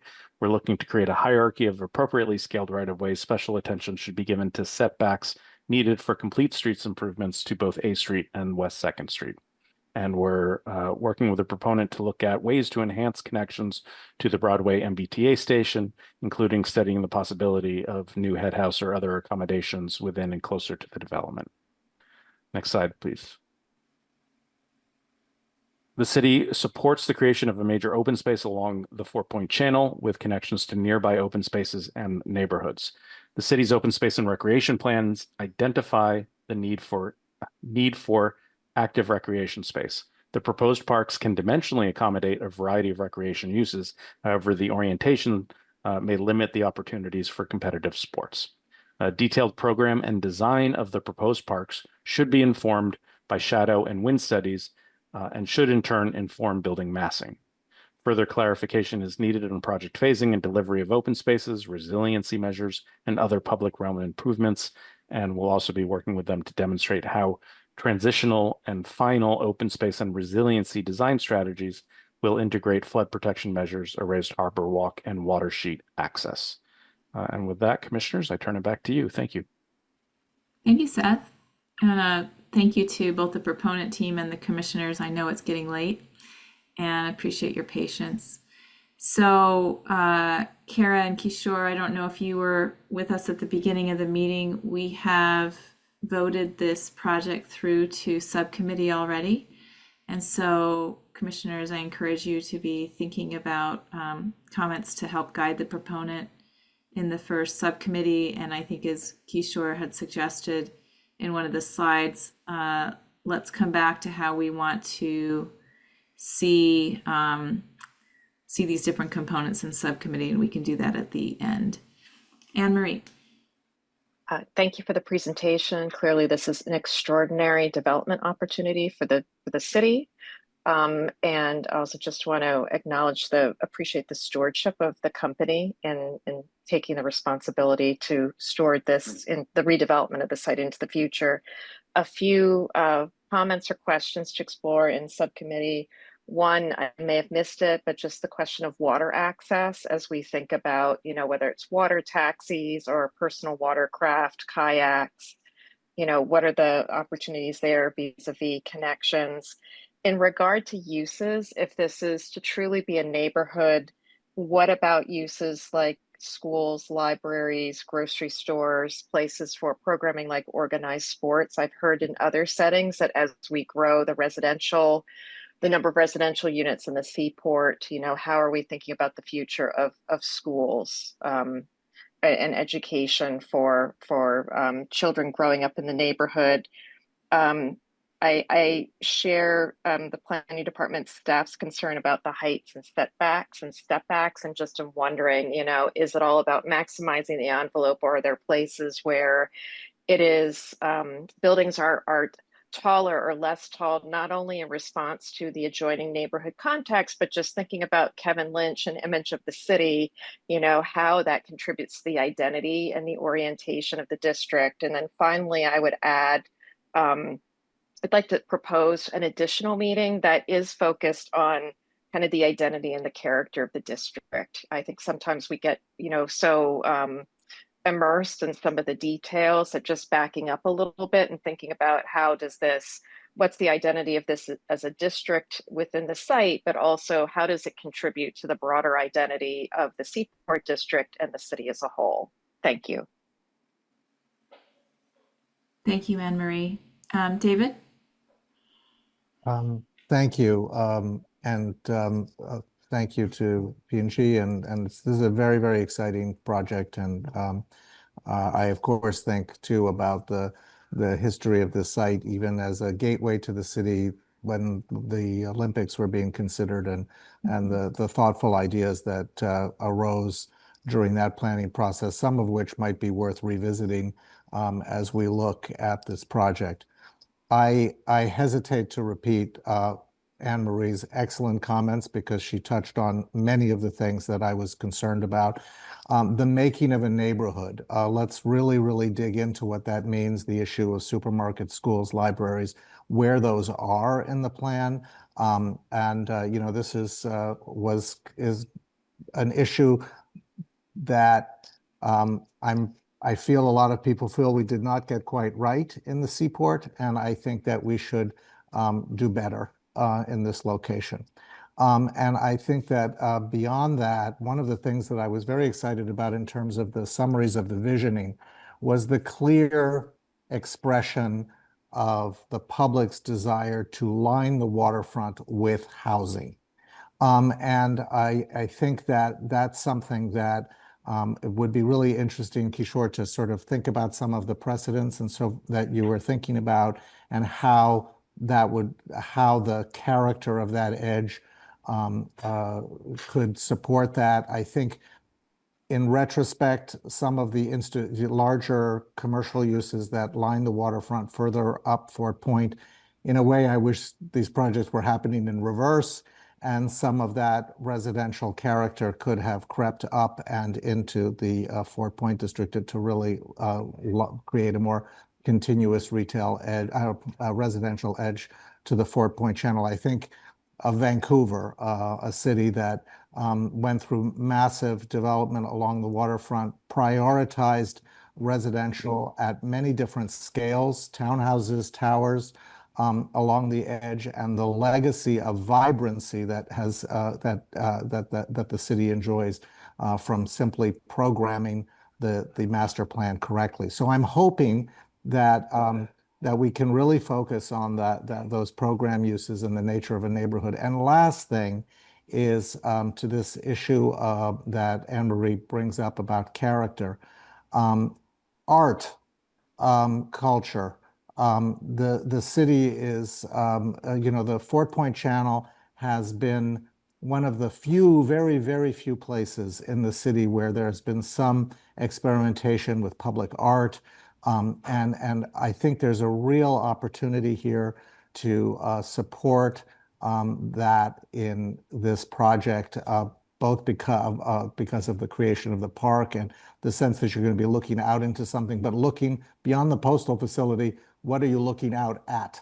And so I think that, like, what it feels like to look back at the development from the Fort Point Channel, but how does this development actually engage with programming and art and other kinds of uses on the Fort Point itself would be of great interest to me, and a potential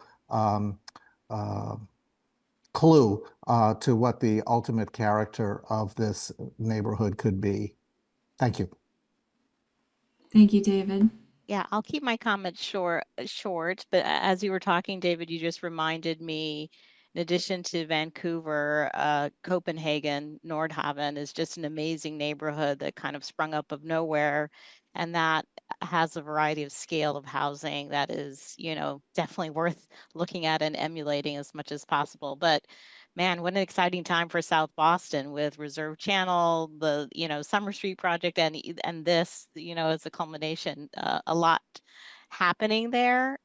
And therefore, libraries, schools, and public amenities become even more critical. And it's not to say it has to happen on this site, but some analysis about how all of this really becomes truly neighborhoods and not just, you know, destinations that really don't have people living there and people raising families. So I do think that's an important factor to consider. But I think the structure of your meetings are fine. I think urban design strategies are definitely worth considering, and maybe that's where we think about all the analysis of, you know, what makes a neighborhood a neighborhood. But the scale of some of the blocks seem a little bit odd to me. I definitely think the major thoroughfares are spot on. Richard Street, you know, West First, Necco makes sense. It's the smaller grains that I'm having a harder time understanding. And I don't know if some of them are just purely pedestrian and some are actually vehicular. So understanding the grain of the blocks, especially as it relates to channel center, like what are some of the thoughts? Because I do think some can be more pedestrian oriented and less vehicular oriented. So I'd love to know those strategies in the first meeting rather than separating it and not talking about that into the second meeting about how the block strategy is starting to formulate. But those are my comments for today. I'm super excited to learn more about this project. Thank you, Mimi. Kirk, I see your hand up. Yep. I think Mimi hit on some good points. You know, we don't want to lock in a block geometry or fabric until we fully understand how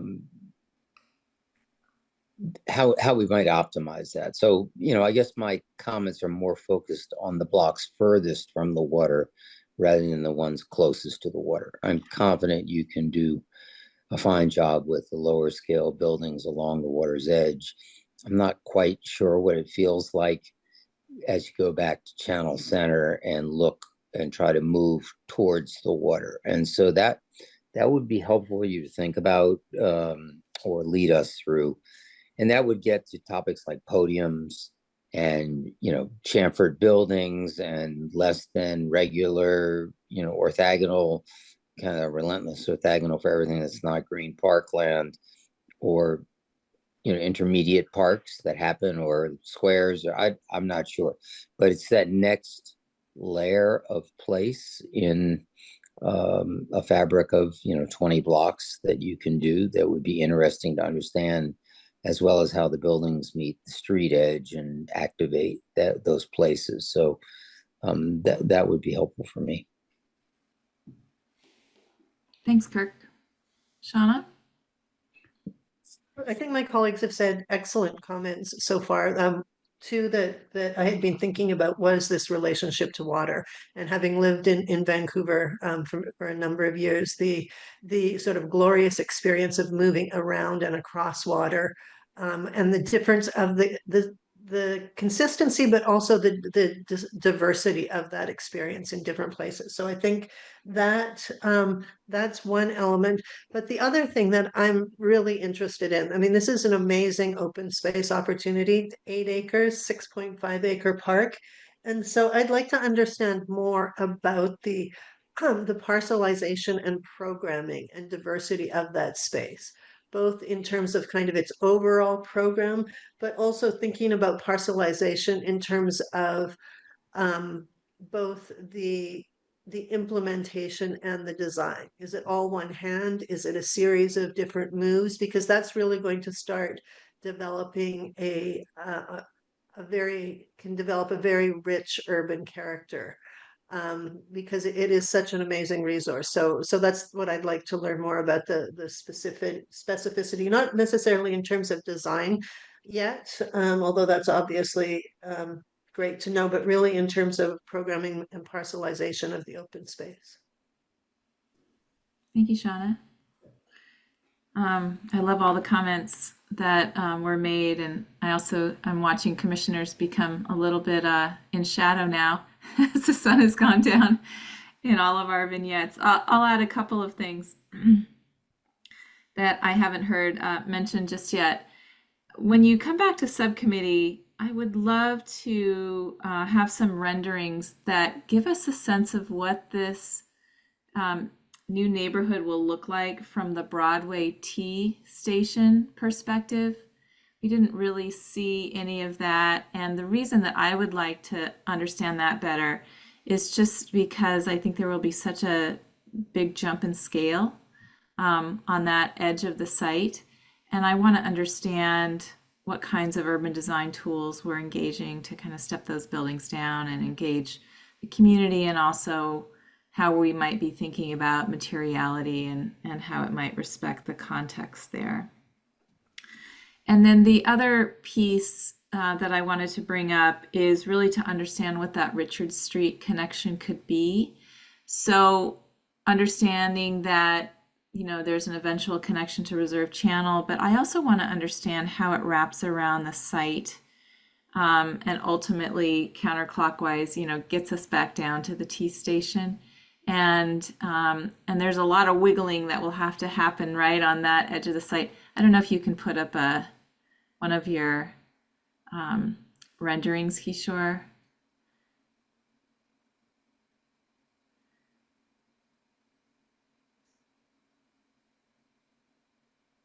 Yes, great. Kind of where your cursor is. So yes, how do you wiggle through some of those two out parcels, and how do you get back to the fabric of the city, I think would be really helpful to understand for me. So those are two things I wanted to add to the other great comments.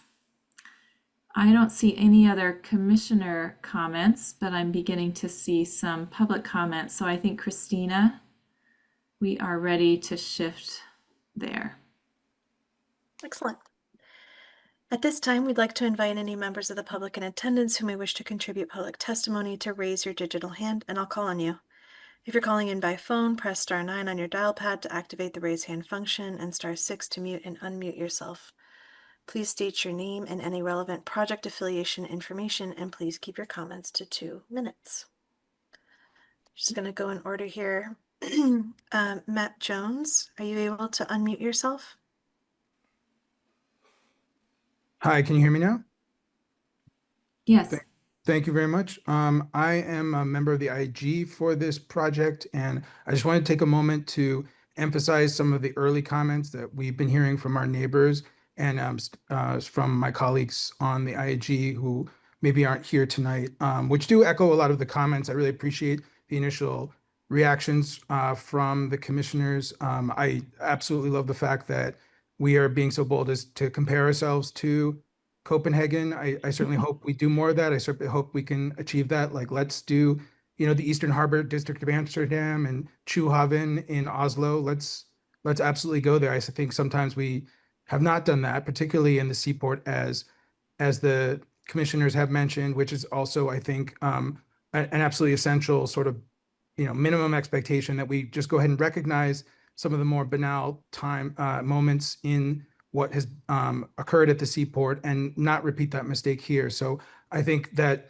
if you look at that sort of axiometric overview presentation rendering, it really kind of makes me a bit more than a bit concerned that we're redoing the sort of the vertex buildings, especially at that southwest corner under around West 2nd Street where it meets A. That looks really bulky and dense and totally banal. And so I hope that that gets refined. I really appreciate a lot of the comments that there's recognition that that sort of height and massing diagram, that sort of amphitheater envelope that was shown in one of the presentation slides is really too omnidirectional and unsophisticated. It does not do any work at all to knit with and integrate with the existing neighborhood, which is just a completely different scale. And so I think there's a lot of work that has to be done there, sort of on the opposite side from the water, to really make this an appropriate transition from a very small scale neighborhood. You have 2-story single family homes a few blocks from here. There's already a lot of discomfort around some of that transition. So there's a lot of work that I hope will be done there. And I think work that needs to justify some of the heights that are being proposed. And I think, this sort of zoning, the zoning subdistricts right now are a bit too crude to really comprehend the justification for them. And, out the seaport, the tallest buildings in the Seaport Square are 250 feet. And so proposing something that's 200 feet and saying, okay, well, the residential towers tend to be, taller and more point towers, then work that into the setbacks to start to really show us how you're accommodating that. So thank you for the opportunity to contribute my comments, and I look forward to seeing this evolve. Thank you, Matt. Steve Hollinger, are you able to unmute yourself? Yes, thank you. I'm going to be brief. I won't hold back on my comments. This is the least aspirational master plan I've worked through in my 35 years of working through master plans throughout the Seaport District. At 30% housing, almost 70% commercial, of which 61% is office space or lab space. They have 0% for civic and cultural uses, while every other PDA, except for the 100 acres plan in the Seaport, including Fan Pier, Pier 4, Seaport Square, Atlantic Wharf, all had civic and cultural uses banked throughout their projects. So this project should offer 10% for civic and cultural uses, of which 5% should be that signature civic and cultural destination that everyone asked for the past year and a half. And that should have been the focal point of this project in the buildable space, 1 acre site, let's say, for a future client. And like ICA on Fan Pier, for example, and the site built around that. And then the rest of that 10% civic and cultural would be banked for future users, future cultural users, and civic space, as we see on Fan Pier and other spaces. Also, the Harbor Walk is not being elevated, nor is 30% of the park space you're seeing. So we'll be losing 30% of park space to sea level rise, leaving us with very little park space. And then they say, go build a civic and cultural space in the remaining park space. And that would cast shadows across the remaining portion of park space. So essentially this project with sea level rise and shadows offers almost no usable, really usable park space in the evenings. It's only 3.5% retail. So this is an office park you would see in Waltham, not in Boston. And housing should be 33% minimum, not 30%. BPDA actually misled you. They said the 100 acres plan was 33% housing. It was when I went to 58 out of 60 meetings, but BPDA lawyered out the requirement for Gillette to provide that 33%. So on Gillette's 9.5 acres next door, we only have 1 residential building. That's 17% residential. So don't listen to BPDA telling you the 100 acres plan is 33% residential. We need more housing on this site. Thank you. Thank you, Steve. Tom, are you able to unmute yourself?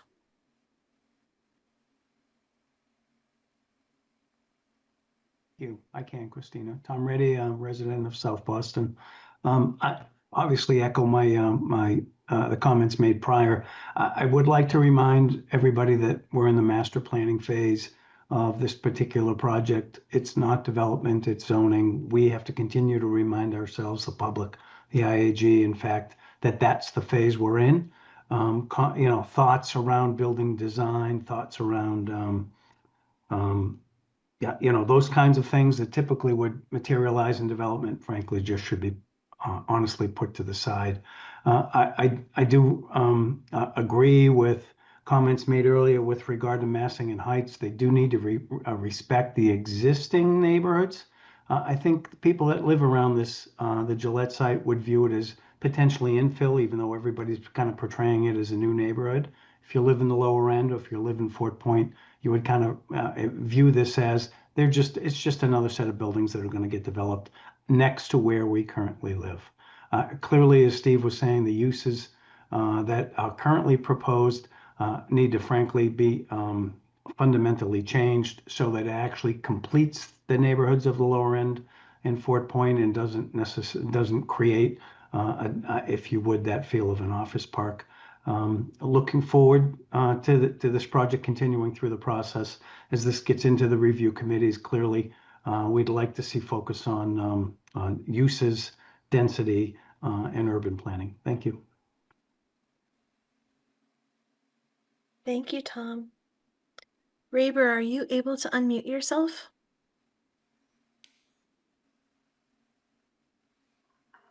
Yes, thank you.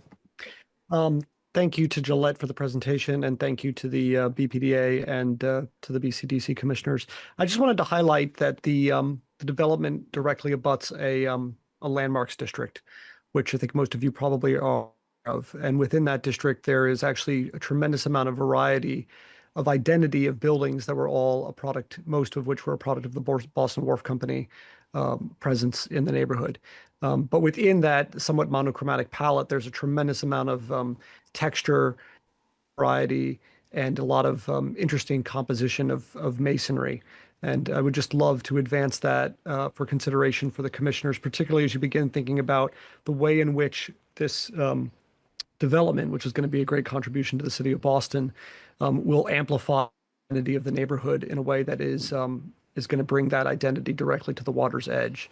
with Gillette, of course, moving to a new facility, that entire lower end of the channel will be really redefined. And the buildings that are up Center Street and A Street, the identity of the district as it currently exists, has the potential to be significantly diluted if that is not carried forward in the work that you're doing here as it relates to even setting clarity and direction for the Article 80 process.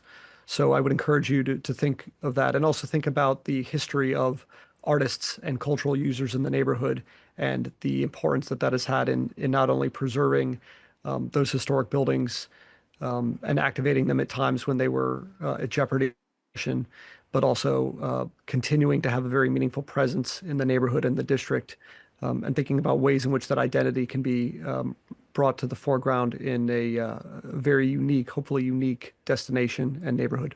Thank you. Thank you, Raber. Valerie, are you able to unmute yourself?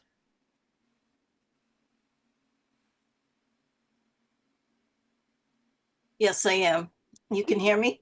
You can. Thank you. I have been a neighbor, and with my neighbors have been neighbors of the Gillette manufacturing plant for 40 years.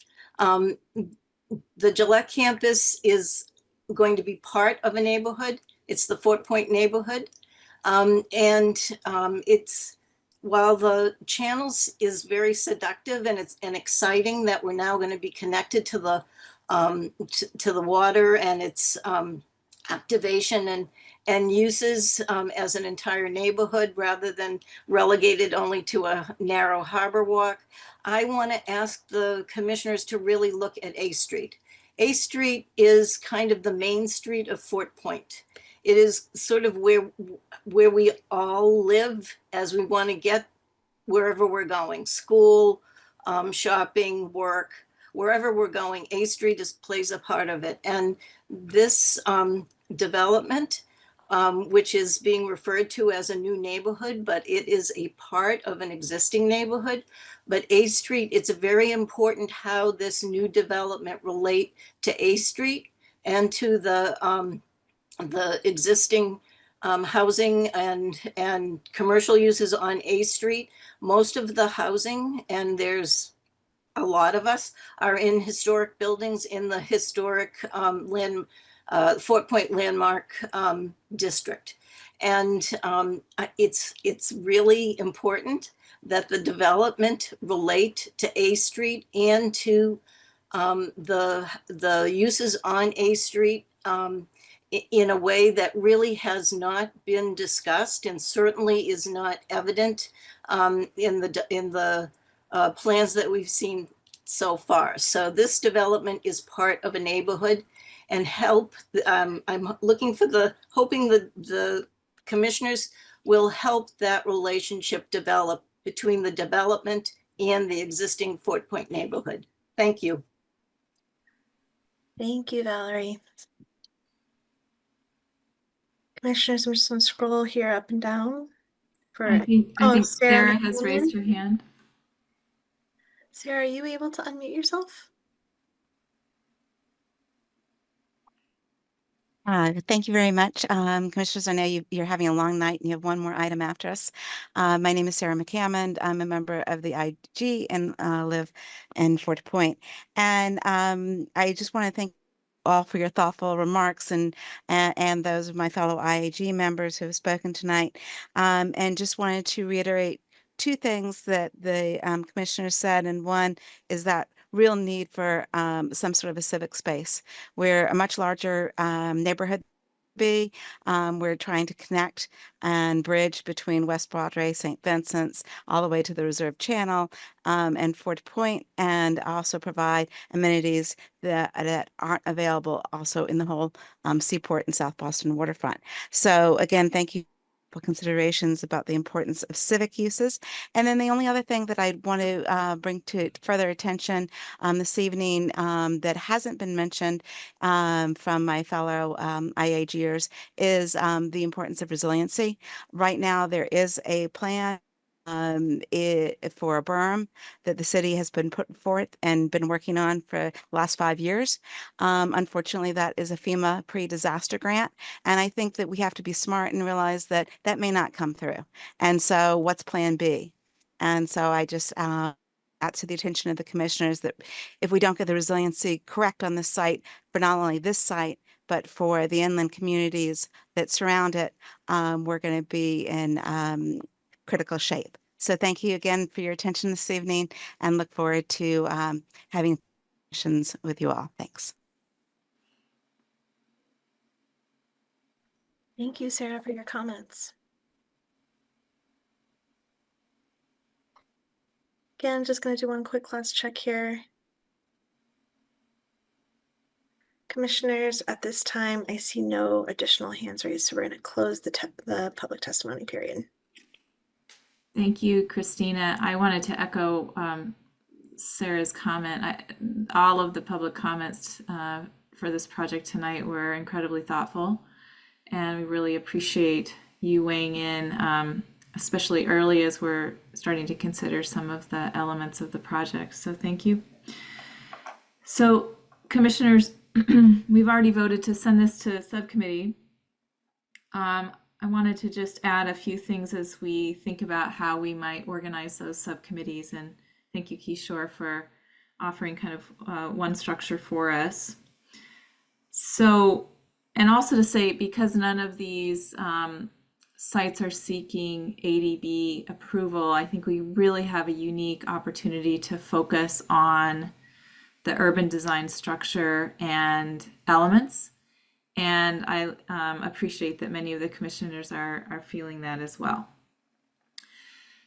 So as Christina mentioned in the materials when she sent them out to us, this is our inaugural project where we are looking at holding 6 meetings as we review this project.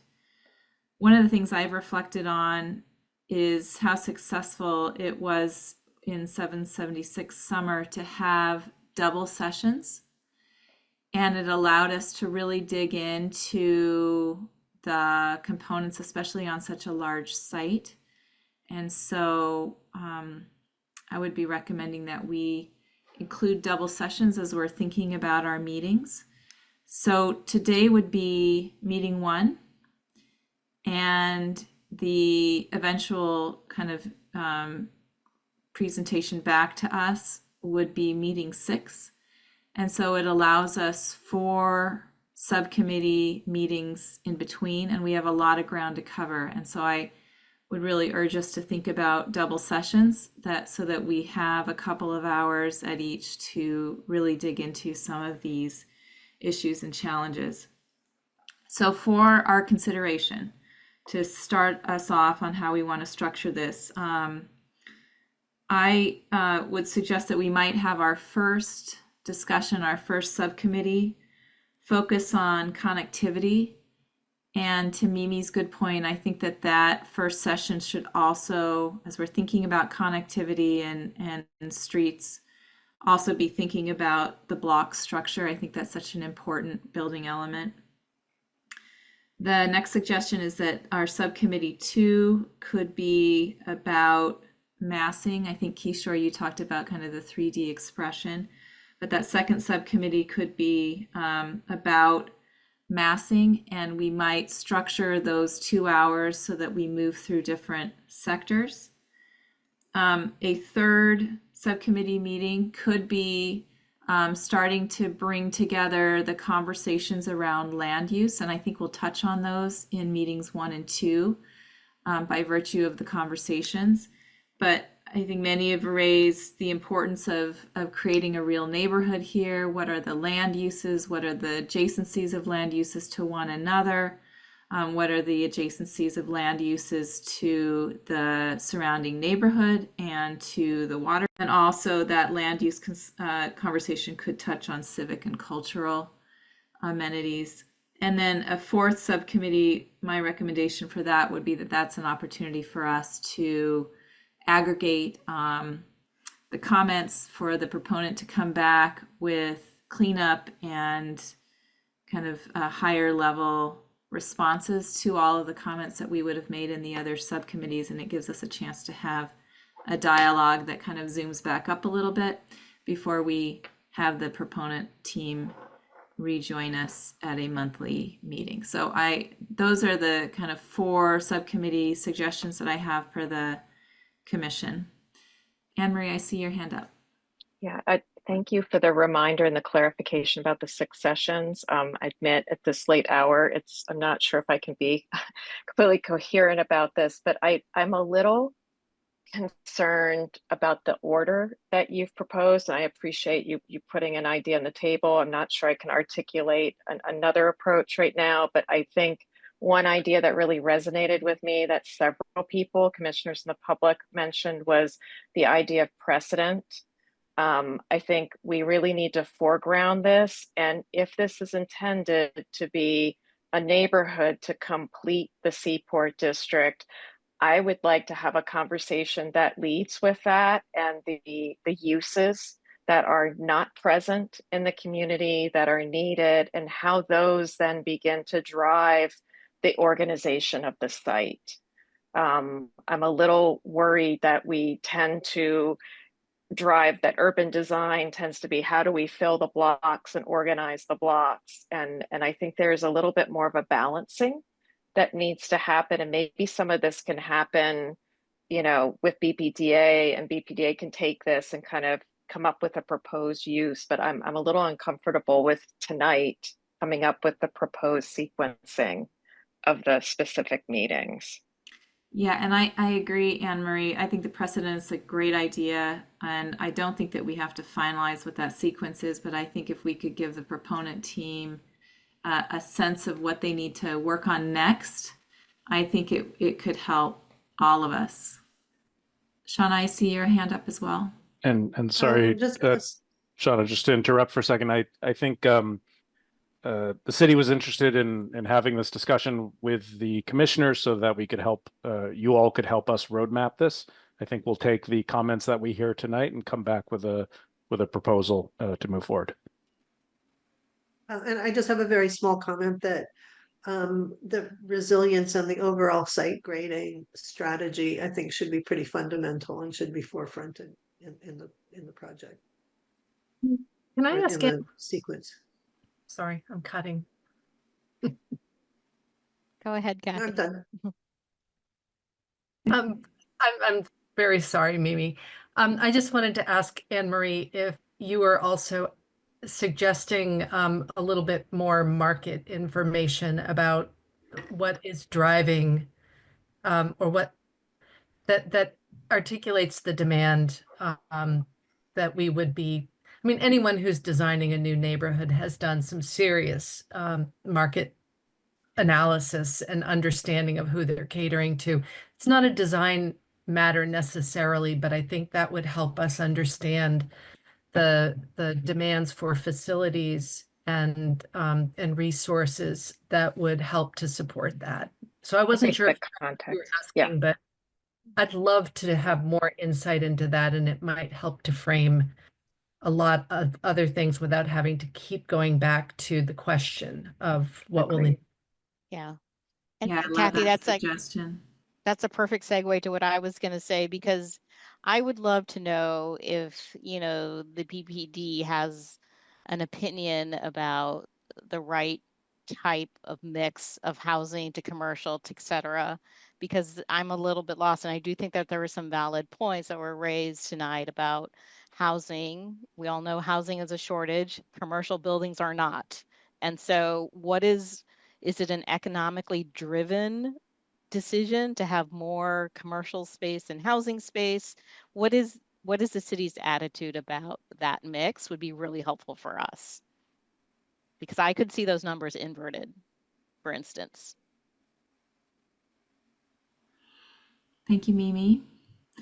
All right, so it sounds like commissioners were off the hook for deciding on structure tonight, but Seth, there's been a lot of really good comments about things we'd like to see kind of front loaded into the discussions. We don't wait too long to understand them, and then making sure that we leave ourselves plenty of time to dive into some of the other aspects. And I think that this, the idea of resilience that Shauna brought up should absolutely be tied into our land use conversation, because it's such an important way of understanding the site and what happens over time.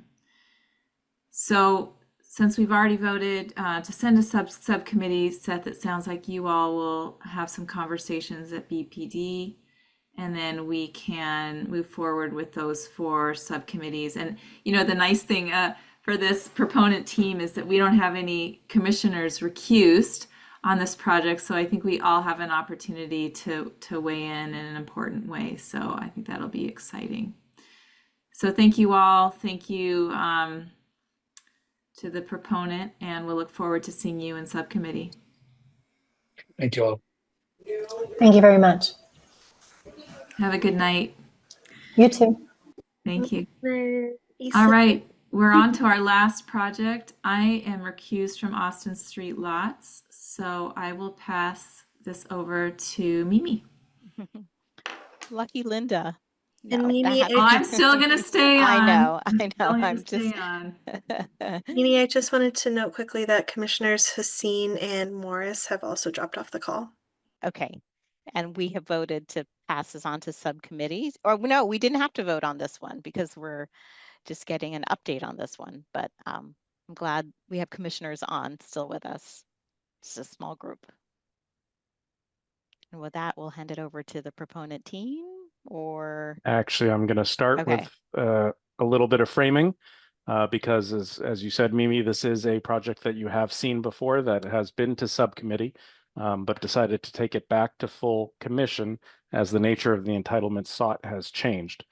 As a reminder to everyone, this is the Austin Street Lots in Charlestown, a proposed redevelopment of a city-owned surface parking lot, or multiple lots. The proponent was designated through an RFP process based on its responsiveness to the criteria developed in the plan Charlestown and this process. The RFP requires the provision of housing and establishes that projects should strive to provide 4 90 by 90 active recreation practice fields. The proponent previously sought an ADC, PDA, and simultaneous ADB approvals for 4 buildings. And you saw this back in July of 24 and July for both introduction and subcommittee. The previous assumptions for site access and circulation were proven infeasible during due diligence with neighbors and the city.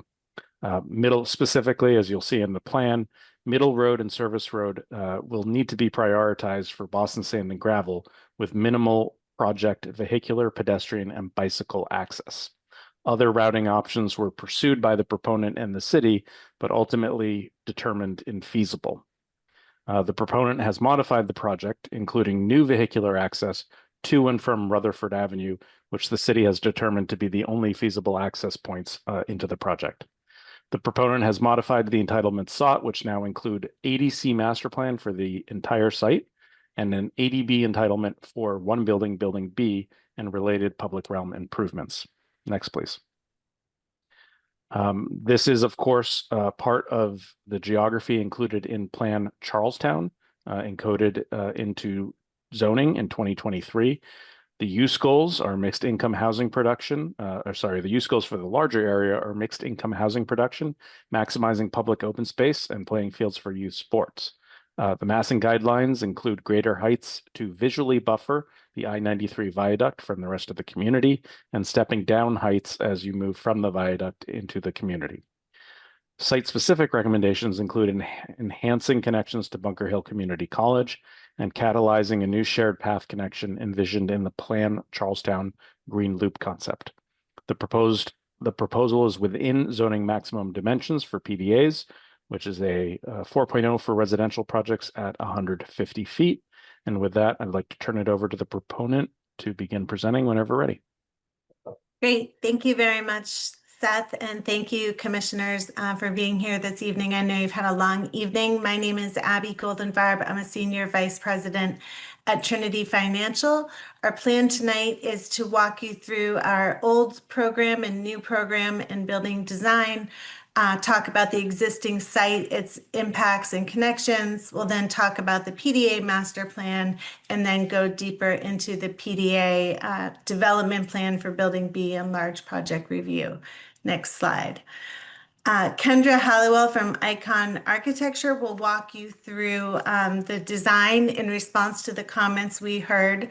But we wanted to let you know that we've spent the past year really digging into what we heard from our BCDC meeting. In particular, the big elephant in the room or concrete truck in the parking lot was the need to accommodate and figure out how to best accommodate Boston Sand and Gravel's needs to get to their abutting site safely, as well as to manage our location next to the MBTA and their need to access the MBTA Orange Line tracks.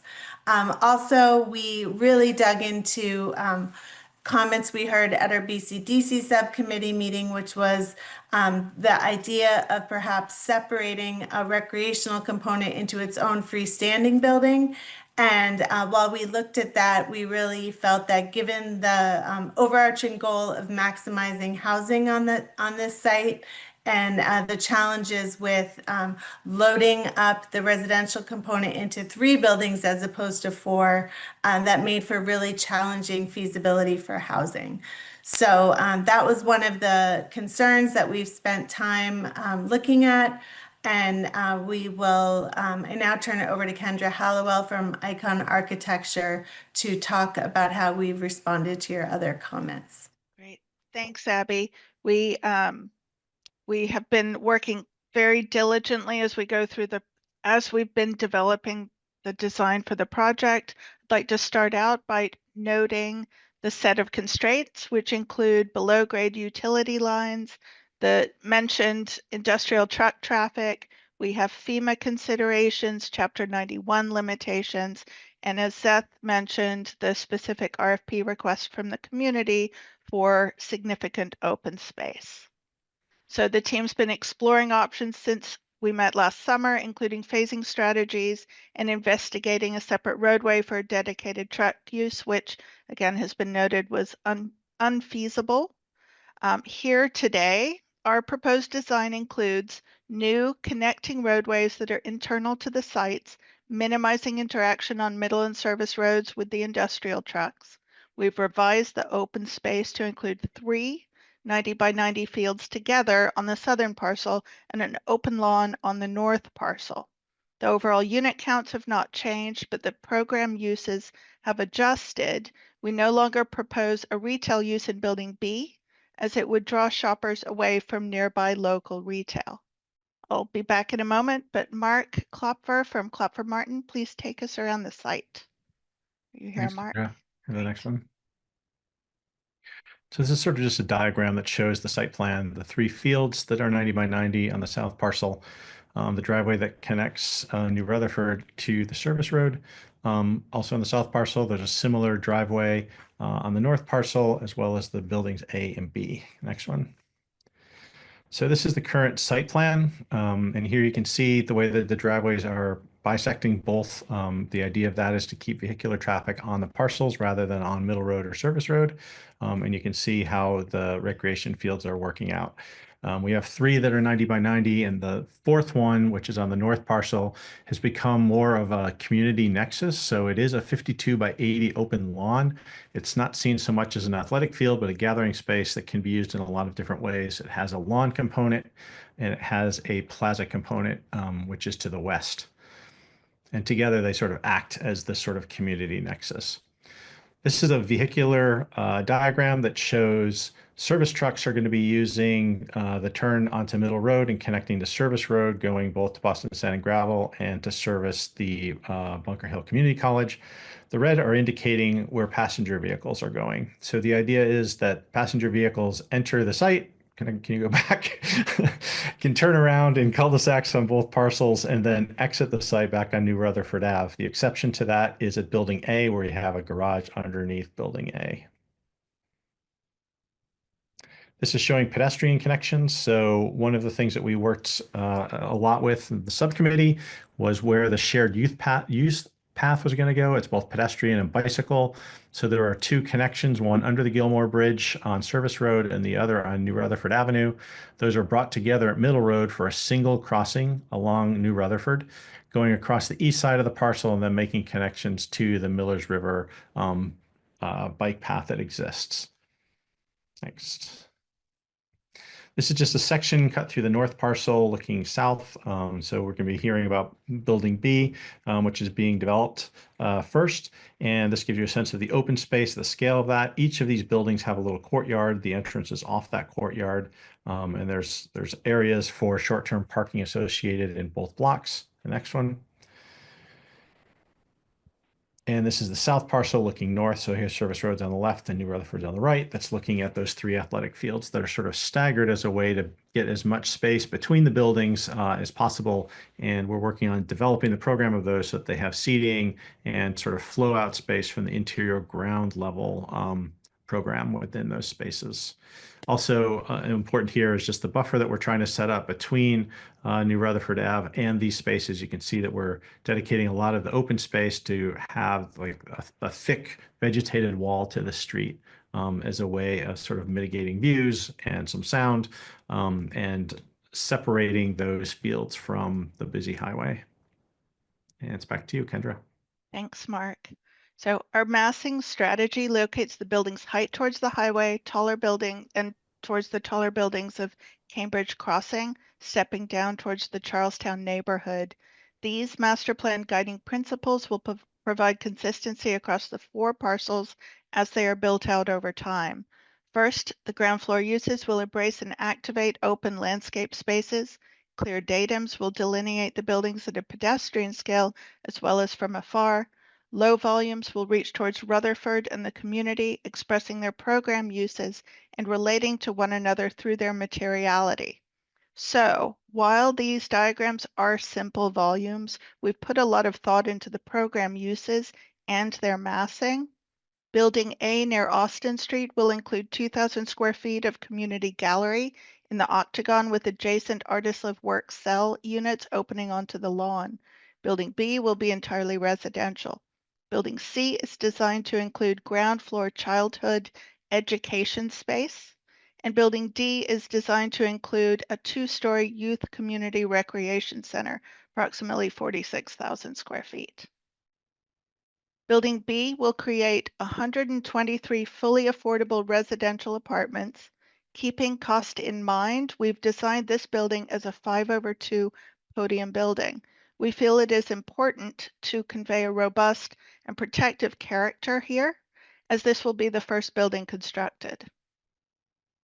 Phase 1 includes the adjacent drive, turnaround, landscape, courtyard, and open lawn, as well as the adjacent shared path for bikes and pedestrians along 3 sides of the site, New Rutherford, Middle, and Service Roads. The primary entrance and lobby will be located right off the courtyard, sheltered near the short-term parking and drop-off area. This is the existing view from Austin Street looking south and the proposed view from the same corner. The welcoming courtyard will be an oasis from the larger city outside as the amenity space peaks above the roofline. We envision this lawn for greater community use and some fun, including Touch a Truck, Arts Festival, Farmers Market, and more. These are some views circling the building depicting robust materials with masonry depth at the building base and a contemporary attic treatment in metal panels above. And with that, thank you.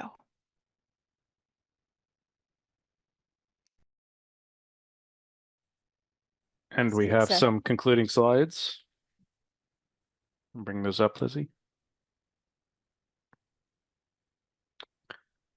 So some of the guiding design principles on this site include ground floor activated open space design and buildings that spill out onto the spaces.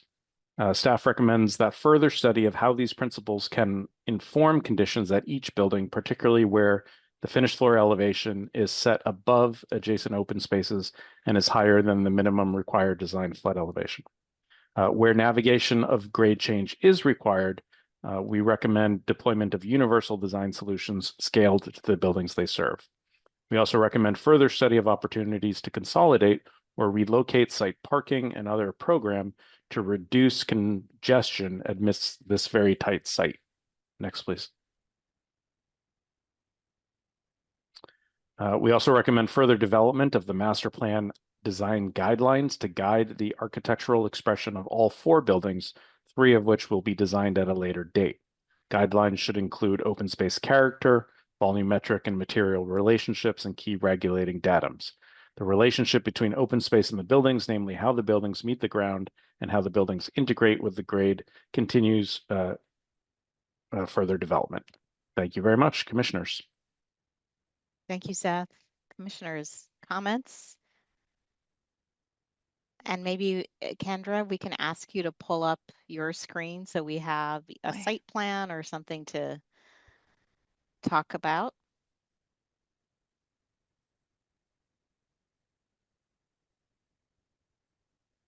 Anyone want to start the conversation? So, this is Commissioner Sykes. It would be helpful just to do a refresh on what we said last time. If you could do that just quickly, that'd be really helpful. What were our concerns? What did we like? Right. Because it's been a minute. That's fair. We do have a few notes up top.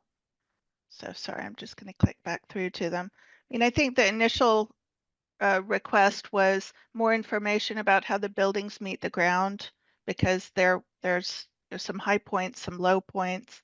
I think one of the biggest concerns was safety and adjacencies, specifically with along the Rutherford Avenue edge. And so that's an area we've tried to pull the buildings away from that edge. The bike path sort of linkage in terms of how the bike paths connect through the site, that's been something we've looked at a number of different iterations and settled on sort of the perimeter of the site, sort of where public circulation you would expect it to be, is where we've located this shared pedestrian and bike path. There's been requests to further develop the guiding principles, much like Seth has just reiterated, and further investigation into parking, and also more information on the constraints, the project constraints. And I think we started the slideshow with, we've got a 15 to 20 slide deck that goes through each constraint for further depth. Of course, we've edited that for this discussion. And then I'm sorry, go ahead. I didn't mean to cut you off. Go ahead. Yeah, well, I think lastly here on the slide at the bottom, there was a recommendation. I think initially we had been grouping the character of the buildings on the north site together and the south site together. And now we do agree that sort of treating the bookends of the site, buildings A and D, as a type, and the 2 along Middle Road together feels like the right pairing. Could you bring up the best existing condition photo? Yeah, can I stop share just because I don't want to flip through a whole lot of slides? But yes, we've got an existing condition slide.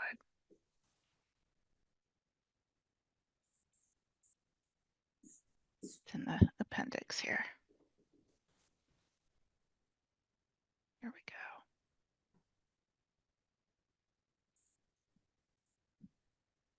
Does that work, Kurt? Can you see that? Sort of. I mean, it's a big site, so it's hard to understand. Like when you talk about the Rutherford Avenue condition, Right. Where is that in this? Yeah, that's when you're driving south from Sullivan Square and the road dips down. So photo-wise,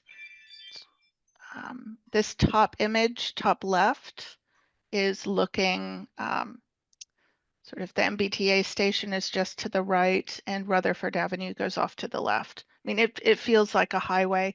I think it's worth noting that the city is planning to do improvements. There have been ongoing boulevard style improvements for Rutherford that envisions potentially removing the lower area. I'm not really sure where that's going to go. But we've designed our sites to abut and complement and meet up with the city plans for the improvements along Rutherford. There is proposed a bike path along the opposite side of Rutherford up here. And then here's our north side and our south side. I'll defer to our landscape architects on this, but I will say, from my vantage point, just looking at this aerial, having this rhythm of open spaces along Rutherford is quite a great idea. I mean, I think eliminating all the parking, obviously, and then, of course, masking the highway and trying to create this new place. So I don't have a lot of negative things to say. I guess I would say I'm sure there's refinement that you can do, but as a concept, I think those are your sort of big principles here. So let me let my fellow commissioners speak. Thanks, Kurt. Anne Marie? I would just add, so this is obviously a pretty challenging site for numerous reasons. The one thing I'm struggling to understand, so it seems like given the conditions that you're working within, the nature of this, my inclination is that this should be more of an internal kind of almost, it's about creating an environment within the development that has a sense of enclosure, or at least orients people to be inside versus outside. I don't know if that makes sense. And it's difficult for me to understand as I flip through the site slides where the building entrances are. So also just if I live in the building or somebody's visiting me, if I live within the complex, where do I go? And I think that I think the answer to those questions would help to then direct how do you resolve the parking issue and the circulation within the site. And like Kirk, I will defer to our fellow landscape architects on the commission to also, add to that. Thanks. Thanks, Anne Marie. Shauna? That she's been out with Pilates and actually. So I want to, if you could bring up the site plan again one more time for a second. This is a super challenging site. It's a super challenging site for a lot of reasons, but one of them being it being a play field next to effectively two highways, just from an airborne particulate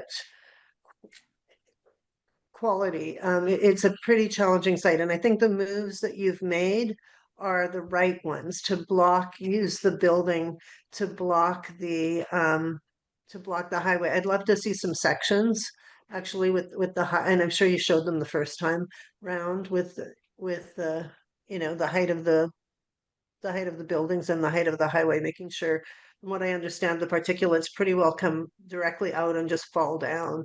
So I think the overall move this way is a very strong one. I see more so on the plan than on this view, but you can see it on this view too, that Mark, you're using a lot of planting at the edge, not just at the edges of the playing field, not just street trees.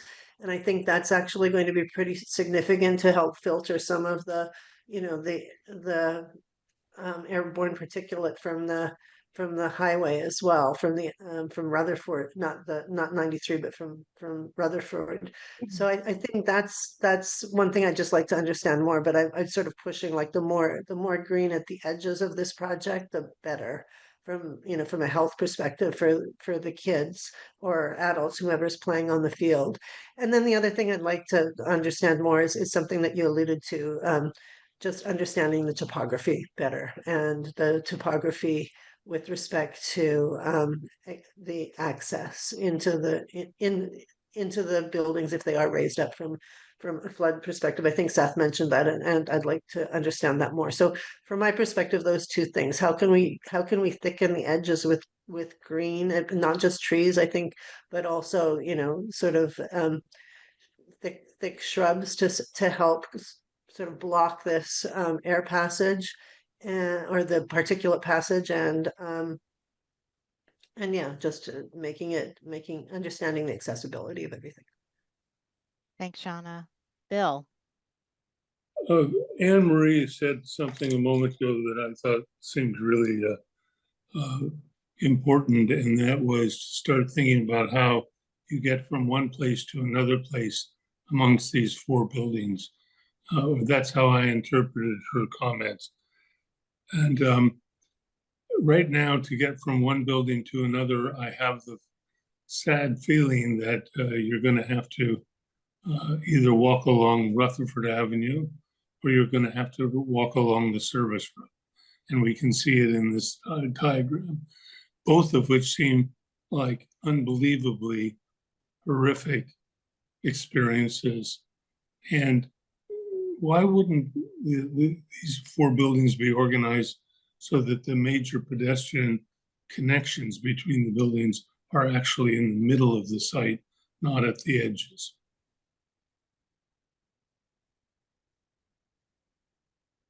Yeah, Bill, I assume you're done with your comments. I feel like that was a very big exclamation point at the end of that comment, because I do think I think I have a similar concern about that.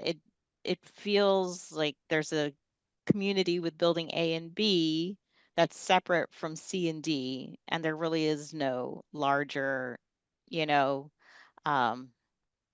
connections other than what seems to be pretty urban conditions that aren't quite conducive for and perhaps I can yeah. speak to that a little bit. I think in the earlier version of this, there were more opportunities to cross. Either side of Middle Road, there was more robust landscaping on either side of Service Road and connections there as well. Part of what has evolved is that Service Road basically, Middle Road coming from New Rutherford, connecting to Service Road down right on Page, right? That is essentially needs to be truck traffic priority. And so the concern has really been trying to limit the interactions of pedestrians and trucks. And so in terms of concentrating at grade crossings, I think there was a decision to try to do that in one location so that we didn't provide multiple opportunities, and that the best location for that seemed to be New Rutherford Ave, which will also be improved. We don't have a plan of the future boulevard, but should that come to pass, this edge will be greatly improved. I know it wasn't fully answering your question. It was sort of giving a rationale as to why things are the way they are. And how these things come to pass, but I didn't feel as problematic when we looked at it 2 years ago, but it does seem pretty dreary. Yeah, now. I mean, maybe it's the expressions of the corners of B and C, at least where they face each other, some architectural entry point connection saying, signaling, or maybe even actually understanding a ground floor plan. What's happening on the ground floor plans would be really helpful to understand. I think something that could be helpful here, and just thinking about the precedent discussion with the last project of, looking at some examples of, I can't help but think, I know this is not strictly speaking a courtyard building, but thinking what are the characteristics that, is it a passageway through, how can this become something that's almost like 2 U's, that connect between each other, recognizing you've got the fields there. But it seems like it's about separate. Right now, the design is about separating rather than linking them. Mm-hmm. I can't really see what the gray space is. Is that just mechanical space? This right here, yeah. that's bike storage, yes. And then this down here is mechanical towards the back. Kendra, Okay. is there a way you could exit full screen and sort of zoom in on the ground floor plan here? I can't zoom in. I'm sorry, it's just in the PowerPoint. Even in the scale slider in the bottom right? Scale slider Awesome. Thank you. I think there could be a lot of things to investigate. There could be, you know, the ends of the building that are closest to Rutherford Avenue. Is there a way to sort of rethink those, you know, sort of pushing them away from Rutherford Avenue so it's a big green connection across Rutherford, not just a sidewalk, or, you know, even sort of cutting them off or poking holes through, you know, just something to, you know, and moving that massing somewhere else. But I think that is a good point. And the more, I think the more we can get off the street edge here, the better. Like get directly off the street edge. Yeah, I'm going to zoom out a little bit. And I think, you know, I think you understand it's a tight site. Along the back edge, we've got below grade utilities along the front. There's New Rutherford and utilities. And we're obviously a very tight building. We've got it at a 7-story height so that it is financially feasible. If we, you know, if we cut back a wing, it is a loss of units. If we try to put them on top, it adds to the construction cost. So there are balances that we're trying to maintain here. I understand all of the comments though as well. All right, well, maybe I can also, you know, we'll leave you to think about some of these, I think, good comments for subcommittee. I do want to just make a comment on the architecture. You know, you're in a unique place here where you almost have no context but highways. And so I feel that the architecture could be a little bit more ambitious. I know it's an affordable building, but it feels to me the design of the architecture itself could be almost anywhere. And I feel like you have a unique opportunity to have a canvas to be more interesting with color, texture, and just want to suggest a little bit more aspirational exploration because you have this unique opportunity. And so maybe looking at, you know, other studies that you've looked at in terms of the architectural expression would be nice to see. And it doesn't mean to need to get busier, but is there more color or, you know, material choices that you could make that are different? You know, one local project that might be interesting to look at, albeit very different context, but I'm thinking about Tent City, just in terms of mitigating, you know, sort of managing density, creating a sense of kind of enclosure around the space, navigating different heights. I just looking at your site plan can't help but wonder, are there places where you can maybe, because you do need to meet, and again, without particularly at this late hour, understanding as you do the complexity, the details of, you know, all the constraints you mentioned, but might there be ways to tighten up some spots to create the openings that we're describing, you know, or you know, just, you know, nudging a little bit. That's just, you know, in terms of a design strategy, just exploring some opportunities to nip and tuck, for lack of a better word. Sure, happy to look. Yeah. All right. I think, Shauna, you have your hand up, but I assume it's from a previous comment. So maybe maybe we can go to public comments, see if there are any, Christina.